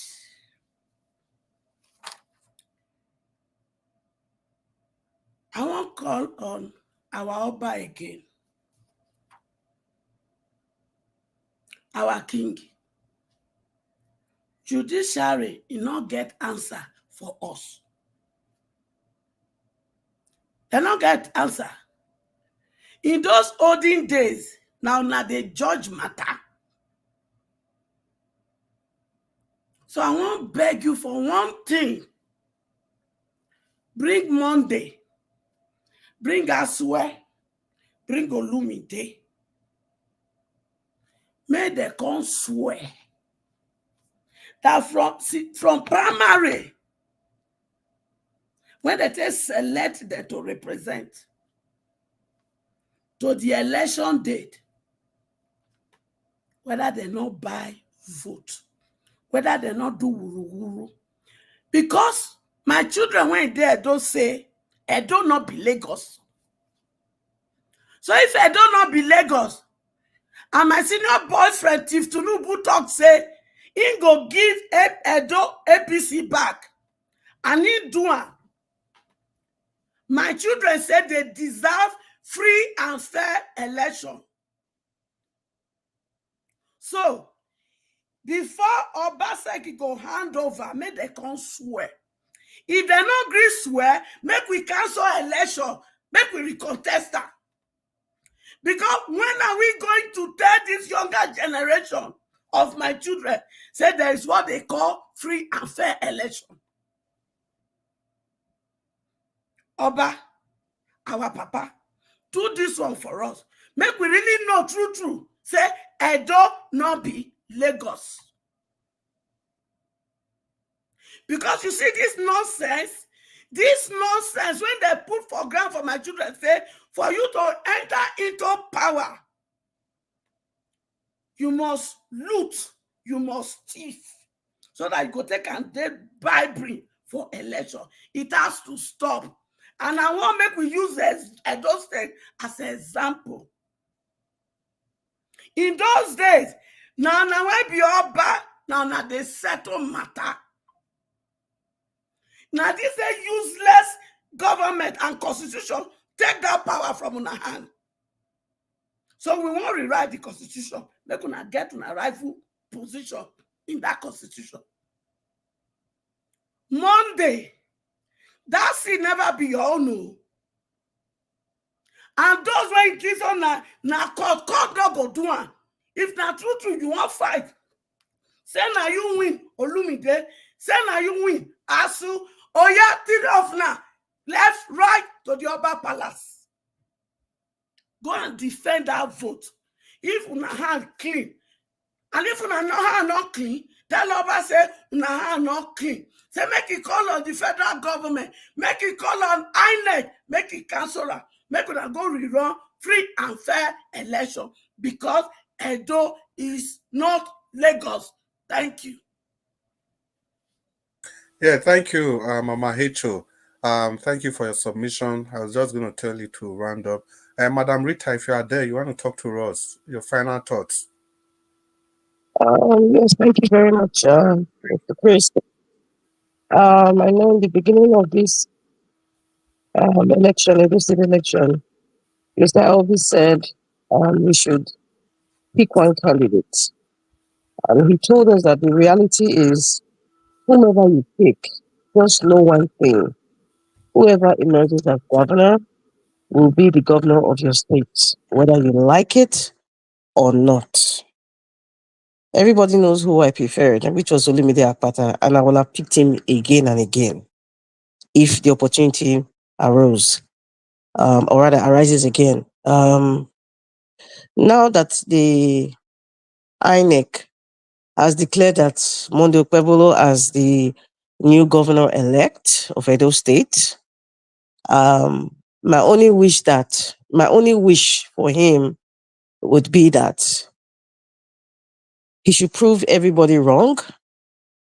And when I mean prove everybody wrong, so I can be clear, whether he wants to probe the previous administration or not, that is a different kettle of fish. That's a different that's a different discussion. However, the rot in which Edo State is in now, if he can transform Edo State to be a place where human beings live in than the slum that it looks like now, I'll be very happy.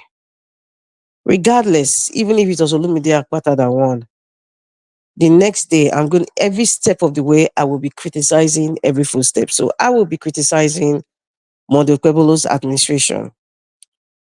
And I just want to say thank you, Mr. Elvis, for giving me this opportunity to educate people who want to be educated, enlighten people and inspire people who wish to be inspired by our teachings here, by my teachings here. And I just wish that healing can come to Edo State, because Edo State is not healed. There's so much bitterness in the land, so much bitterness and so much lies. Truth is God, and God is truth. When we start saying the truth and saying things the way they are, I think that's where healing starts. When you say the truth and make the apologies, that's when healing starts. Right now, there's so much lie flying about everywhere concerning Edo State elections. That's why there's no healing.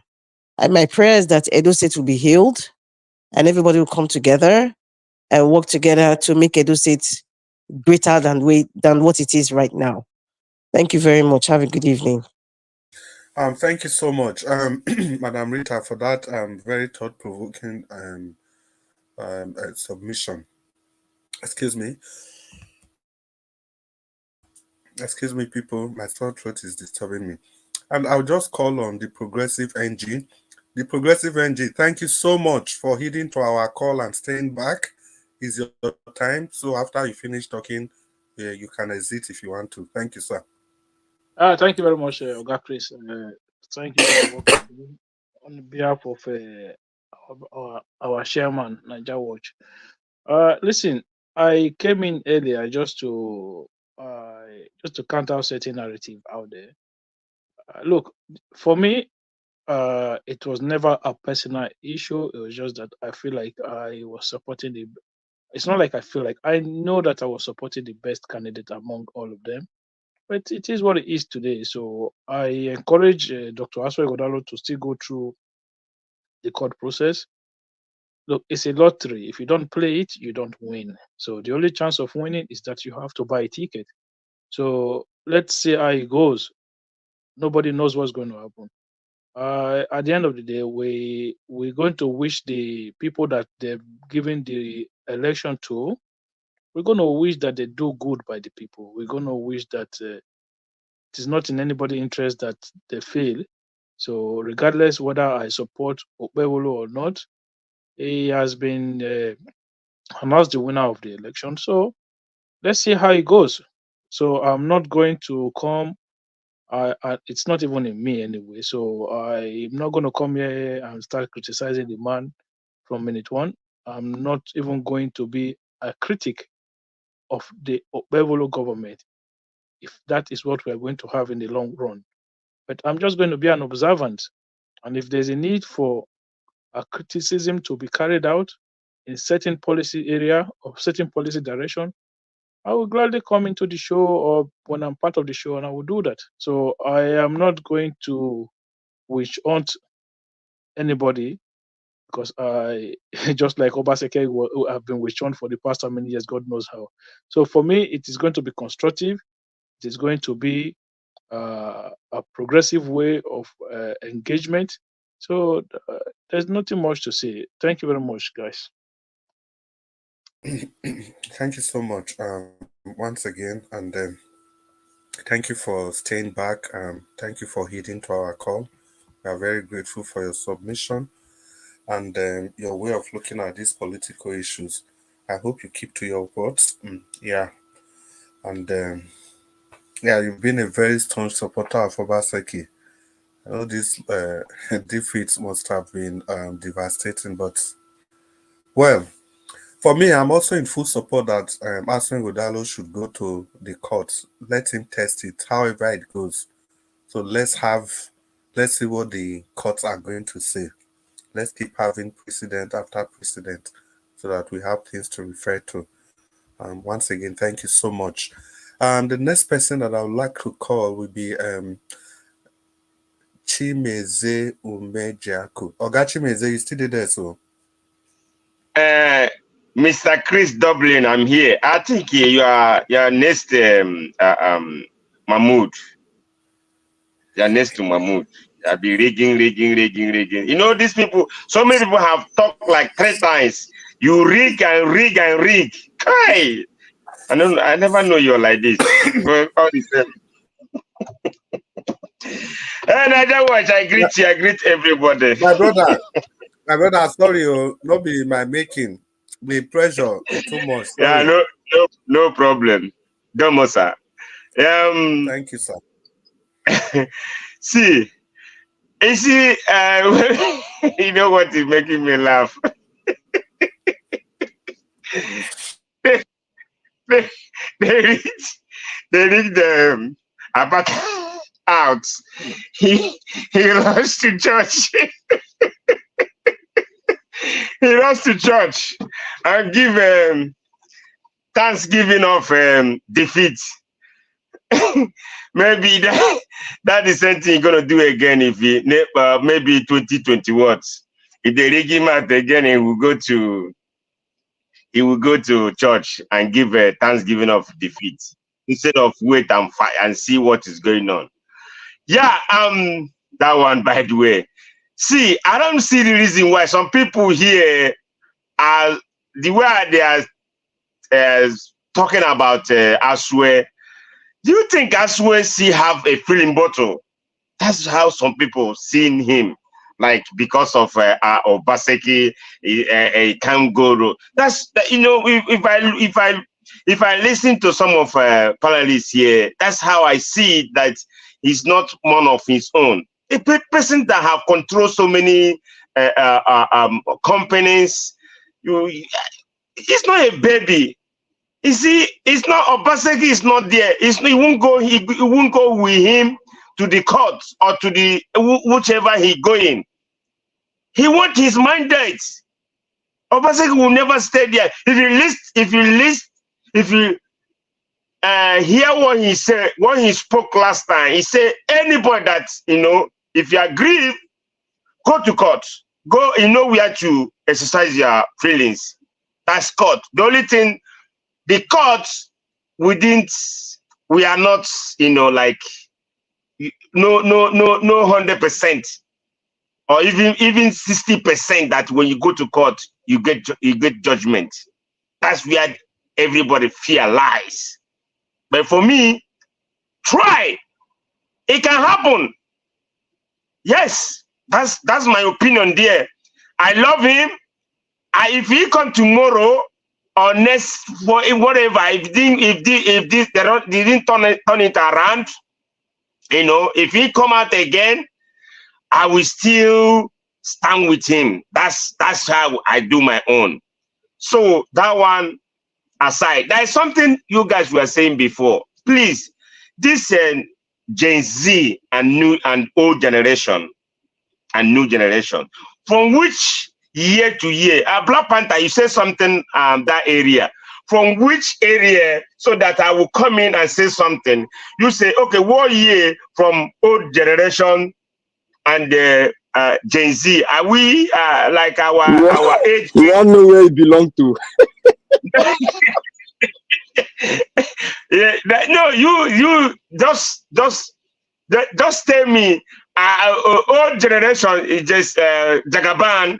Then the old generation are those people they gave birth to from 1960 backward.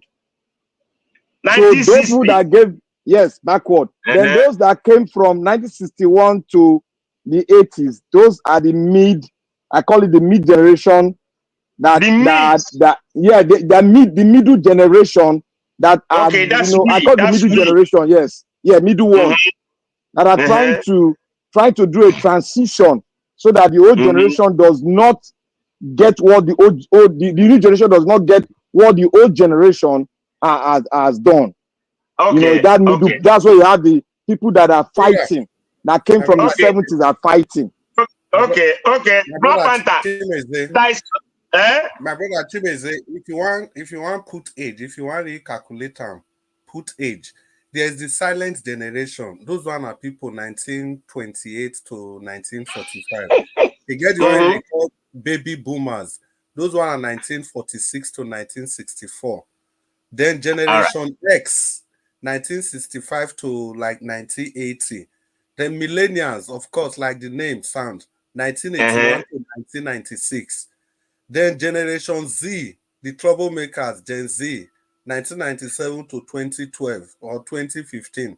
Then Generation Alpha, now be the one with them just the born, so like 2013 to 2025. So the people where they blame Gen Z, 1997, they know they to do anything. But we try to say the people where they're supposed to hold accountable now that Generation X, 1965, generation baby boomers, 1946 to 1965. Those people within that age bracket, 1946 to 1965. Now then, that is why I said the 60 to 70 to 80, they are like the middle class. Let me finish. See, for my own that maybe the way my own generation, we are very strong. In fact, anything that will happen tomorrow, let it happen now. That is our own generation. So now the protests that happen, in fact, I follow among of all the whole protests they did. I follow all of them, and I participate in all of them. But this Gen Z, we are saying they are the how will I call them? Are they useless, or are they how would I put them? One, they don't want to work. Now you carry all of them, they are social media, doing one thing or the other, showing their booty, their nakedness, their everything right there. So many of them don't want to work. So many of them easy hook up and hook down. All of them. So tell me how these people, if you call protest today, how are they going to come out and do the protest? Whereas there is TikTok, there is a YouTuber, there is Facebook, name them. There's so many of them. There is X. X is like anything goes there. So how are they going to come out and say, okay, let us know what our government is doing? They will never. So if we, our own generation, we will still fighting till if they want to get senses. But if our own generation that come to pass, I don't know this generation we are saying Gen Z, what they will do in the future. Because for me, I don't see anything. I don't know if their life will depend on social media. They will everything, even to feed themselves. Maybe they will use Robocop will be feeding them, because that's what I will see. Because you see, social media will make you lazy. Thank you, my brother. You always doing so many things. So for me, it's better everybody here talk to your children. I know all of us we have children. Talk to your child, everyone, be she, he. Talk to them. And let me tell you one thing again about this Bobrisky. But everybody need to condemn Bobrisky, because today there's so many Bobrisky in Nigeria. So many of them. You see, so many of them that backing him, they are collecting something behind, from his back. I won't call anything name. You guys know what I'm talking about. So many of them. How that Bobrisky how he acquire his wealth today. Can you tell me the net of Bobrisky today? And I will tell you what this guy is doing. You all know this. Thank you and remain blessed. Niger Watch, I thank you so much. Thank you, everybody. Thank you, Mr. Cien, my brother from Aguata. Thank you. That rigging now, Shebi, we don't. No go. Wait, we don't compensate No, you. I'm here. I'm not going. I'm here. I'm here with you guys. We don't compensate you for that rigging now. Sorry. No worry, no go happen next time again. Thank you very much for your contribution. And the next person, naturally, give us our mandate. You still did there?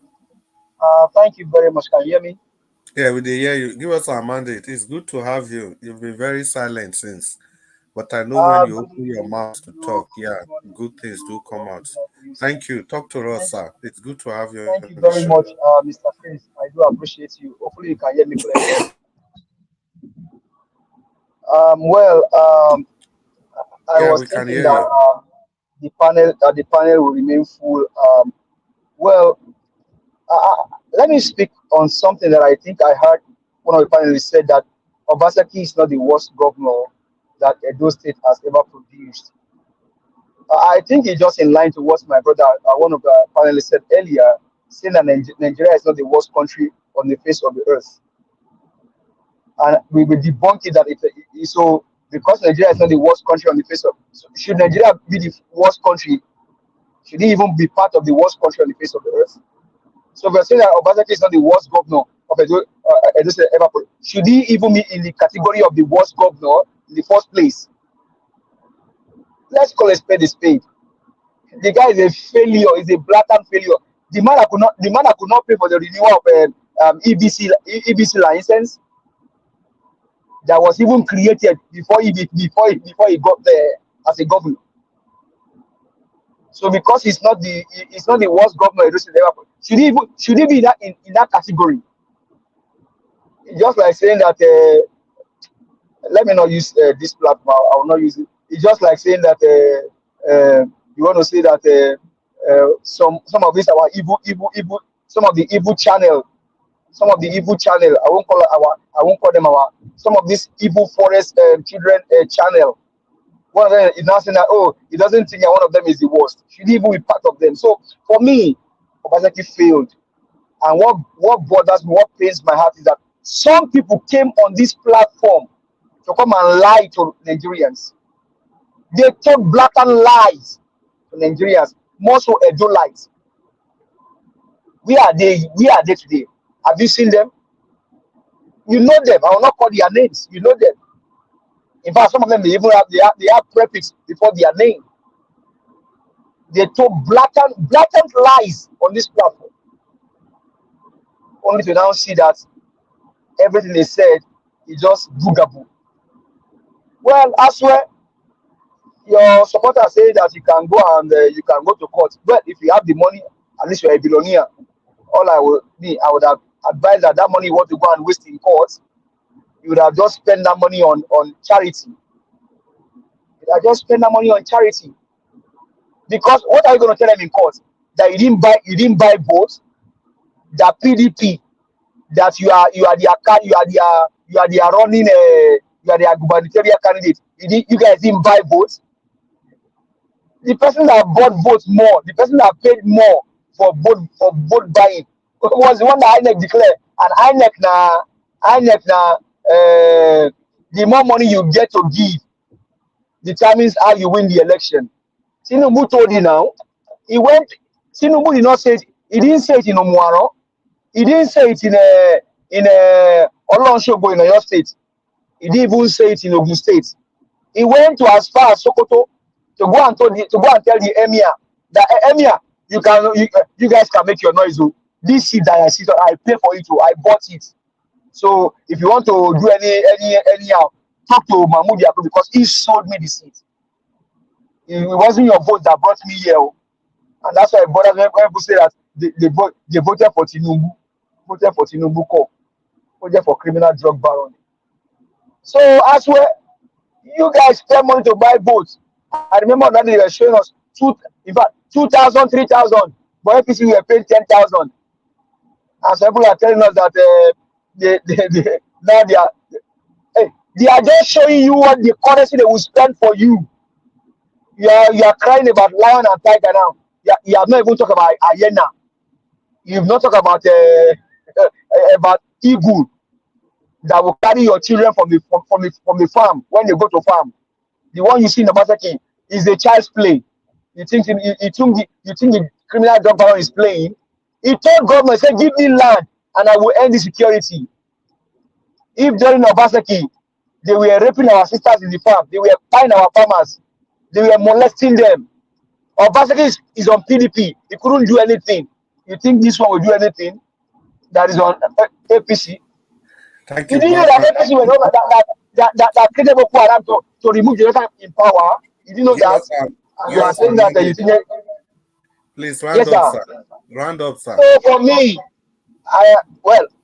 you guys, Aswe and Okpebholo, they are from Asian.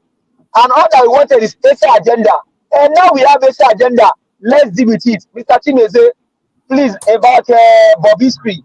There are some things that I would not want us to see on this channel because of the sensitivity of this channel. Please, let's pedal on Bobrisky, I beg. Because of the country that we came from. If it was in the Western world now, would have so we want Asia. They wanted Asia agenda. So neither Aswe nor Okpebholo. Whichever one comes first, Okpebholo has come first. It is Asia agenda.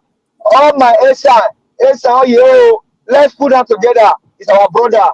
Let's carry on. Ayana and tigers are on the street. Eagles will come down and carry children. Thank you. Have a blessed night.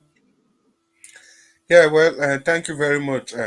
Give us our mandates. That was passionate as usual. And thank you so much. And Dr. CM, thank you for coming on. But it's not your turn yet. You speak last. Prince Collins. Prince Collins, you did that. So Prince Collins. Oh, yeah. Okay. You don't sleep. Oh, yeah. Prince Collins. I did background. This is not listen. Prince Collins, once again, thank you for the super chat. You know, it means a lot to this station. Thank you so much. So talk to us. No, not for all of us. It's for all of us. Yeah, thank you so much. Yeah, so talk to us. I appreciate everyone. I'll be listening. I appreciate the contribution by the two women that came. I love the nice confrontation. You know, and I also appreciate the new guys that came in. For me, I don't really have much to say, rather than just saying that we should just watch what is going to happen in the door. You know, it's I think for me, I don't have strength to start talking about what has happened in was it the present governor, how he has performed, whether he has performed or not. I think there's a new era is coming already, and that is what is just disturbing me right now, because it's going to be. I just hope, just as Midwest said, I just hope there should be good thing coming out of this government. But from the way it is going, because Benin, there's a parable in Benin that says the stone that will blind you, when it's coming from a distance, you see it, and you have to prepare yourself to dodge, to move away from the direction of that stone. From what you are seeing, the set of people that are in the streets in Edo right now, they have never mean well for Edo, and they can't turn around to mean well now, because if Obaseki didn't actually do anything, these are the kind of people he kept away from the street for quite some time, and it's among the issues that Shomole had with him, that he didn't carry the people along, and the people that he said didn't carry along are hoodlums and criminals that are siphoning the state money, molesting our market women in the heart of the town, in the marketplaces, cities, and everywhere. Transporters, those that manage to come out in the street to use their hard-earned money to buy even a motorbike, then Okada, they exploit them. They go to obituaries and ceremonies and spray millions of naira, throw it up, use it to spread everywhere.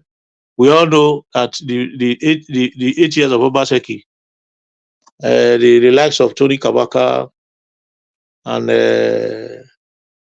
what was his name?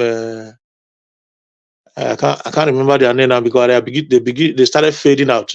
Tony Kabaka is still on the street. That's why I can still remember him vividly, because he was my schoolmate then.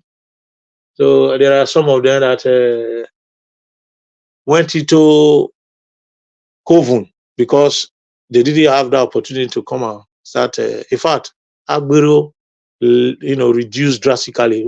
Multiple times I went to Benin, what I saw was not a set of people that will humiliate you, but they have uniform and they are working, and they are being structural in their behavior. They are being coordinated. It shows that they are working under responsible government. At least that alone is sufficient enough. And let's see what Okpebholo is going to bring. If he brings something better, I will appreciate it. But he will never bring anything better, because those that is celebrating with now, he said, tell me your friend, and let me tell you who you are. The people he's celebrating with now, in the midst of the people I'm seeing him now, no, he will not even have a voice. They're going to mess up the state. Under 2 years, we won't believe that is Edo State. And I hope they are not going to touch anything. Yeah? Please call it. Very soon, hopefully it won't turn to a level where MC Olomo in Lagos will be contest for governor. Yeah, it might be worse than that. It might be worse than that. It might be worse than that, bros. Because the thing is, it's really terrible. It's very painful to see this kind of thing. Obasanjo, sorry, Jagaban trying to use Oshomole to just mess up our precious state. Brother, I feel pain, honestly, because it's just sheer. Amen. It's just. I tell you, it's a big issue. It's a big issue. We are not seeing the picture yet. Now it just look like now. It look like a joke now. Just imagine what's going to happen in 12 months' time. It's going to be a terrible thing. The man that will not tell you what he will do for the state. Say, I will give you insecurity. That was what I heard him say. I will give you insecurity. Somebody that cannot speak, he cannot even represent himself. So how is he going to? It's going to be a serious shamble. It's going to be a serious shamble, and we are going to face it, and we are going to face it squarely. And my pain is that if the people have voted for him, then I would have said, okay, yes, Edo people are going to face serious problem because we made a great mistake. But the people didn't vote for him. They just forced him on the people. That's my pain. That is why when a person like a Midwest or a person of his own capacity come here and say, oh, he will work, he has won the election, the people have chosen who they want to rule them. It pains me a lot because they didn't look at how the election came up, how he won the election. They would have looked at before they begin to make some statements, So it's a very painful thing, and we just hope that. And I mean, I've not seen any hope. I'm just saying we just hope, we just hope, because I have no choice. So it's a painful thing. Let's watch out. Let's begin to watch out. But we will not stop. When the moment they swear in him, we are going to follow him bomber to bomber, according to Wike that have come here. I'm just waiting. Once they swear him, once I begin to see nonsense, I'm going to involve people like Wike. Wike is the cause of the problem of Edo right now. Wike and INEC, and people begin to say, I support Dr. CM 100%. INEC is the problem of Nigeria, because if these people want to make election and INEC decide to ignore or reject their wish, all these things will not happen. Like what happened in Abia State. If the INEC woman did exactly what they said, Abia wouldn't have been enjoying what they are enjoying today. So the problem we have in that country is INEC. Until the INEC problem is solved, Nigeria problem will not be solved. Thank you very much. INEC and professors. People of the professor, no nuisance coming out. Professor this, professor that, professor this, professor that. That's you. All right. We will soon use some words on Monday Okpebholo very soon. It will soon use some. You guys just be watching the movie. Thank you. Now do well. The next person, Black Panther, and you. If you did that, maybe you talk to us, Black Panther. Okay, thank you, Dr. Chris. I don't give you doctor now because you don't try to do like INEC now. Only one doctor. Thank you very much. Only doctor say we get here. Your own INEC, honorary doctor, not the academic one. Get that to do now. No, Black Panther, he said to me. I want to support my guy, Chimeze. You guys, stop doing that. Stop comparing yourself to INEC. Leave them. Chimeze, it's good to see Olumide supporters fight themselves to I beg you, that one just being sarcastic, Oga. Black Panther, before you talk finish, your time will finish. Thank you very much, sir. My time starts now. Now, I want to say something. Everybody has spoken well, but we are still in that quagmire of election, and we are still in the cocoon of surprisation. Let me put it like that, so that people will understand and be sarcastic with the word. You understand? So, Mr. Dr. CM, you are not yet back home. You know why I say that? And I said one thing, I should go and do an extract on what happened to Obi and how Obi gathered the best lawyers you can ever think about in Nigeria together. And most of them, he did not pay them. And I want to let you know that people gathered lawyers with very thick lawyers that have facts and their evidence, everything, their status, how they've brought case into Supreme Court and how they won is right there on the table. They were the best of Nigerian lawyers that were assembled by Obi. Yet what happened? The INEC, I still say one thing. We are still not telling ourselves the truth. I hate when we start deceiving ourselves. Why should we deceive ourselves? We know we cannot get it, but we are pretending to get it. We are pretending. We know we cannot get it, but we are pretending to have it. How? Is this how a nation can be built? When we all cannot realize that we should stop pretending and face the reality of time and fight it. Politics is gone. Election is gone. Let those that have lost, let them go and face their reality, because they're not even working in the way we expected them to work. Don't buy votes. Let the people vote for you. You went on buying votes. Facts are there. Let us stop deceiving ourselves. They bought vote. Both of them bought vote. So I don't know why we keep on doing that. They bought vote. And what happened to Obi? Happened to Labour Party. They bought over the Labour Party. People simple as ABC.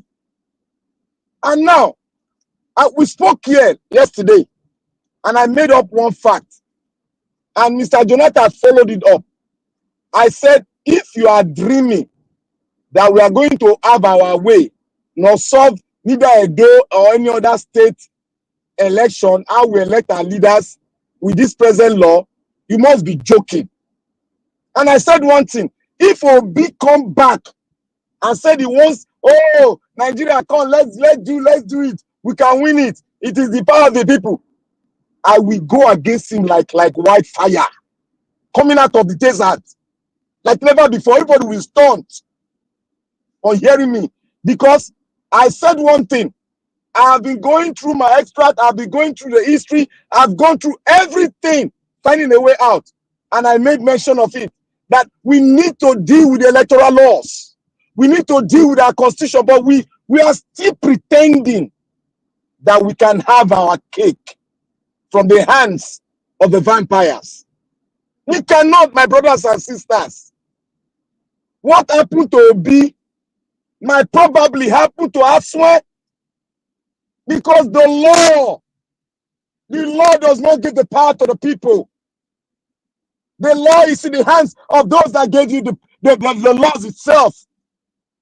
They can't release it until we do a drastic change and all of us stand on one ground.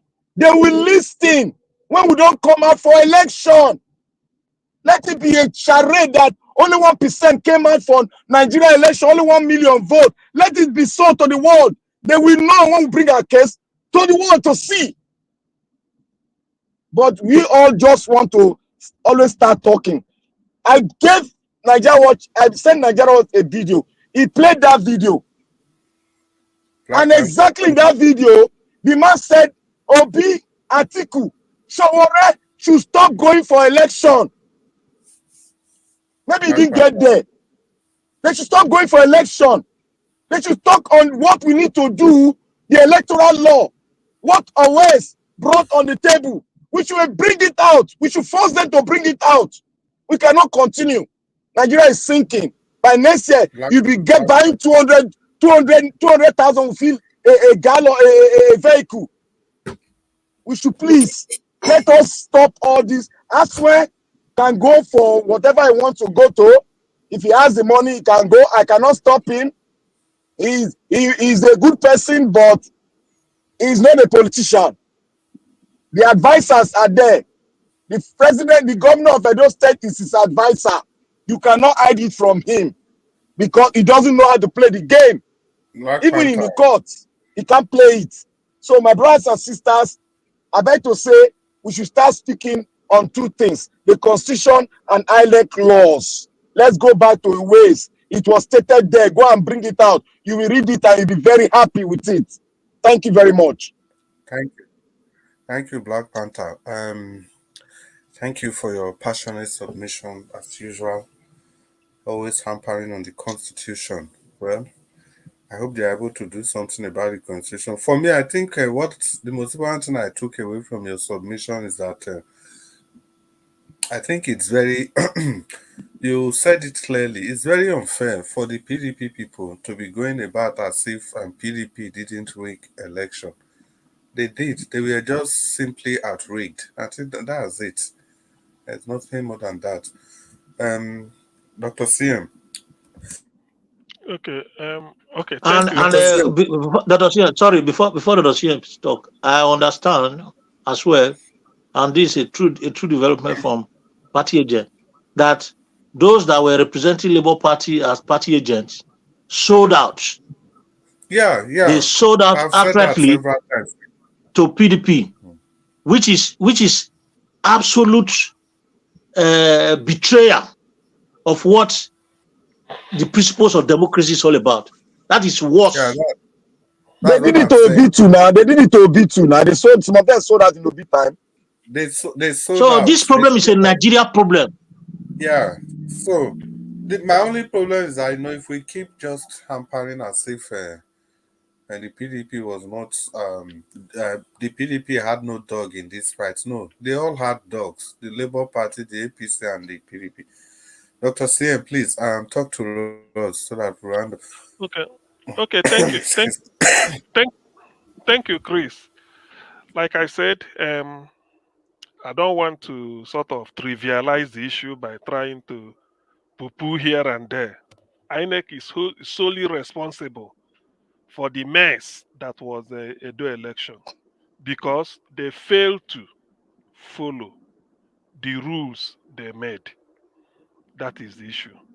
Yes, I know that in Nigeria, even if you like, since Hope Uzodinma was moved from number 4 to number 1, people shouted, and in the end, nothing came out of it. There is no harm in trial. My only this thing with Aswe is, have you got the resources to prosecute your case? Have you got the resources, money, energy, time? If you have it, why not? There's a noise at the back. Black Panther. Okay, yeah. If you've got Yeah, the please, resources, everybody turn off your mic, please. Dr. okay. Sam, continue. If you have got the resources, energy, money, time, why not? We only live once. You never know the impact you are going to make. Probably something must surely come out of it. It might not be exactly, but I would like it to be exactly what you want, taking your mandate. That is what I wish. Not just because of Aswell or whatever. Maybe some people may be ascribing some primordial sentiment. The people of Edo look, on balance, somebody of Okpebholo's this thing cannot even contemplate running for election in Edo State. Is it not Edo? Where can't you encounter students from Edo in Nigeria in the university? Up and there. They are top. If they are not number, you can't call them. Edo is not an educationally disadvantaged state by any measure. It's not. And you can't get in somebody like this to be their leader. No, now. No. We saw through the charade scenes when we said it. So let's say let's just say we complained and people still do INEC feel that this is the candidate, or Tinubu said, I will give Edo people APC, I will give APC to Edo State, or something like that. It's a shame. That's why this thing must be challenged. There must be a revelation in the tribunal. There must be. It doesn't mean it will help to strengthen, to add to our body of knowledge. Maybe if Obi hadn't gone to court, we wouldn't have known that there's a law that this type of thing. If he has said, okay, no need, that's where should go. Insofar he has the resources to prosecute his case. That is just my fear. But if he has it, why not? Why not? Why is he keeping it back? When you buy, you leave everything in this world, your mansion, your jewelry, your gold. But when you are alive, if you can make use of them or use it to help the situation, please do. And people should not be afraid. People shouldn't discourage him. It's okay. No, Mr. CM, Oga CM, Dr. CM, sorry. With the laws of INEC, the electoral law, can he win? That is what we are talking about. This is academics. That's what we are talking about. We cannot shy away from it now, my brother. But see, if you say he can win, then let him stay. What I'm trying to say is, they say even in nonsense, there is sense in it. So what I'm saying is, let him go through it. People said Obi won't win. No need to join. He went through and we've learned one or two things. All these things we are talking about changing the constitution. Who knows if they were going to change the constitution? These are some of the things we now say, using Hope Uzodinma as an example, something learned from it, it should be in the constitution. Using P2B, it should be. Who knows what will come up with Aswe's case? This is a case of Okpebholo's result announced by INEC changed the electoral map of Edo State. That the power does no longer belong in that Southern Senatorial District, that you have more population, more PVC collected, everything. Yet, 3 local governments from the northeast, to not just the entire north of Edo, Akoko Edo is out of it. Just Esako, they divided into 3, and then the people. Which industries which industries, what industries are concentrated there that attract population? And that is where you have 213 accredited. Out of 213, APC got 352. How do you explain that? So at least, even if only that question, Aswe should go and put it before the tribunal. Because I saw Aswe, I think Aswe referenced it when he was speaking with Sheo Kimbaloye. Let him go and then press it, because press media will carry it. They say, oh, today at the tribunal, this is what. Let people hear it. Let it be a shame, so that shame people may be saying is Edo, it will not be a global shame. Aswe, even if that is what Aswe succeed in doing, it doesn't mean people has been awarded fake penalty and they win the trophy.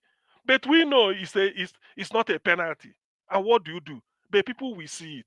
So you see, there is something for us to fall back on. Let him go and advocate for it. That's why I'm saying. We know that Nigeria is corrupt inside, the judiciary, and then our system of elect. That is why I blame INEC. That is why I'm saying it. I blame INEC 99%. It's not that if they observe their system, maybe they wouldn't still play the ball according to Agbado. But at least let me hang on to say, even your own law you handed off to us to observe, you couldn't even observe it. Why? So because these are some of the things, probably something is building up. You never know if peradventure, like we are talking, we want a new constitution, we want this. These are some of the things that will help us to say, look, our constitution cannot even. Okay, this man called Sam Amadi is already talking about a wise panel, how to even appoint INEC chairman. It should be elected. There should be the party together should come and they elect one person. That will be. That was what I brought that Mr. Nagawa played now, the first video. So you see, these are some of the things. And then the way INEC has been conducting an election, lesson learned from each one. Now, maybe by the time they go to Ndo, another banger, they will drop another banger there. So these are some of the things that when you are now talking that, look, we can't continue, and you cite instances, but maybe if you didn't challenge it, if you didn't, because of the fear that after all, you know you won't win, everything will just be there. So no lesson we learn. So I want us to go there and cite instances. Our people used to say that, the chicken being sort of the chicken being carried by a kite. Is it? Yes, the kite. He said the chicken is crying, not because of the fact that the kite will release the chicken, but the chicken want the world to hear his voice. So let everything about INEC conduct, because if Aswe kept quiet, Okpebholo sworn in, everything goes. So, but let them go there and they expose so many things, because APC will be saying their own, PDP will be saying, in fact, INEC will be defending certain things. INEC lawyer will be there. Forget about in the end. We'll be listening. A lot of things will be exposed. That's why so he had evidence of widespread this. Because I wanted to know how the electoral strength of Edo State has now left south and they moved up north. That is what people should know. How did it? How? Tell us. Because these are types of figures. There are some rigging that doesn't make sense. These are some rigging that, is so brazen. How do you explain that? How?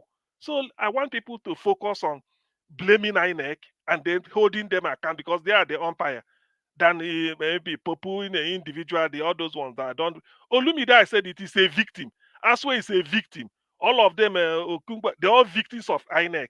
That's why I see it. So for me now to come and turn around, maybe I start to say Olumide should have done this. They're all victims. By the way, when they said 1 battalion of army or police are coming, when they were buying this vote, exchanging money, was it in the house? It was at the polling unit. What is the police doing? Because police, INEC will tell police, turn a blind eye. So why then do we have a police at the polling unit? Can I ask you a question? You see, let me ask you one question. How did we remove General Ibrahim Babangida from power? Because you made mention of one thing here. Since we cannot change the constitution, have we brought forth our case before on the constitution and INEC? Have we come out as a group to say we want this thing done? or we make a rally for it. Have we done it before? No.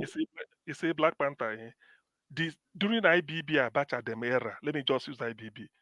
They thought, no, but we don't even need military anymore. It's like telling the military, even if IBB want to, let me say, turn Nigeria to people are tired because they canceled June 12th election. We don't even, anybody want to, not that they may do one or two things that are good, but you see, the phase of military regime since No, I'm not talking about military. I say, how did we remove the military regime? I'm not talking about military regime to come. Okay, no. I'm saying how we removed it was the tide of history is already against them. People are tired. People don't want to hear anything military. We want democracy. Because they've been in power since 1983. Military, IBB, this, IBB, Delegiwa, Pai, Delegui, and all those atrocities. People were sort of becoming a military state. So the tide of history has gone against military regime. It's no longer popular. When Abacha came and then wanted to do his own with Sarowi wave, people just tired. Say, let them get out. Let us organize ourselves. So that is it now. So the tide of history is against them. That is the thing. So maybe now, let that hold on. Let me not mute. Let that tide of history be against INEC. That people will now say, look, INEC, you have had enough of 25 years of conducting rubbish election. The tide of it, may people now say, look. Everybody will now be talking of INEC. No longer the candidate, whether the candidate was a thief. To be honest with you, if INEC had played, if this thing has been the way it should be, I know if Edo people elect Okpebholo, that's under a free and fair, we live with it. Because in democracy, you can elect an armed robber. If it's free and fair, you can. You are free to elect an armed robber if it's free and fair. So, but in this case, people are now knowing that INEC has always been the weakest link since 1999. We started. So, let's say the tide of electoral sort of electoral permutation is now against INEC. That everybody want INEC reformed, even if our constitution is different, but the way we conduct the election, so that the real leaders that can lead the country can now confidently go and contest and know that if I lose, I lose. That means we all have to gather power to fight to the reform of electoral laws. That you see, this is part of these things are built up. Okay, do you know that the criticisms of INEC, if P2B hasn't gone to court, would have only stopped at the way they conducted the Rubebe, wanting to disrupt Jonathan's the day they were announcing Buhari regime, collating under Jega. It could have been to that level. But with the coming of P2B, people now said a new narrative. So these are the build up, the bulwark against INEC. So eventually, probably what happened, what you cited, I can take some positive from it, like IBB. The tide of history is now against INEC, giving it, because even on those people are now saying, let them not come and don't talk this. So I'm not heard by Ganduje saying we use the same template we use in Edo, use it in Ondo, go to Anambra. You see, because people are now against them.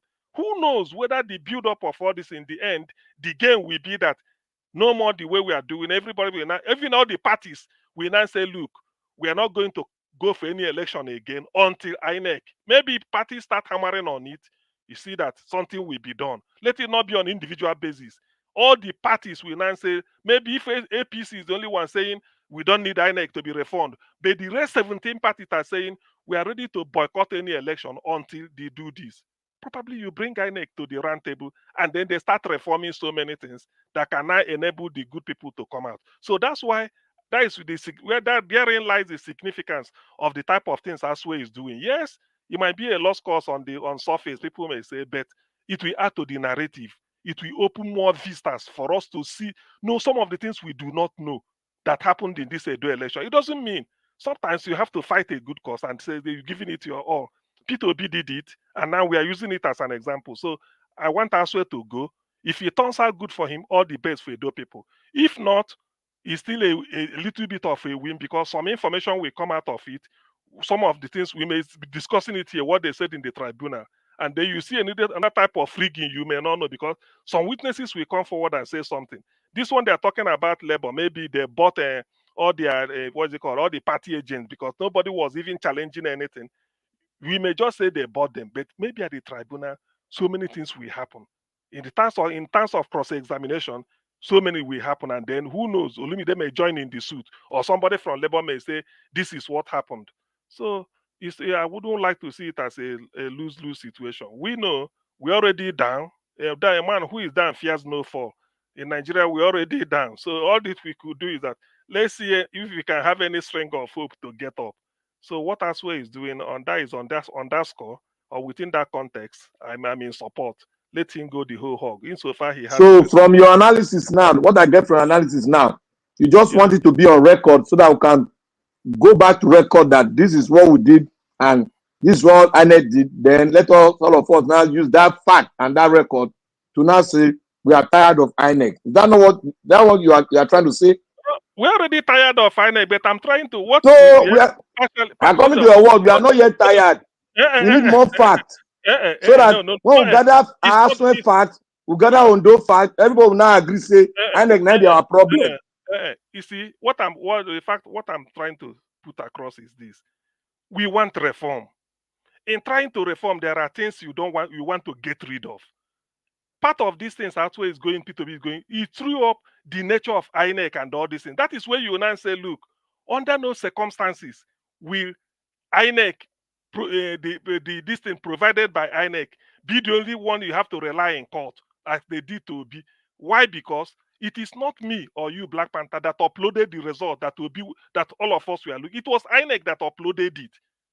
INEC in the sense that it was their official that up. So INEC, how can you upload a result for us to see? And when we are now using the result to add up the numbers, you say, no, we won't use it. So these are some of the things, so that when you are building a case like this, people will say, yeah, it makes sense. But if you fail to go to court to challenge it and something like and this pronouncement like this come up, how then can you now use it in future to make improvements? Now, Dr. CM, are you going to go for 2027 election with this same law? See. No, so that we go know where you. No. Don't forget about surviving. We're not going to survive it. Let us put ourselves in a position now. I haven't saw this thing. Let us survive to 2024 before talking. No. Okay. Don't put Nigeria in that situation. Make up your mind, because you can make up your mind because you have Obi fact. You have since 1983 Shagari regime till now. You see. Black Panther, hold on. Black Panther. Dr. CM, I'm coming. 2023 shouldn't have happened the way. I'm not talking of 20. Who will support 2027 for this trash to happening? What we are saying is that we want it now. Everything drastically changed. I'm not even looking forward to 2027. If they are thought there may be 2027, I'm not that hopeful. I don't look at the future in Nigeria 2024 what? 2024 we are having in Edo is even a mistake that this. You have answered my question now. You have answered it. So no, forget the those things. You have answered it. Mr. CN, please, I have a question for you. Right now, and during the military regime, what difference on electoral process? Was there electoral process during regime? Which one? No, the thing I'm meaning, what I mean that our process now on election and the military regime, which they don't have any process to get a power. So what I mean that the military just go there and start governors. Then these people are rigging and enter. What is it not the same hand the military are using and the present APC is still using? Anyway, what I will say is that, let me just say electorally, during Abacha's time, during Babangeda's time, 1993, we conducted a very free and fair election, which Abiola won. I agree to that. Because the military time is against them. We wanted them to go, but somehow annulled it, maybe in second thought. Now, the type of regime we are witnessing now, if you are to compare notes to be honest with you, if you have to compare, because compare means the quality of life, the cost of living, and the standard of living. As worst as Abacha is, it wasn't this bad.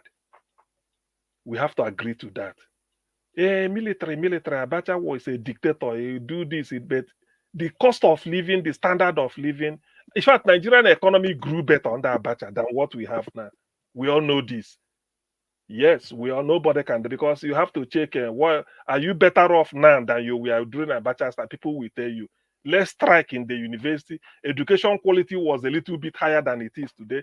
Healthcare services, you can still get whatever. I mean, people can feed, though it's a military. So I mean, there's no basis for comparison. The only what you say is that No, well, I think what he's saying, what he's asking is that there's no. What he's trying to emphasize is that with the way democracy is going, there's no difference between appointing a military leader, appointing somebody from Abuja, and say, okay, you go to Edo State like they did it there, and say, okay, Ugbea, Yering, go and lead Edo because I want you to be there.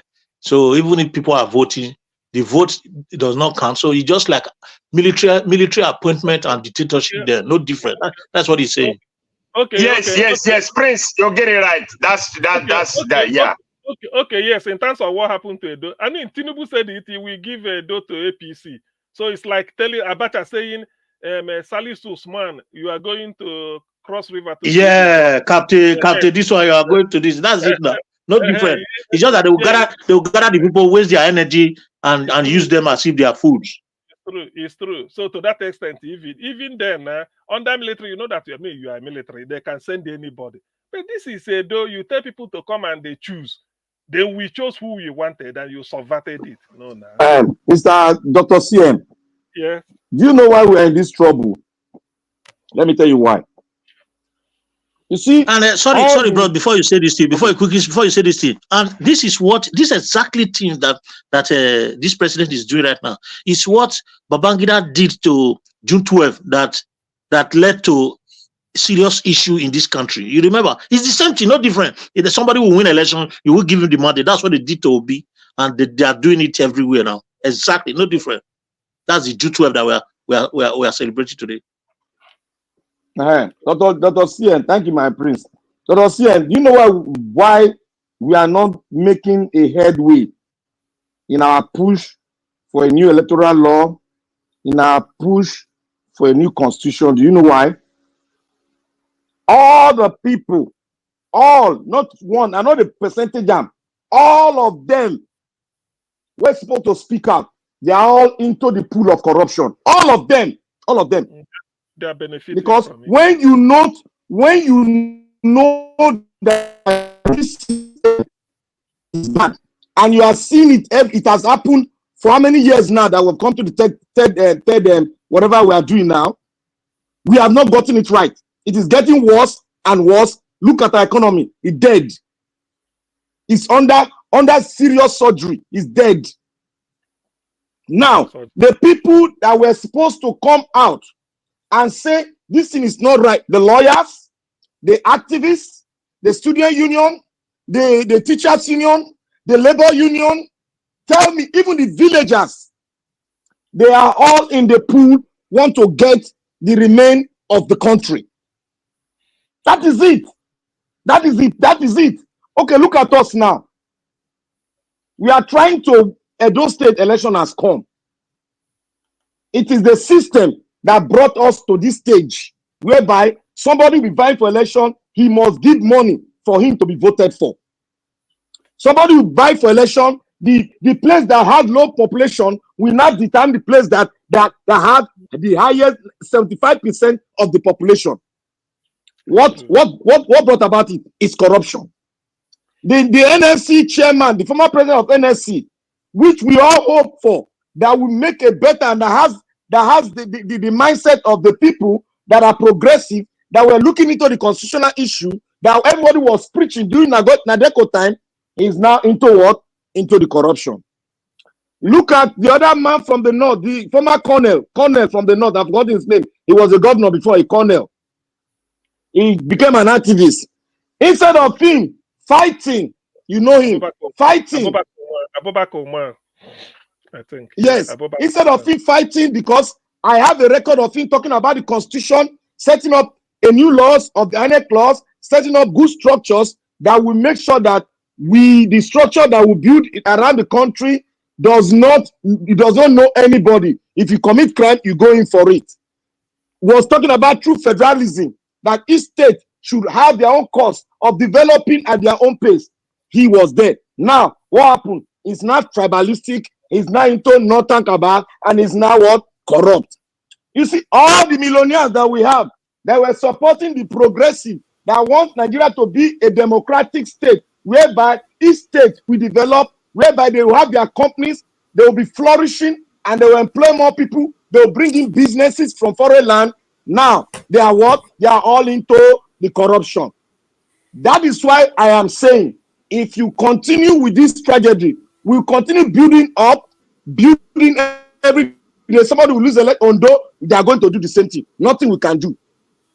They are going to do the same thing. The Nigerian politicians have said it here. They can never change. Because do you know why they don't change? It's because we the people, we have not changed. That is the problem. We the people have not changed. If everybody is speaking like us, seeing like us in Nigeria, we would have mounted a pressure, because we started the liberation before South Africa, before the North Africans. Look at where they are today. We are down the ladder. Starting from where they were struggling, we are down the ladder. And all of us are saying, oh, let us have fact. Tide will change. Who are going to, you will wait for the tide? What are you going to hand over to the generation? Which tide are you waiting for? You must fight for what belongs to you. If we don't look, all of us are pretending. You know what is going to happen? What's going to happen? You see, Africa, let me land with this. Africa, I have seen Africa. I've gone to so many, I've taken about 5 states in Africa to demonstrate my facts.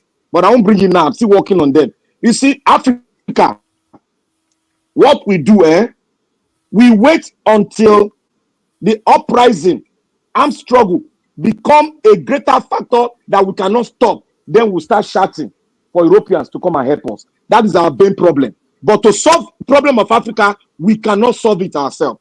That's the problem. We keep on rotating. You see, Black Panther, to add to what you have said. Black Panther, to add to what you have said now, you know, I was asking my brother Chris just now why Buhari said Nigeria youth are lazy youth. But a lot of people, they keep interpreting that word. You know, Buhari has a wisdom man. He has seen Nigeria youth that they are very weak upon all the problems they have given us, upon all the stress they've given to the youth, upon all the sufferings and everything. They are just there sleeping as if nothing is happening. People are siphoning their money. People are just doing whatever they like. Nobody is speaking. That is what he meant by that youth very weak. That people don't know, lazy. They can't even. They are sleeping instead of them to take what belongs to them. God bless you, my prince. That is exactly the interpretation of that thing, but many people didn't know. But Buhari, Chris Collins add this to it. When something like the way Black Panther was advocated, I understand, because it's the number that is the problem. People that will reason alongside your line of thought, Black Panther, they are in the minority in Nigeria. There are not many. That is the issue. Until they outnumber those that will oppose them, then they can make a headway. So Buhari is saying, maybe all this are this. If we now say we have a groundswell of opinion, ordinary answers, what did they tell them in the north? That is the South want to overthrow Buhari. NSAS, we know that this is about police. It's not South. But why? It is people like all these Buhari, they call them elite, that are keeping their people. Black Panther, just let us agree on this. If it's only Southwest, South, and Southeast, Nigeria can't be in this mess. You know that. Nigeria can't be in this mess. If we say we want to come out and rescue ourselves, we can. Because we cannot be hindered by religion, even though there are Muslims in the South. We cannot be hindered by tribe, even though there are many tribes in the North, in the South. But because of that commonality that the education, the South is much more exposed to being educated and see things, reason like the Western world, and knowing that democracy is important. We are not feudal. Excuse me. In the That north, is why they are keeping us in total darkness. That's why they are keeping us in total darkness. that's what I'm saying. Yeah, Because Dr. because Square. no, I'm one moment. Nobody can come to those states and gather the Bini as an ethnic group and say, look, we Chris, don't though, agree. I say this cup, they worry you. Huh? Exactly. That is smart. They drink liquid all the time. Liquid with all those limo and all those things. No, just they take orange. They take orange. You said I don't see a cosa. No mind. No, anyway, so you see, in the unlike what we know all these things. Unlike what happens, say you can't come and Sorry, Dr. CM. Let me tell him one drug that he can use if you go fast. Go and write it down. Chloraseptic. Okay. Chloraseptic. Write it down. Go buy it. If they leak can, buy the flavor you like. If you leak can 2 days, it subside. Hopefully. Thank you. Chloraseptic. So you see, that's what I use every time. To overturn the order like we are hoping to do in Nigeria. That's why I said, if it's the only South, Nigeria can't even get to the mess it is. It's not possible. Yeah, that's true. That's true. I tell you, honestly. In fact, we'll be rivaling Egypt or South Africa, or even better. Because we want development. All of us want to develop. There's competition. Everybody want to see each other. You lift but in the North, they always tell them that the South is your enemy. If you want to do anything, they say leave them because they want to keep them perpetually down. So then, how then? If this thing they just take it as a challenge now. Let us organize it. They will say no, that those ones are this. I mean, look at what Haruna Guru. If there's anything I learned from that man doing Obi's campaign, those times he used to come here, he exposed my eyes to even the thinking of the people in Kaduna and then up north. So that is the issue. That's why we are where we are. Black Panther, what you are saying, nobody can doubt it. It's very effective. The efficacy is not in doubt. I wanna chip Mr. Chris Abeg. I wanna chip something. See, because of this not he mentioned, if you look the school at North, you will see that all of them, before you will see a northern student that speak English is hard. So that's what their politicians want. So they will be controlling them for everything. When it comes to election, we say, hey, like a person that controlling all this number. Hey, go this side, they will go. Hey, come this area, they will go. So that's what they want, and it's very bad. And it's time for them to wake up from their sleep. Thank you. Yeah. And they're going to use Hausa to give the news. Hausa. Yeah. Well, on BBC Hausa, they say, where they be watching. Exactly. For me, you see, Prince Collins, you see that question you asked me. You see that direction when I tell answer and so I purposely no one go that direction. And I like what Dr. CM talk. So if you see my response, I just make a clear saying that Buhari be full, not be we. Yeah, you just lash on. Yeah, now him be full because you know why I say I don't want to go that direction. Then they use this thing where they control their people for North. They want to extend them to us. Nice thing make them that day. When somebody they talk about corruption, if they use people from Southwest, Southeast, South, they give example. Now I say no. There's a reason for that. Now these people was passed. But if they want to talk about corruption, the postal people, then go use people from other region. So if Buhari, if they control the cows for North there, anything where they tell them, then go do anything where they tell them, they go do. That lazy youth, it no apply to people for South too, because we they talk. You see, as we they do elections, so everybody they talk. And SARS come, we talk. We go talk where we belong to. We go talk, so we take one time. But the problem is, now still those people from the North, now then they make everything we they do, make it not succeed. It's So true. then, If he say lazy youth, the lazy youth when they talk to nine people, nine and the If, children for that side. if them boku for not to not be them To boku tell that you, side. see, to tell you now how Buhari, how in lazy rich. Hmm? You know, get school See, start. Ordinary somebody, school no, start. may You you know, wait get. now. Baba, is you send your Peking go UK, go school. Hmm? Your Peking, man that is less than 25 years, he come back from UK. You know if you go work for anywhere. The next thing, they marry, give him chieftaincy title, Emir. See, I don't know, a son of a president with a UK qualification. Tell me where you no go fit work for Nigeria, but they not fit. They just go. The other one, they married the other one, give it Jimmy, the oil magnet man from Meduguri. They marry and give it Pikin. So if you see, if somebody they talk about laziness, that's the way they're supposed to they call or got matter of laziness. Now they call people lazy youth because they feel it. Because Well, they feel they use their fellow northerner till they deceive so everybody. So okay.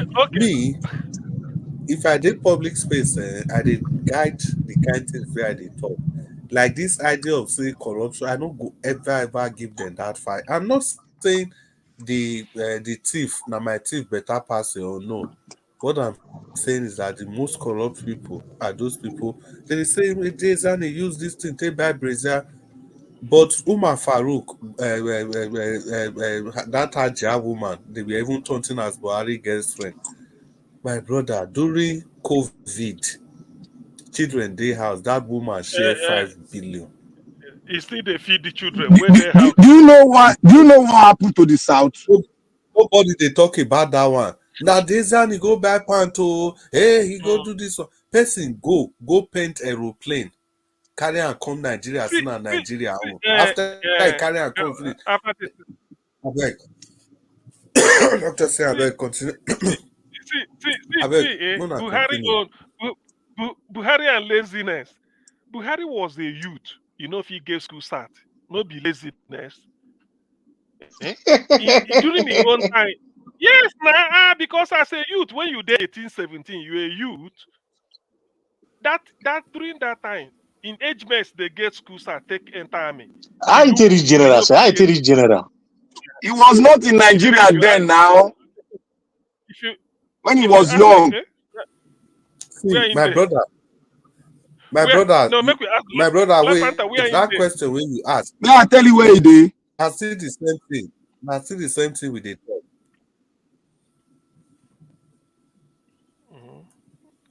Hello? Yours. See, Hello, may there. I tell you now what happened to us Yeah, for we dey South? hear you. Now they hear me? Yeah. May I tell you now what happened for South? You know what happened to us? My maestro, that thing that I spoke on. You know what happened? Everybody, activists, student union, everybody gave up on Nigeria. Everybody, including Falano, all of them, everybody gave up on Nigeria.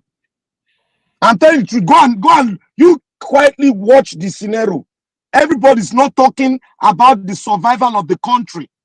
What we made the country change, the core of the problem. They are not talking, everyone want to be one Nigeria, but they are not speaking to the core of the problem. They are all doing what? Since we cannot win, let us join them. Look at the Minister of Aviation. Very outstanding speaker. Very tough. But what happened? He cannot beat them. He joined them. That is what happened to our fighters. All the people we have lost to this corruption. That is what happened to all of them. Nobody cares for the country. Everybody wants to see where the country will end up. Then they will not say, I not talk. We fight. No, yeah, look at where we are. They will not start separating themselves after coercing to destroy the country. That is where we are now. Because nobody want the country to so. I'm telling you to go and now see when Nigeria Watch came here and say everybody is lying to collect money from you. You think it's a joke? It's not a Yes, joke, now. it's the fact. Everybody Everybody's has a liar. given up on Everybody. Nigeria. Even the villagers, they've given up. That is why you see, when you give them 500, 1,000, they will vote for anybody. They have given up. Until the whole roof collapsed on our head. Then everybody wake up say, maybe I be fight that time. Una say, una finish my brother. Should I be fighting? I don't want to fight like him. That is why I joined them. That is what is playing out in Nigeria now. Nobody is speaking the truth. Nobody want to face the fact. Nobody want to change INEC. Look at the man that spoke today in a conference yesterday. I guess yesterday. I brought the extract. I gave it. That was the video Nigeria was played. He said he advised.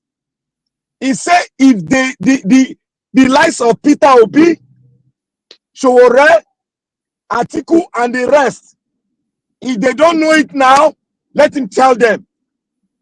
You cannot have a country when you don't have a sound electoral law. Let's not go to the constitution. You don't have an electoral law, you cannot have a country. You cannot have the good people ruling your country. He said it. He said they better join now or the whole country will collapse on us. Wait. May I suggest one thing, Black Panther? May I suggest one thing? May I help you? May I help you gather some of your saliva, maybe for get strength. You know, what if we start with something like, you know, I first suggest this thing at a time. You know, right now, the way people Chris Collins, they play politics. They take your time. No, leave on. I need them. I know. And Prince Collins, I like your style. I do like your style. Continue. Thank you. So, you know, what if we suggest one thing, I just imagine, say, okay, if we start with, you know, because what you like this way they talk, so if we did to begin the, you know, publicize this kind of information, you know, the way we'll take spread and publicly, and the easiest way when I see that through organized WhatsApp messages, spreading it and printing handbills, and this thing is not expensive. You know, few people can take over this. You can start from one state.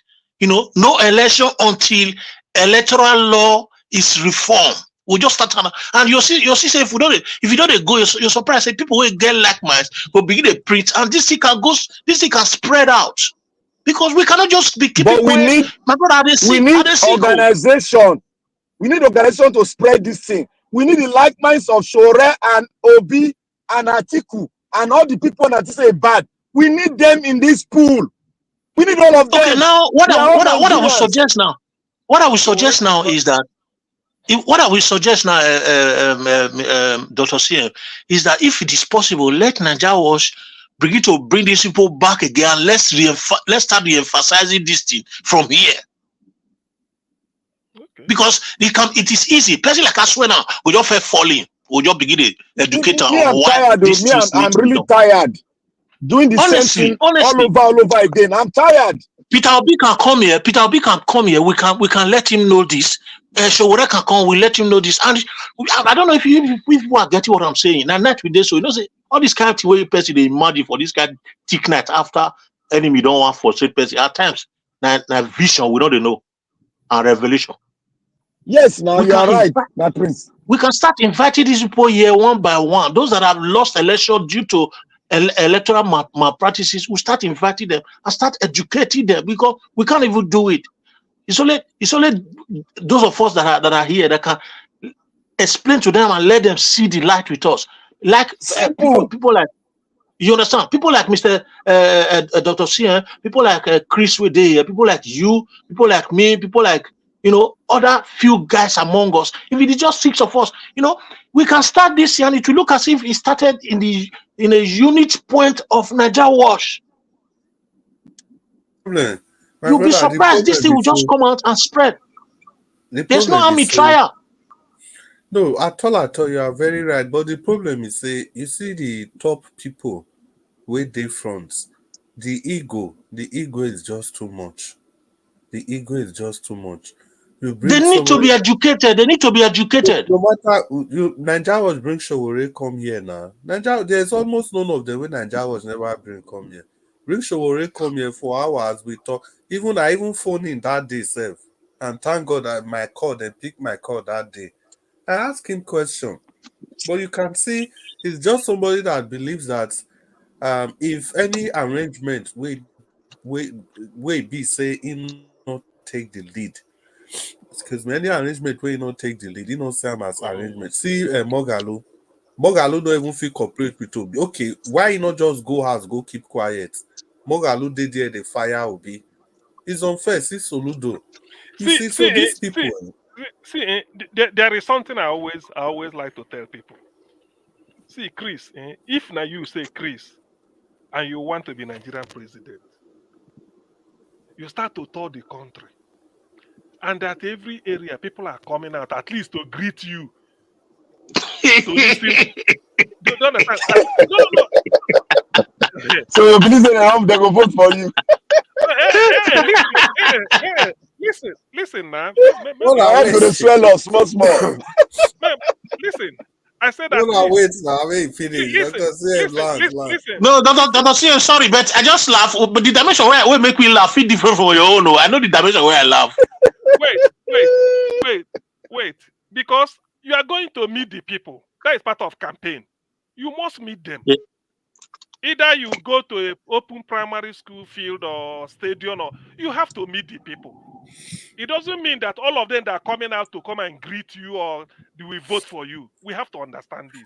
But the fact that you are going around and you are meeting crowd, that will uplift you and know that yes, at least wherever I go, they announce that I'm coming for a rally. We organize and we are keep going. All those. Particularly if you are not using money. But there are something like that, Morgalo. How many of them can tell you that they've toured the country and people are greeting them? That is to tell you that you are not even accepted. It makes to me. But they don't want to believe. Now that's the pride Chris was talking about. No. It's true. I'm coming to Chris' point because I agree with Chris when he said it. So it doesn't make you go to Arise, wear suit. You go anywhere, even if you come here, wear suit to the talk. That doesn't go to the field because in the end, those people talking to you at Arise, it is true that you are talking to the world. Anybody can listen to you, but it's quite different. That is practically different because you are in a different ecosystem. That is practically different than you going to one rural local government in Kaduna State, in anywhere, maybe in Anambra, and people are listening to you. So this is the advantage Obi has about them. So until all of them go and then see, so you are not acceptable. That's what. But do you know that Obi might be lost? Dr. CMO. Lost in the terms of he does not focus on the reality of Nigerian problem. You know, based on let me explain that, Dr. CM. Let me explain that. Obi might be lost based on the first part of the submission you gave. That when they go everywhere, they feel accepted. Because of that, they feel that one day they will be. That is exactly. That's why I told you. That's why I told you just now that why I laugh is different from your own dimension. That one are different arguments. The argument now be saying, Oga Prince Collins, you say me then bring everybody together. Waiting me and they tell you be say you see all these people. I think now waiting Dr. CM they explain be that the one way even be saying not get any relevance. Now ain't go want make him be the president. Even this more they talk so may we tell ourselves the truth. Apart from Nigerians that can read and write, who else know Mogalo? Even amongst those Nigerians that can read and write, how many people know Mogalo? Nobody. Yeah, I don't know what's can finish. You see, because if you put the TV of the sedan now, make they share cow, you go say I go carry the cow nyash. Even nobody know, you go say I go carry the nyash. I go carry the head, he say nyash head. See, listen. In being a president, because when you want to be president, you want to govern both the rich and the poor, the educated and the illiterate. So you have to go to them. Even if you see, that is the thing. So how many of them can go around as you are touring? Everybody go say, at least they see you. That's why we are saying now, Mogalu, without you listening to Arise or this thing, you may not know him. How many of them can say, I've been to a rally in KB State? I went to KB, people were coming out. They can't. But the only guru in newsroom go and talk to Rufai, go to Shewo Kimbaloye, go there, go wear suit, talk. All those ones no be But now. Dr. CM, do you know that Obi knows that we cannot get it? Do you mean Black based on Panther, I beg. Do you know that Obi knows that we cannot get it? Black Panther, I beg. No, because no, the awareness CM, is Dr. CM, yeah. I beg. When I just give me only 5 seconds before I go stain my face, make I greet people with the comment section where they listen to. Madam Mary in Finance, I greet you well, you do well. Johnson Emmanuel, thank you so much for hanging on. Joseph Oji, we greet you. Madam Ahmed Bride, good night. Oga Willie, we greet you. Who did there again? Madam Peggy Modi, una well done. Shaw Sabatini, una well done for staying back and listening to us. So, Dr. CM, may the discussion continue. Okay, see. Dr. CM, do you hear what I said? You said. Do you know that Obi knows that we cannot get it? Because the awareness is not that high now. No, you know. So why is he now deceiving us to go for another one? No, it's not deceit. Let me tell you, it's not deceit. Black Panther, how can you talk like that now? I'm talking reality now. Not to say talk like that. No, it's not deceit. Until the people, that's why. How can you say Obi they deceive us? You see, if you know now, remember. Okay, we'll put another language there now. Hold on. Remember, Obi during his campaign was saying, "Is there a place you buy bread cheaper? Muslims buy better than Christians." He was saying it then. That all this. Old school now. Listen, now, Black Panther. This is not this. Please just allow me. Now that we are in this mess, do you know that if Obi repeat that thing now, people are much more to lead. You will say, didn't I tell you people? Now, when fuel their cost, are you telling me there's we are APC people that voted for Tinubu, buy it cheaper than people that didn't vote for Tinubu? That is now it will sink. So that is their awareness. But will it make us win? People, how then do you rate your chance? Is it not the people you are talking to? No. Let me help you, Black Panther. Let me help you, Black Panther. Hold on, Black Panther. Black Panther, if you feel that is a wasted, then you can give up. Then you forget. No. Let me help you. Black Panther, let me help you. Dr. CM. Black Panther, let me help you. Black Panther, let me help you. Dr. CM, let me clear something. You know what you are saying is correct, but let me tell you the aspect which Black Panther is going. It's like we are living the we live for our shit, go they look where for our peace put. You see this issue now. I then tell her my praise. Let's have it at the back of our mind that the election in Nigeria has been truncated. Simple. See, whether no, listen, let me finish. Let me quickly finish. Whether by performance, by credibility, by ability, by tenacity, by curiosity, by whatever, it has been truncated by a group of people. No matter your level, they are taking it and they have taken it. So if we get that clear at the back of our mind, we will not know that whatever effort that we are going to make is going to be useless. So the next plan is how do we untruncate the truncated route? Simple. That is what I want to know. Answer it. When people answer it. Okay, answer me. Yes. Okay. Now the answer is this. The answer is this. That is what I'm saying, and that with the next step that we are supposed to take now is to start campaigning on how anybody that wants to win election in Nigeria to start working now on how we must amend electoral law to suit election in Nigeria. Okay. Now. Let me give my own answer. So the answer you gave, is that different from? So until that is done, until that is done, no election. I know. Is that different from saying we have to create the awareness in people now that until that what you said is done? That is awareness we are creating because they do not understand, they do not know it. Let me explain why. Hold on, let me answer. Let me go. So you, Prince Collins, it's like you are a step ahead of them. So it's like you are dragging them to see the thing, to see the way you are seeing it, that is the solution. So in other words, they have to put the awareness in them. They will not say, so this Prince Collins, what is really talking? I think it makes sense. So in that case, you Yeah. have succeeded. So whether you do it by rallying them in a football pitch, or a football field, or you do it by going house to house, what you are trying to tell them is that old system where would they practice? That's why we headed us back. What we are now telling them is, see the way I'm seeing it. If we can do it this way, we can get out of it. It's still awareness we are talking about. That is Okay, let me say something here. Let me say something here, though, Prince.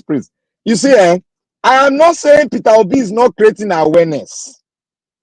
I'm not saying it's not upright to be the president. But what I'm saying here is that we should stop pampering the minds of the Nigerian people. Okay. We are pampering them. Look, wait first. Look, every Nigerian knows that, because that's where Obi talk na parable. If you think well, it got something to do with your economy, your state of mind, the way Nigeria is. That was a parable for us to go and think. If you cannot buy, if they say that they sell Gary 2 naira for not, should be able to go to buy there. But now the same price they sell for everywhere, high price. That is trying to speak to the Nigerian people, which Nigerian people, some of them are understanding it, while some are not understanding it. Look, the minds of the Nigerians has been damaged. Their sense of reasoning has been damaged. That is why we see our professor saying that this present president was feeding him while he was having problem. A professor of high. You said we are pampering them. So how do we unpamper them now? That's what we are. That's what Black Prince Collins said. It is that same Chris, hold on. It is that same damage of mind that now make professors to rig election for hoodlums to come into power. That is not come to corruption. Now, how do we change it? Black Panther. Yes. Again, you see that statement where you make that professor, so make una they call his name, because people they listen to us. Okay. So that Mahmoud and his cohort. Not the Mahmoud. The professor Shoyinka that said the present president Tinubu was feeding him, helping him. How can he leave that man? Where you want to kill him? Now Tinubu so he called us names. Those of us. Wait now. Say Tinubu give a line of business, made them go to the import rice come. Yes. From Southeast Asia. From Thailand. Those of us that were in his own position before, and we are now in the position. No, those of us that were following them before, we are still sitting upright. While him that trained those that were speaking for the progressive nature of the country, they are not following the corrupt nature. That's why I was explaining that a lot of people that would have hastened this thing to come to pass the way we did it during the military era, all of them are in the pool of corruption. Now, how do we get out of it? Now, what my priest said, you see, we have to start to send a message. That is the awareness we are talking about. Let people. We have to be. I said, look, I hear you. Wait, now me I not use. Me I not lose my. Black Panther. No, Black Panther. Make una hold on. People they comment section. Maybe we greet them now. Okay. Now you for talk now. Madam Rita, we see you for comment section. Oh, good evening. And who did her? Sorry, I realize I go chop fine for this one. Madam Stella, in my semedo, I don't know as I miss you. I just miss your name somehow. Thank you so much for remaining on the comment section. Stella Masemedo, sorry for meeting your name earlier. Madam Rita, we see you. Willy. That name, it still they make me feel as a child. I know it's Willy be. Madam Rita, we day here, may you bring black soup, come give us. So yeah, Black Panther. Okay. Continue. Like what I was saying before Chris started is a greeting. Now, I want us to start sending a message that is hitting the nail, because we have been pampered. We have been pampered. You cannot eat from this. You cannot buy rice from Port Harcourt. Cannot be the same thing. Your religion cannot help you. Those one are political statements where we say we don't reason. Now, how do we get out of it? We have to start telling the people the truth. Like that what? Look, without an electoral law, a good one that was proposed by the Wise Committee, that gives that if you read them very well, you go know what they talk. That was very explicit, and that was the best way to go, and it's the way that most countries does it. If we go that way, it will be better. Panther. May I quick talk this one? Awful. Black Panther, sorry. You see that waste committee where you dey talk, you know, say na Jega, wetin make Jonathan pick Jega? Na Jega be secretary of that committee. I hope you know of that waste committee. Yes. So that Jega they bring now, it can't mess up everything. All those people, they are all part of the fraud, electoral fraud. That was what I started at the beginning. Now, if you see when I was saying it at the beginning, that everybody is now in the pool of corruption because they've already given up. Since we cannot change it, since the cabal, I have seen the cabal that are gathering momentum. Let me now join before they buy me. Now, how do we come out? A voice have to come out of the wilderness, start singing it. The voice like Peter Obi should start singing it, because we are not seeing the green light in 2027. If we are seeing it, with the momentum we gather from his home everywhere. But since we need to start conscientizing people with the truth that we need to change our electoral law. Let's throw away now. We need to sit down and draft an electoral law that will be independent of the president and the political party. And we have to draft a law that even people like the royal fathers will be involved, the student will be in that committee, the labor union will be in that committee, the women union will be in that committee, the political parties will have a stake in the committee of INEC too, so that we can gather our next power to protect our country electoral law. Well, that is what we need to be selling. I've identified, please. I've identified, to me, I've identified the procedure to take if we left for me alone. South is relatively more enlightened, understanding of the problem, willing to embrace change. The North, I will bring somebody like Haruna Goro as a guide. He will be the leading light. People like that, well, I'm using him as an example. People like that to change the mindset of their people so that they can go along and they understand that there is need for us to do this, such that if those their elites, people they call their elites, is telling them, don't listen to the South, they want to do this. Muslim, Christian can never rule over a Muslim. It's haram. Before the lives of Sheikh Gumi and all those people start to indoctrinate them, the lives of Haruna Guru has been able to open their mind that for them to, so that they can now say, people like Gumi, no. I'm a Muslim, you're a Muslim, but in this case, we want good government. This is what we have to do. Because in the South, no elite can come and tell you that constitution is not the problem. We all know it. So for us, because we are talking of Nigeria, we have to include them. Assuming it's only the southern part of Nigeria, this is the type of platform we have here is enough. We have them 50 absolutely. I swear. It's enough. At most, you go to just one students' union president in one undergrad, in one university, start to sing it, and you win people easily. And then they will tell you, because now people will tell you that after all, look at the man that is a chairman of my local, he's not even educated.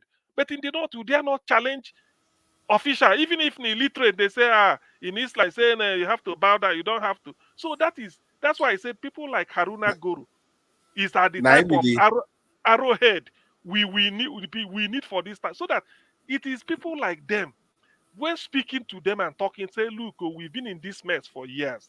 All these things these people down south are talking is the right way to go, and they explain it to them, so that with that fear that before the lives of Gumi and politicians like maybe Buhari, if he's alive, to come and confuse them. Say, look, this thing the South is talking about the constitution.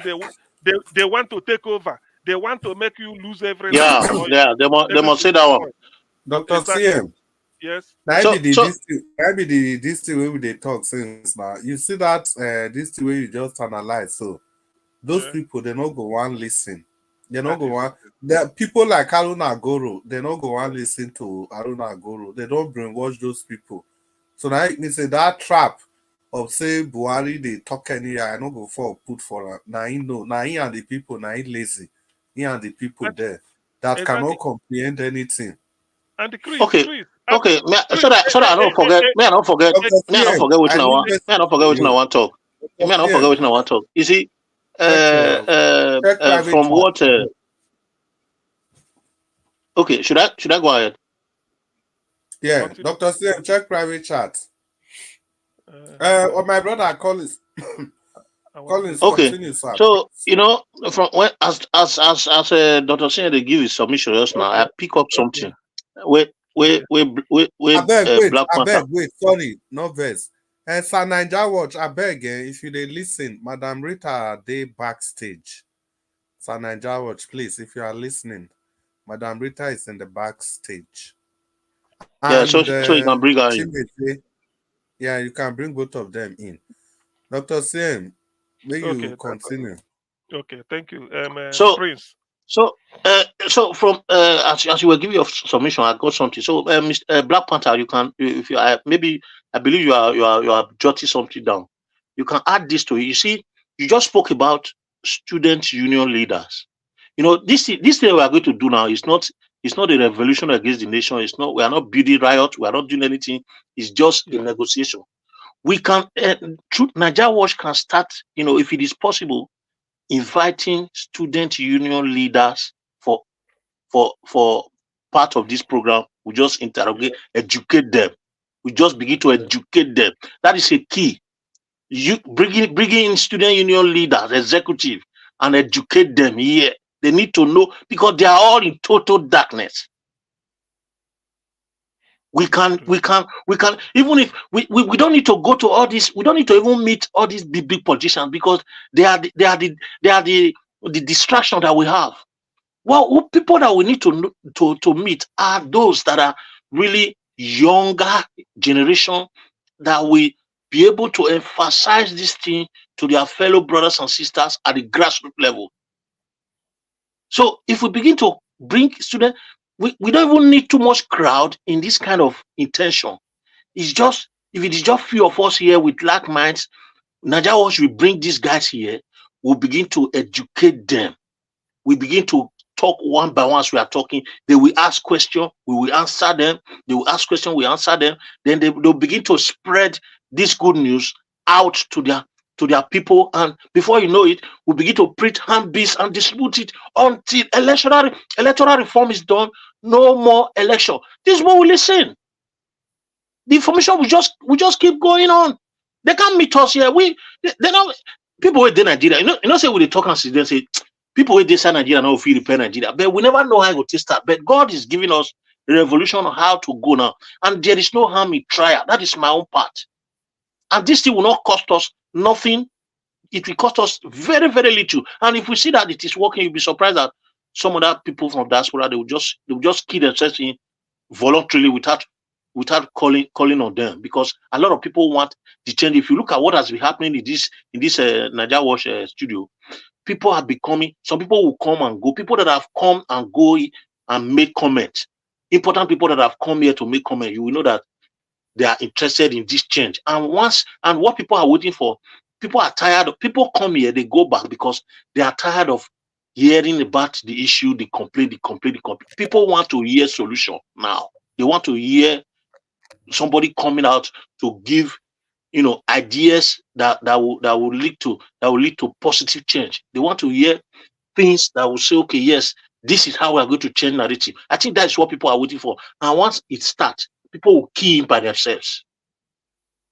That's what I want to say. Well, with all like you, I'm also hopeful, but I know that quite our attitude to embrace change in Nigeria, the South is much more prone to embrace change and complain because we are not held down by any feudal system as to say you must listen to this to for no. We are capable of deciphering through the problem, reason it through, and even hold our leaders to account to some extent too, and then show signs that we disagree with them. But because we are talking of Nigeria generally, you have to include the northern part, and that is where the feudal structure comes from. Yeah, they That will is come and in. that They will come in. Definitely, they will come in. Like exactly people you mentioned, Aruna and all those one. They will come in. Those are the people we this start with. exactly because I feel like think what Chris was saying before he left. I know if I go now, let's say me and Chris and all of us here, we gotta go there, they talk. Yes, something they will be listening. But to convince, if na Haruna Guru, they talk to them, they will be much more amenable to listen to him, take what he said, and Yeah, even be open than me. Because you know this idea that this is and that is why the North, the so-called northern politicians, always boast they will win because they know they kept their people under lock and key. So whatever happen, whatever they tell them, blackmail them, do everything, talk and okay.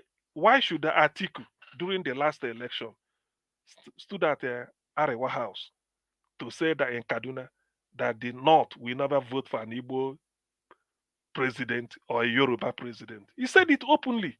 Why? Why? yeah, So yeah. it's But they voted. they voted. But so you see, this is the. But I can never tell you Tinubu can never stand anywhere in Yoruba land. They said Yorubas can never vote for an Igbo Yeah, president. yeah, yeah. Somebody, That's true. somebody from there will challenge him. You say you Yeah, don't, because they're educated. Peter Obi can never, an Igbo politician can never stand in Enugu or where, and say Ndi Igbo can never vote for a Fulani. No, people will say, for who are you to tell us that one? No, you can't. Because you know the people can make their choice. But in the North, you can say it comfortably. They may even clap for you, saying that you be the leader. And that is the yeah. problem we have. They That's are why using to their see ignorance against. They still use their ignorance exactly against them. to suppress their people. Prince, if now God help you now, you blow, you are a billionaire or millionaire. The thing where you go do now to go your village, begin gather boys, they give them scholarship. Let them study. Now you go Yeah, do. You go say people where they undergraduate, na me go they give them school. But them in the because you want them to it doesn't mean that tomorrow they may be writing an article in the newspaper to challenge you or maybe to but now you train them. That is what you because you have the money, you will say, no. Oh yeah, you want to study, I send you to USA, go and do your masters. Some of us came abroad because of somebody send us, or maybe go and do this. But in the north, it's not like that. Rather, Dangote, look at the number of beggars in Nigeria, in Kano State. But they tell you Dangote is from Kano, you do all this, all this. But what have they been doing to their people? You have an arable farmland that they claim. Why not mechanize agriculture and make sure that all of them become millionaires? Because they are farming. You make the South lazy. That's what it means. That we can't go to farm and say, after all, we buy cheap yam. Always come down. Why should I go and waste? Because before you know it, those people are millionaires. They'll be exporting all this. They won't do it because what they are afraid of is that you don't want to topple them. You don't want to topple. You can't. You can't topple them because if they That's here. yes, if they empower you, you topple them. They won't do it. look at all the natural resources they have in the north. They cannot arrest anyone. They are just exploiting it unnecessarily. It's only crude oil See, from the there's one thing I believe in. There's one thing I believe in. There's sort of a headway in the north because I believe there's sort of conscientization that is going on now. We might have a little bit of blockade due to the religious aspect, where everybody just gag themselves into religion as if religion is going to get them out of the dungeon. It's never going to get you out, but rather create more problem. Now, we have to start doing what is called not relating our thought into a sort of creating the country into segmentation: the north, the south, the west, the east. Are you people getting me? We should not Yeah, emphasize sort more of on it. Go Then we ahead, can go put ahead. it more. We can put that a little bit, but we shouldn't emphasize more on it. We should emphasize as seeing ourselves that we are all suffering in this thing. Of course That we we are. need to make that change. Despite you are this, you are that, you are that. Now, there's one thing one video I'm going to bring. I will use it to explain this. Maybe tomorrow when I send it to Nigeria Watch, I will send Nigeria Watch a video where a city is being built as a result of what happened in Kenya. As a result of what happened, the Gen Z, what they did. Their mindset now, all the leadership in North there now, it has changed. The Islamic, the Muslim there that was segment themselves, it has all changed now. If I show you the video, if I send the video and I show it, most of you will know that, oh God, we will cry for ourselves. We will cry. We will cry. It is not after. I'm not going to send a video from out of the country in Africa, here, Kenya. I'll send it to Nigeria because it's in one of my save it somewhere. I pray I'll be able to get it faster. This is what we need to be doing. We need to be backing it up with videos, sending it to people, sending it to WhatsApp. Let them see the result of unity, what it has brought, what the benefit, and this, if you have a good electoral law, because in Kenya, they've changed their electoral law more than 2-3 times to get it right. That is why you see the judicial, they are making they are making good approach towards any electoral cases, and they will tell them to their face, go back and do the election. You see, Black Panther, I want you to, Black Panther, look, the principle of what we are saying, nobody can dispute it, or nobody can say no. What you are saying is like a no-brainer. No, do you know why I'm saying that? Sorry, just you continue. You know why I'm saying it? You know why I'm going to bring it? Because the minds of the Nigerians has been so damaged. We need to bring them back home gradually. It's going to be a gradual process, I know. But we need to be showing them the realities of things because of the unity. So to me, it's a no-brainer. We know. But I want you to always understand that the managing change or bringing about a change, the southern part is amenable. The way you explain it, it go hard to explain it for every 100 people you explain it to, 98 will just tell you, say yes, or 99, if not 100. But the problem is, because Nigerian constitution or electoral law is so made in a way that one part of the country, those called North, will always have an upper hand to dominate and do all this. So anything you are saying, they will tell their people it's a lie. Don't listen to Black Panther. Forget about it, what he's trying to say. They are this, they are that. So this is and because we are talking of entire country, that's why we are saying, assuming we can, by hook or by crook, get a restructured country whereby sort of resource control, the way they say it, you control your side. That's a little bit of a freedom. That one alone, that small headroom can make a lot of difference. But the way all of us are caged in when you are talking, because that's why whatever we say here, even if I'm not here, I hear what you are listening, I already know. I can concur, maybe a smaller, slight distance, but I know the principle is just to change because we know. But then we tell them that there's nothing wrong with the constitution. No.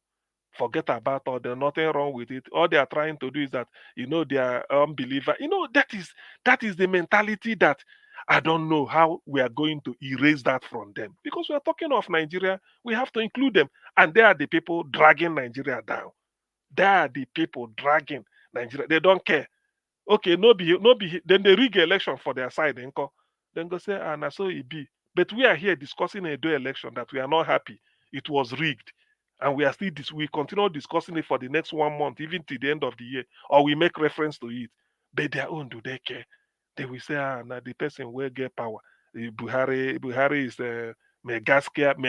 Okay, do you know that if you go to the north, compare Obasanjo's record in the north with Jonathan, with Buhari. Buhari comes out worse. Is it not Jonathan that was building schools for them? In the end, they stoned him. In the end, they stoned Jonathan and his convoy. and even called all these things. Did they stone Buhari? Nothing. But that is the issue. That is the mentality. The man that came to build schools for you, forget about Otuoke and the South and was concentrating on you people.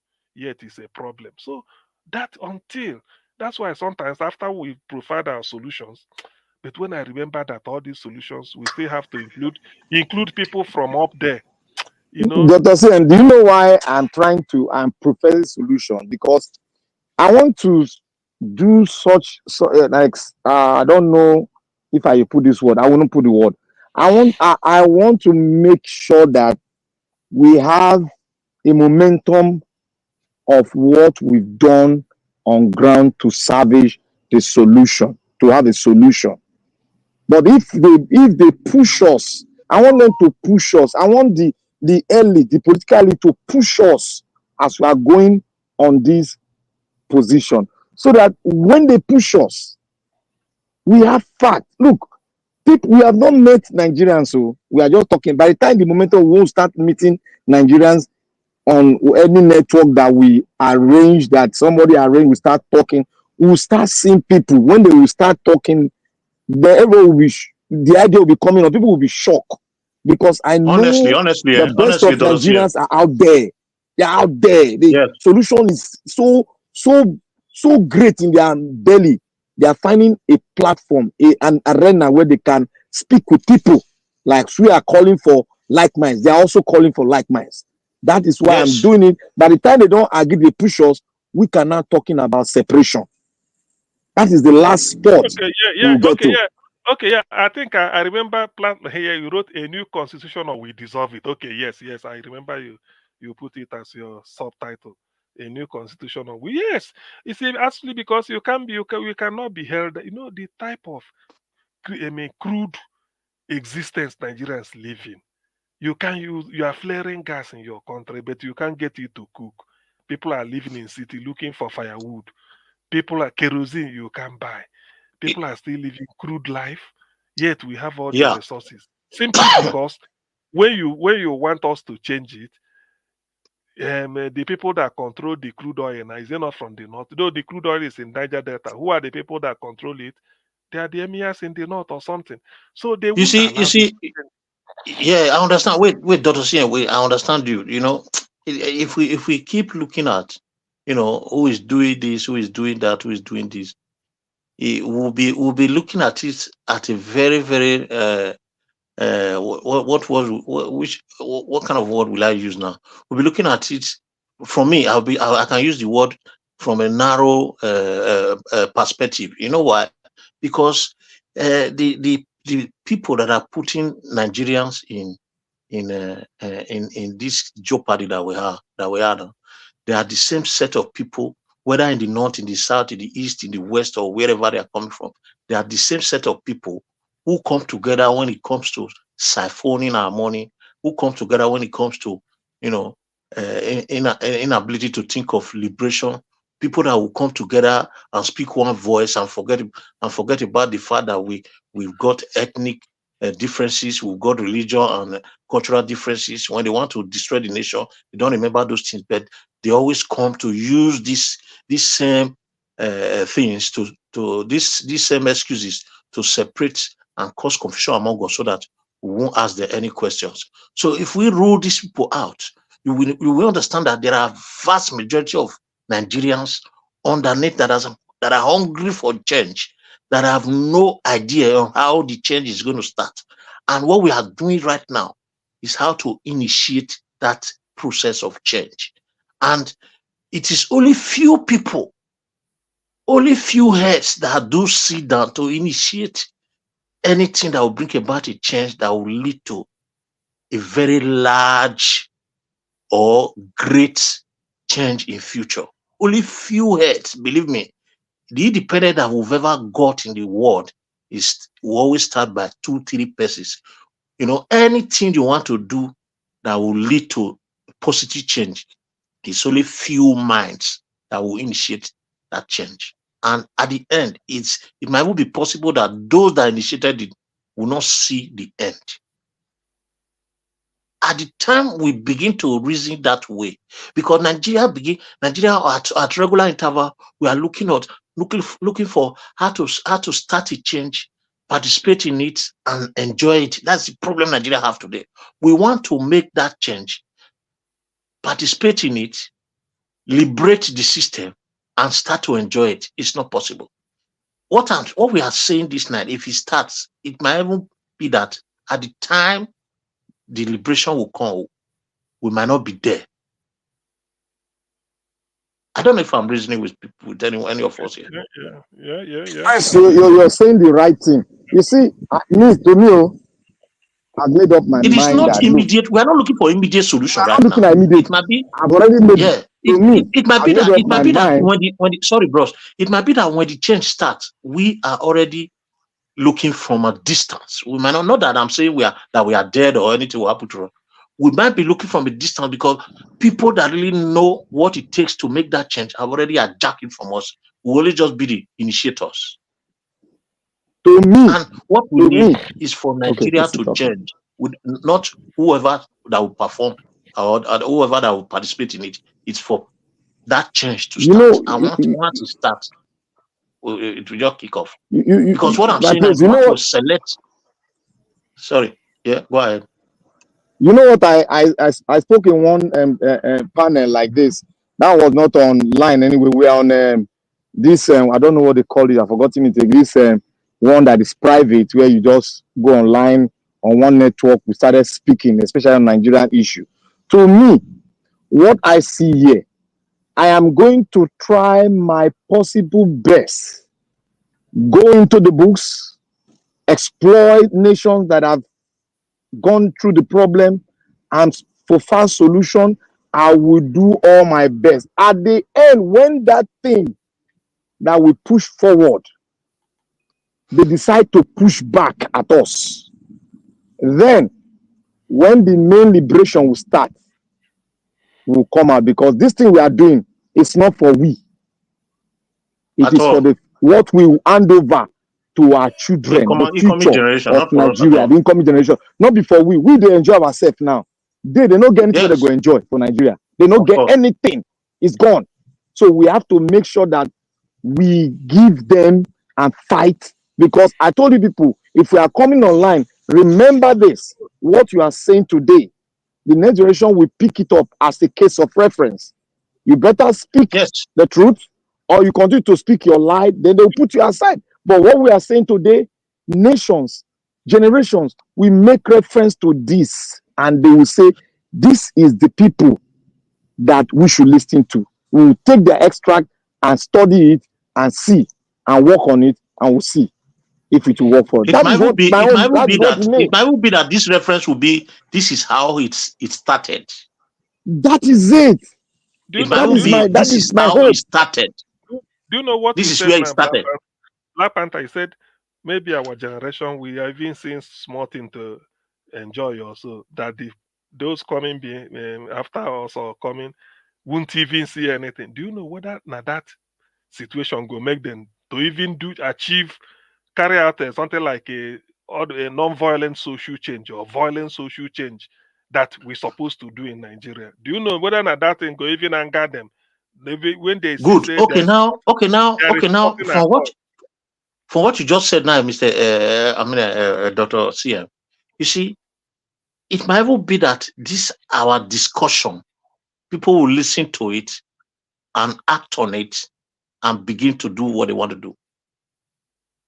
I hope they just the discussion alone, people will just listen to it. Maybe 2-3 years time, somebody will just listen to it and say, okay, you people should come and listen to this. Let's see. Okay, what I'm trying to say is that, you see, Black Panther says something that we here, we have everything. We are not suffering. We are enjoying whatever life we want to enjoy, because we already have greener pastures and we're already there. And this is a typical thoughts and feelings that Nigerians in diaspora have, that they refuse to speak out for liberation, because they believe that they are not in the system yet. Like somebody, there's a speaker that came not quite long. That speaker, he changed. His name is something. The person that was arguing with Sister Rita, that the gentleman that was arguing with Sister Rita, his name, he wrote, I can't remember, maybe Black Panther, you remember, the guy that Chris was saying he should wait to finish with us, that he left. You remember? Yeah, I remember the person, but I can't remember his name. Okay, he said something that I would like to make reference to. He said, I can't live in such country. I don't care because I already started I'm already, he made, this is not his exact statement, but he was referring to the fact that he has already left the land, he's already moving on, he's already enjoying his life. Even if the people want to suffer or die, he doesn't care anymore. That is a typical mentality of Nigerians in diaspora that is still keeping Nigeria in this perpetual suffering, because those in diaspora, they've forgotten that God brought them here for a reason. And that simple reason is to work together and liberate that country, because people inside, their mind has been damaged, as you said. That's exactly the way it is. So I think the first step now, so that we begin to see how we can round up, because tomorrow I'll be going out for a very important meeting in the morning. So let's see how we can round up by saying that we might have to, go on a private discussion with Najawash and see how we can bring some important dignitaries that are relevant, that are listening to us in this place, bring them here, see how we can start conversation on how we can start pressing. Anybody that want to contest election, his first step should be working towards electoral reform. And if all politicians that believe that they are being marginalized politically put their heads together to work towards the forcing the government for electoral reform, it will be a way through, because they are going to use their followers as a tools for mobilization to realize this dream. Am I communicating, Mr. Black Panther? Yes, you are communicating very well, and that's a very good suggestion. And I think we should try to see how we speak to Nigeria so that we begin to bring them in and start deliberating on solution, because I know we have great minds outside Nigeria. Look, we have too much great resources outside that has solution inside of them, but they don't see the avenue for them to explain and see the people that have the same mind with them to speak with them so that they can forge it out. They are looking for people. As we are looking for them, they are looking for us. We need to start this thing in a micro section so that it will start to grow. We need to bring people here. We talk to them, they hear it, they start to spread it around. They start to spread it around. We need to people talk that to have followers. People that have followers. Yes. If you go to if any it is place, even possible to bring it. Religious leaders, it's fine. It's fine, because we are all in this mess together. Anybody that have followers is relevant in these issues. It's absolutely relevant, whether religious leader, cultural oriented people, politicians, whoever that this very mess is affecting. You are very right. We need religious leaders that have positive mind, not those ones that are talking high title. Positive mind. I want to see their country well. They can use their mic to speak to thousands of people in 1 second. Simple. We need to start from somewhere. The momentum, like Mr. Naija, Mr. CN, as we all go to Dr. Damage, we need to start spreading this thing. That electoral law is one thing that we need to push. Look at person like Dr. Damage. Look at person like what's the name of that Yoruba guy? Mayego. People like that. These are intelligent people that have viewers that can begin to speak this same voice alongside with other viable medias, not those political news that want to collect money from politicians. People with absolute seriousness as regard this our nation, before it get broken to the extent that we can't fix it. it's better we start speaking now. It's better now because if you break and how on know if you touch them again. No, we're not Na express road. Gentlemen, it's almost 2 a.m. here, so let me. Yes, yeah, so we have to call time it for today. us to call it a day. Let us so that we recuperate. I want everybody to start going on his own research, because we need to really dig in because there are so many things that we need to put forward so that we can use it as an example. So that the Nigerian minds are damaged. We need the examples so that we can really recruit their mind back again. Another thing, if we need to have a contractor study here so that we start communicating, so that if we have ideas, we can distribute it among ourselves to start working on it. Okay. Well, I hope people are hearing us. So let it provoke thought on them. Yes, absolutely. So thank you very much. We appreciate Naija Wash. We'll continue to pray for him for this continuity, and we'll continue to pray and protect ourselves. Take very good care of ourselves. It's very important. Develop ourselves physically, mentally, and spiritually, so that we'll be able to, this is a good cause. If we are able to do only this one for our generation, incoming generation, it will be a very great initiative. Because even what we are doing right now, if Nigeria decide to have power or electricity or energy tomorrow, people can still listen to this thing in 5, 6, 7 years. Exactly. So that's exactly. it. So Chris, is Chris still there? I think Chris, his truth, this maybe say Black Panther recommend medicine for him. Maybe you don't go pursue the medicine. I don't know. So you finish Naija Wash. Is there anybody that can reach Naija Wash, or we should just log out and go? I think we should log out because it's like this is 2 a.m. UK time.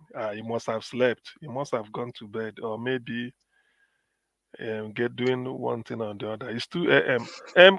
Prince Collins, where are you based? Yeah, I'm in UK as well. Okay, hey, that's it's not 2 a.m. At the same thing now. Only Black Panther. Yeah, that's why they shout because here not like their morning. The Black Panther, they enjoy it. We all the shout in America, they afternoon. They still the afternoon, so it's still the shout now. American time we there now. You go blame me? Why not go blame you? Have you no views? Who I go blame? Who I go blame? So tomorrow I'll be in tomorrow anyway, but maybe a bit late, maybe at about 9 or 8:30. I'll be in, but it's good to continue to deliberate, even if it is just 1 hour, 1.5 hours. Deliberate on this issue so that we'll keep hammering on it. While we are doing our research, it's very important. We need to liberate ourselves. We must not wait for anybody. We just do the best we can and just leave the rest for God. And while we do that, may God continue to guide and protect us. It's true. Good night, everyone. Hey, thank you, Prince. Thank you, Prince. Thank you, Black Panther. Thank you, my Prince. So have a great night. Prince Dublin, hopefully see you in a better distance. You improve tomorrow, Chris, because I know it's your voice. That's why you left us. Black Panther, thanks for the opportunity. It's not easy. We reconvene tomorrow. Good night, everybody. I log off now. Thank you.